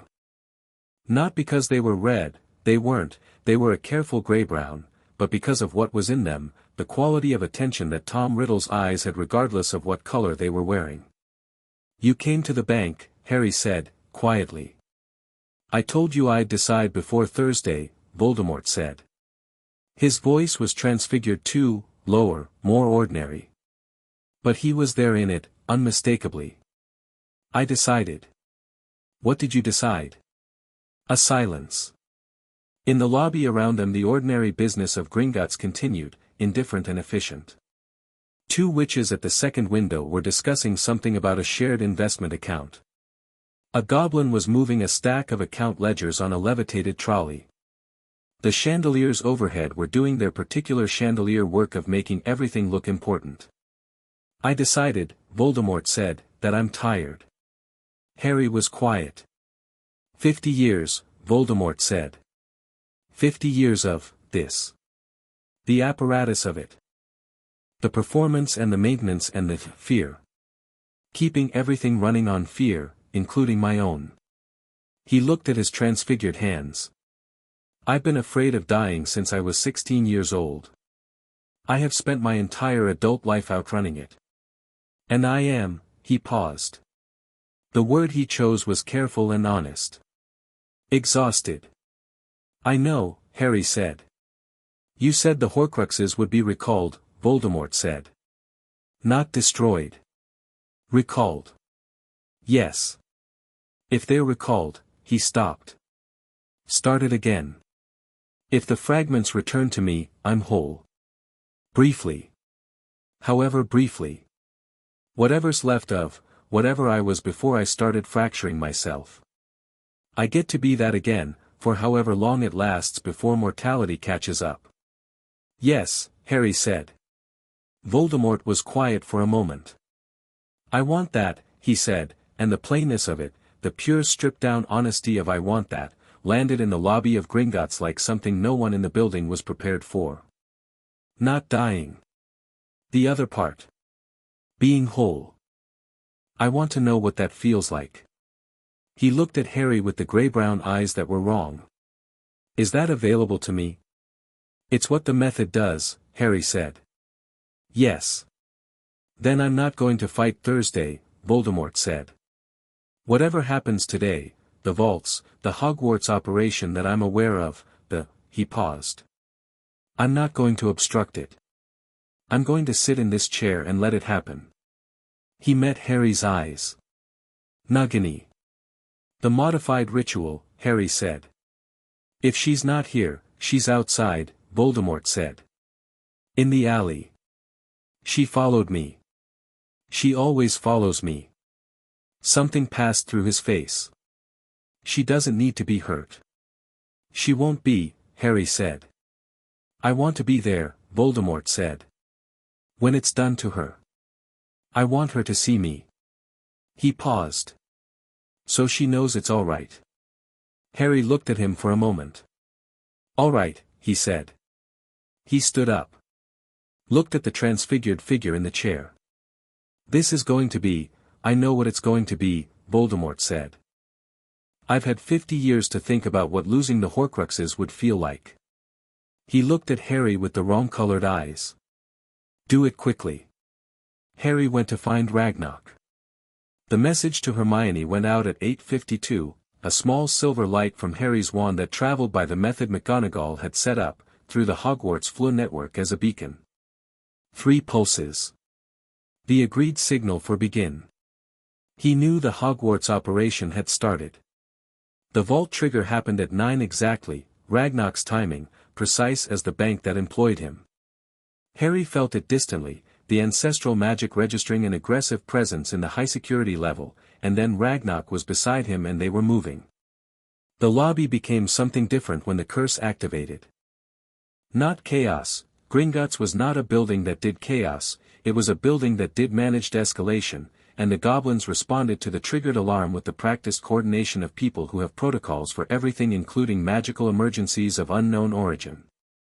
The teller station sealed. The floor guards took positions. And in the alley beside Gringotts, Nagini was there. She was 20 feet long and old in the way that things with Horcrux anchors in them are old, too vital, too present, eyes that held something that wasn't serpent intelligence alone. She was coiled between the alley walls and she looked at Harry with the flat attention of a snake and the focused wrongness of the fragment inside her. Voldemort came out of the bank behind Harry. He was still transfigured, and Nagini's head came around and she looked at him with the recognition that very old snakes give to the specific people they have decided to follow, and something in her posture changed, not relaxing, snakes don't relax, but reorienting. Toward him. He spoke to her in Parseltongue. Harry didn't hear it as Parseltongue, he heard it as language now, the Slytherin inheritance making it clean, and what Voldemort said was, "It's all right. He's going to do something and it will feel strange but I'm here and you're all right." And then he said her name, which Harry hadn't known she had, a name in Parseltongue that didn't translate but that carried the quality of something given with genuine affection, the name you give something you love rather than something you own. Harry took the moleskin pouch and positioned himself. The modified ritual was different from the object version, more internal, the incantation sequence working not on a vessel's material properties but on the binding between a living creature's magical core and the fragment embedded in it. Hermione had been correct that it required precision.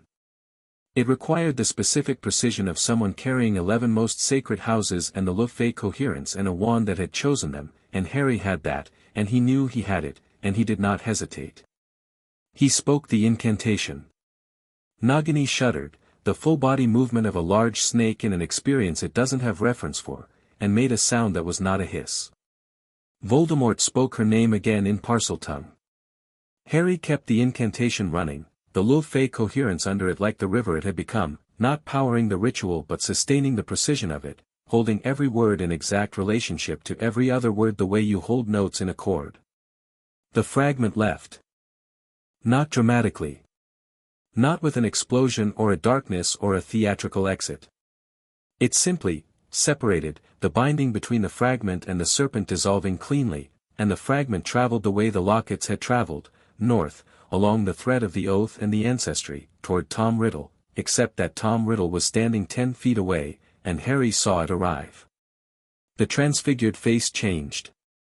Not the transfiguration dropping, it held, but something underneath it, something that was the quality of a face when a thing returns to it that it had been missing so long it had stopped knowing what missing felt like.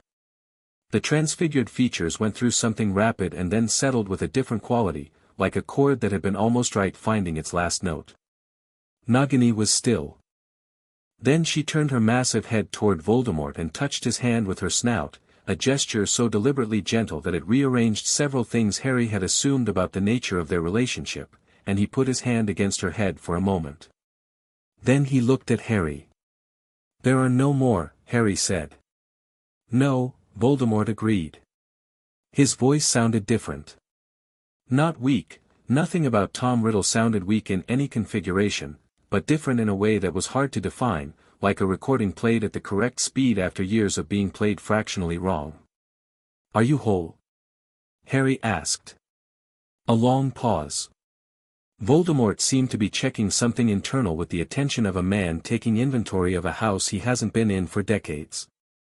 "Closer than I've been since I was 16, he said.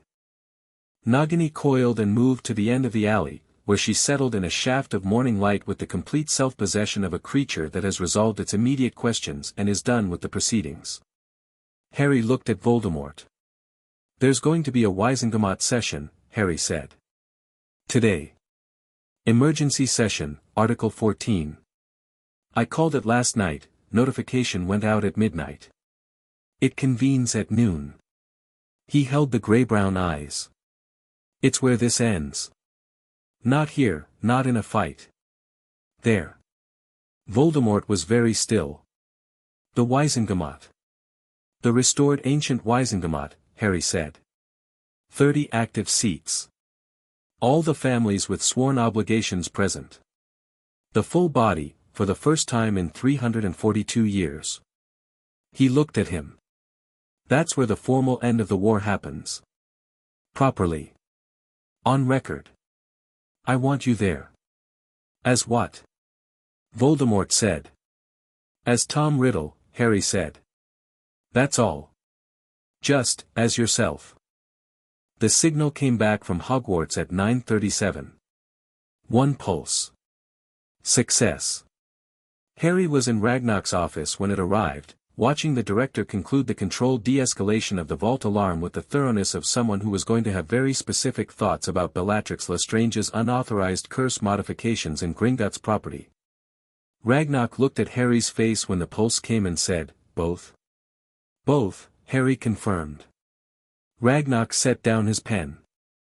"Then I'll begin preparing the formal surrender documentation," he said, with the satisfied manner of a goblin who has spent 30 years doing his accounts and has just seen every column balanced simultaneously. The ancient Wizengamot convened at noon. The chamber was different from the Monday session, not in its physical arrangement, but in its quality. The 30 seats were occupied by the ancestral figures, and something had changed about them since Monday, something Harry only identified when he walked onto the floor and looked at them. They were brighter. More present. As if the events of the morning had done something to the connection between the living Heir and the ancestral presences in the chairs, pulled them forward from history into now. The gallery was full. Beyond full, there were people standing at the back, journalists and family representatives and ministry officials, and faces Harry recognized from both sides of everything the war had created. Augusta Longbottom in her seat with her back straight and Neville 2 rows behind her. Priya Shafiq at the end of the primary row, with the still quality of someone who knows they're watching history and is paying it the appropriate attention. Clarissa Yaxley in the seat her family had held for 8 generations, her hands folded and her expression composed. Cassius not in the gallery, seated beside Theodore, both of them watching with the focused attention of people for whom this moment was the culmination of different but adjacent lifetimes of preparation. Draco was in the gallery with Narcissa, who sat with the particular composure of a woman who had packed a bag on a Tuesday morning and waited for the world to catch up with her decision. Her face, when she saw who had come through the chamber doors, went through something she controlled with the practice of decades and then let go of, because some things didn't require controlling. Hermione and Ron were behind Harry on the floor, in the formal witness positions. Ron had a cut on his forearm from something that had gone slightly sideways in the room of requirement, nothing serious, already treated, and was wearing it with the expression of someone who has earned something and is privately pleased about it. Hermione had her notes, because Hermione always had her notes, and she was using them to track what was happening rather than to manage it, which was new. McGonagall activated the session. And Tom Riddle, in his own face, the transfiguration released, standing in the public gallery in the body that was borrowed and a self that was, for the first time in 50 years, more complete than it had been, stood at the back and watched. Harry stood in the center of the floor. He looked at the assembled body.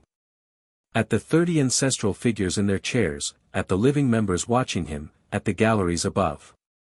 At Ragnarok, who had come as a formal witness in his capacity as director of Gringotts, which was unprecedented and which everyone in the room understood the significance of. At the minister in his seat, watching with the expression of a politician who knows he's watching something that will reshape his entire operational context and is trying to get ahead of it in real time. He thought about what to say. And then he thought that the only thing worth saying was the plain version of what was true, so that was what he said. "The war is over," he said. The chamber was quiet in the specific way that large rooms are quiet when a truth they've been waiting for finally arrives in them. The Horcruxes that were anchoring Tom Riddle's fragmented soul to life have been recalled into him, Harry said. All of them. He is mortal. He is present in this room. He has chosen, voluntarily, without compulsion, to be here for this. He looked at the chamber steadily. I want that to be on the record. That the choice was his. A sound moved through the chamber. Not disruption, more like the room breathing. The formal end of the war requires 3 things, Harry said. First, the public dissolution of the Death Eater structure as a recognized organization. Second, the formal surrendering of all dark-compelled artifacts, dark marks included, to Gringotts custody for containment. Third, the establishment of a post-war Wisengamot process for addressing individual conduct, not a purge, not summary justice, a process. With the standard of evidence, with legal representation, with the possibility of distinctions between choices made freely and choices made under coercion. He looked at Scrimgeour, who gave a single nod. Prepared for this, Harry had sent him the framework the night before. The 30 ancient houses will remain active in this body, Harry said. Indefinitely. Their governance role will be to provide historical continuity and to hold the ministry accountable to the original Charter of Magical Britain, which was not written to serve the comfort of whoever was currently in power. It was written to serve magical people. He paused. All magical people. Including those who have historically been excluded from that category. He looked at Ragnarok, who inclined his head with the precise depth of someone performing a formal acknowledgement. The creature classification reforms and blood status legislation will be brought before this body within the month as previously announced, Harry said. They will pass. I'm telling you now so that the families who need time to adjust their positions have time. A ripple through the chamber. Not opposition, something more like the sound of people updating their calculations. The last thing, Harry said. He looked at the gallery, at the specific corner where Tom Riddle was standing with his own face and his own self and the complete mortality he'd spent 50 years running from. I want this on the record too. Voldemort looked at him from the gallery. The chamber looked at Voldemort. There was a moment, a specific, held moment, where the weight of the last 50 years of magical Britain's history compressed into the single present fact of this room. Tom Riddle came here today voluntarily, Harry said. He made a choice in an alley at 2 in the morning that I believe was genuine, and he made it again this morning at Gringotts, and he made it a third time by walking through those doors. He held the red eyes, the transfiguration was gone and the eyes were what they were, and the chamber was looking at them, and nobody in the room was unaware of what they were looking at. What he did before today is not erased by what he did today. That will go through the process like everything else. But the choice he made, to end this, and to end it the way we ended it, without a final battle, without another generation of people dying on both sides, that is a thing that happened and it deserves to be said plainly. The chamber was completely silent.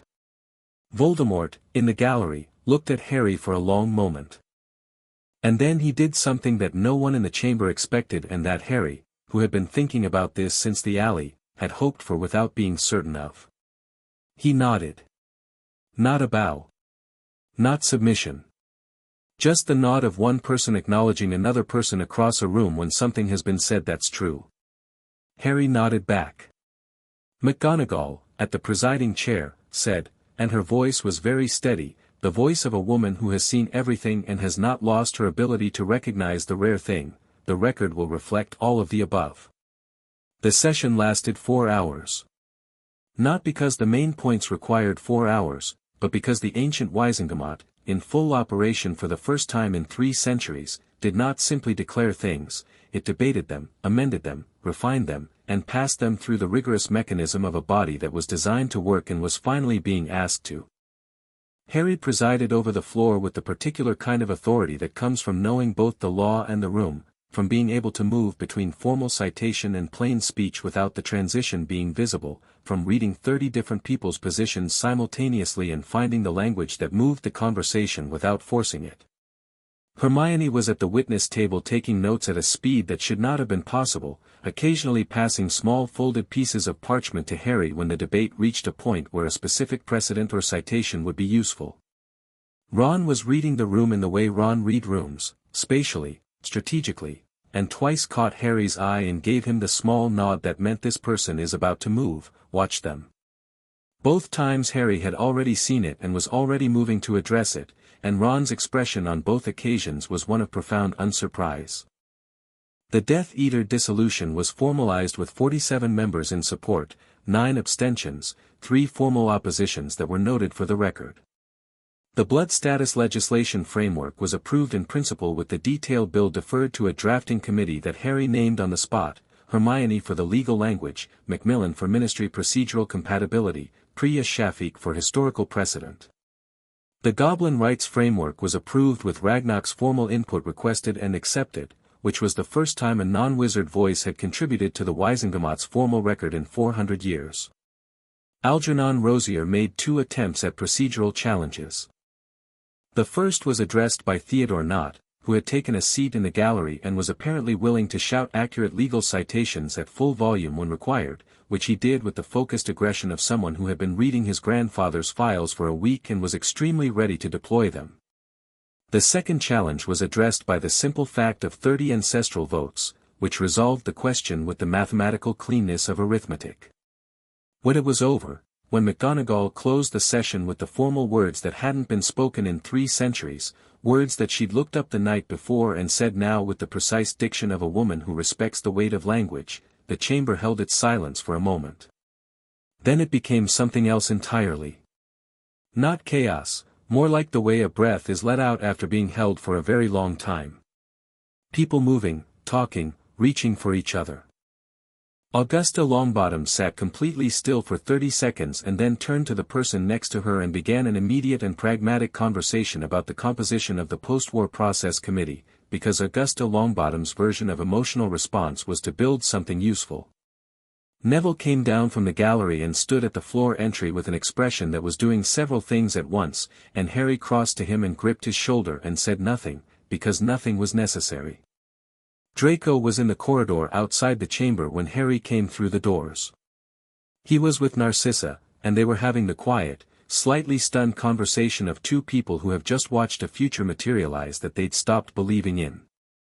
Narcissa looked up when Harry emerged and she held his gaze for a moment and said, very quietly, "Thank you," and Harry said, "The choice was Draco's," and she looked at her son with an expression that Harry chose not to watch for its privacy. Ron found him in the corridor and handed him a cup of tea from somewhere, Harry didn't know where. Ron had an inexplicable gift for producing tea in situations that didn't structurally contain tea, and said, "You did good," and Harry said, "We did good," and Ron considered that and said, "Yeah, all right, but specifically you today." And Harry let that stand because it was Thursday and he was tired, and some days you let Ron be right about things. Hermione appeared at his elbow and said, "The drafting committee framework needs 3 more people. I was thinking Clarissa Yaxley because she's going to be useful on the coercion versus choice distinctions for obvious reasons, and Cassius not because he has the historical knowledge and Theodore is already on 6 things, tomorrow," Harry said. She looked at him. "Hermione. It's 4:30. The war just ended. Tomorrow." She closed her notebook. Then opened it again, wrote 1 line, and closed it. "Tomorrow," she agreed. He found Tom Riddle in the corridor outside the chamber's secondary entrance, which was the exit that didn't lead to the main ministry floor and which Harry had been fairly certain he'd use. He was sitting on a bench in the way that people sit when they've been through something large and are waiting for their legs to remember their function. Harry sat next to him. For a while neither of them said anything. The corridor was quiet. The session had been on the main floor and the secondary corridor was ministry storage, unloved and functional, with the ambient smell of parchment and the institutional light of a building that lights its corridors for utility rather than atmosphere. "Whole," Harry said. "Enough," Voldemort said. "Not a complaint. Just accurate." "What happens now?" Harry said. "For you specifically." "The process," Voldemort said. "You said there would be one." There will be. I expect I'll be in it for some time, he said. The list of things I've done is, he paused. Comprehensive. Yes, Harry said. I'm not asking for anything, Voldemort said. I want to be clear about that. I'm not here making deals. He looked at his hands, his own hands, long-fingered, pale, no longer white chalk, just the hands of a man who was old and mortal and sitting on a bench in a ministry corridor. I'm just, here. I know, Harry said. What you said in the chamber, Voldemort said. About the choice being genuine. That it deserved to be said plainly. He was quiet for a moment. No one has done that for me before. Said something true about me in a room full of people. Something that wasn't either terror or condemnation. It was true, Harry said. That's all. I know, Voldemort said. That's what made it, he stopped. The word he didn't use hung in the corridor. I'll cooperate with the process, he said. Fully. Whatever's required. I'm done, he paused, and then said it simply, performing. I'm tired of performing. Harry looked at him. At Tom Riddle, 70 years old, sitting on a ministry bench in the corridor outside a chamber where the war that had defined his entire adult life had just formally ended, looking like a man who has set something enormous down and is discovering, gradually, that his hands are empty. The orphanage, Harry said, on an instinct he trusted. Tom. After all of this, the process, whatever it looks like, I want you to see it. Where you grew up. I don't know if it's still there. Voldemort looked at him. The red eyes were strange in the ordinary corridor light, not threatening here, just specific, the eyes of one particular person who had made one particular set of choices and was, at the end of it, still a person. Why, he said. Because you're who you are partly because of where you started, Harry said, and you've spent 50 years running from it. I think it's worth, not running. He paused. I'm going to go back to Godric's Hollow properly at some point. Not for the war. Just to go. Because it's where I started and it's part of what I am and I'm not afraid of it. He looked at Voldemort. You can go back too. When you're ready. I'll come with you, if you want. The corridor was very quiet. That, Voldemort said slowly, is possibly the strangest offer anyone has ever made me. I imagine your life has contained some strange offers, Harry said. It has. He was quiet. I'll think about it. You do that, Harry said. He stood. The 30 presences settled in him with the river quality, permanent and undemanding, carrying him the way a tide carries something that has learned to stop fighting the water. The Lu Fei coin was warm in his pocket, and the ring on his hand was the color of every house he held compressed into one, and the corridor smelled like parchment and institutional light. He offered his hand to Tom Riddle. Voldemort looked at it for a moment. Then he took it. The handshake was brief and exact and meant everything it meant, which was not forgiveness and not absolution and not the resolution of anything that had been done, but the specific acknowledgement of two people who had been built into weapons by the same broken system and who had arrived, by entirely different roads, at the same Thursday afternoon. Harry walked back toward the main corridor where his people were. He stood on the steps of the ministry at 5 o'clock in the afternoon with Ron on his left and Hermione on his right and the London evening beginning to do what London evenings do, which is arrive gradually and then all at once with the particular quality of a city that is always in the middle of something. What happens tomorrow? Ron said. The committee meets, Hermione said immediately. I was asking Harry, Ron said. Harry looked at the street. At the Muggle London above and the Wizarding London below and the ordinary extraordinary fact of it all going on, all the lives and all the noise and all the things that didn't know and wouldn't know what had happened in a Wizengamot chamber and a Gringotts alley and a Hogsmeade alley at 2 in the morning on a Wednesday. The committee meets, Harry said. And we start building what comes after. More work, Ron said. More work, Harry agreed. Right. Ron looked at the street. I'm hungry. You're always hungry, Hermione said. "I've had a long Thursday," Ron said, with perfect dignity. "I feel that's earned." Harry laughed. It came out genuinely, the full version, and it went into the London evening air and dissipated, and both of them looked at him, and he looked back, and there was nothing complicated in it, just the three of them on a ministry step after the end of a war, and hunger, and the particular quality of an evening that has earned itself. The 30 presences were there, quiet and complete. The river was there. The castle far north was there, tending itself, sending no letters because no letters were needed. In a bench in a ministry corridor, a man who had been many things was sitting with his hands in his lap learning the specific unfamiliar weight of an ordinary evening. In a gallery upstairs, Cassius Knott was talking to his grandson with an expression of a man whose life's work had just found its correct purpose. In the east wing of Hogwarts, Narcissa Malfoy was unpacking her single bag with the deliberateness of someone who is not in a hurry anymore. The war was over. Not cleanly, nothing was clean. There would be years of process and years of rebuilding and years of difficult days in committee rooms and difficult votes in the Wisengamot and difficult conversations in corridors. Harry knew this with the full clarity of someone who had stopped confusing the end of a fight with the end of the work. But the war was over. He stood on the ministry steps and felt the 30 houses carry him the way the river carries things that are ready to move, and he looked at London going about its evening, and he thought about Godric's Hollow and the castle and the Peveril Library and the coin in his pocket and the ring on his hand, and about a kitchen table at the Dursleys where a letter had arrived on a Tuesday, and about an underground chamber where blood had fallen into stone and everything had lit up. He thought about what Ragnarok had said when he stood to leave that chamber 6 days ago. "Lord Potter. The rites are complete." He thought about what he'd said back. "I intend to handle it."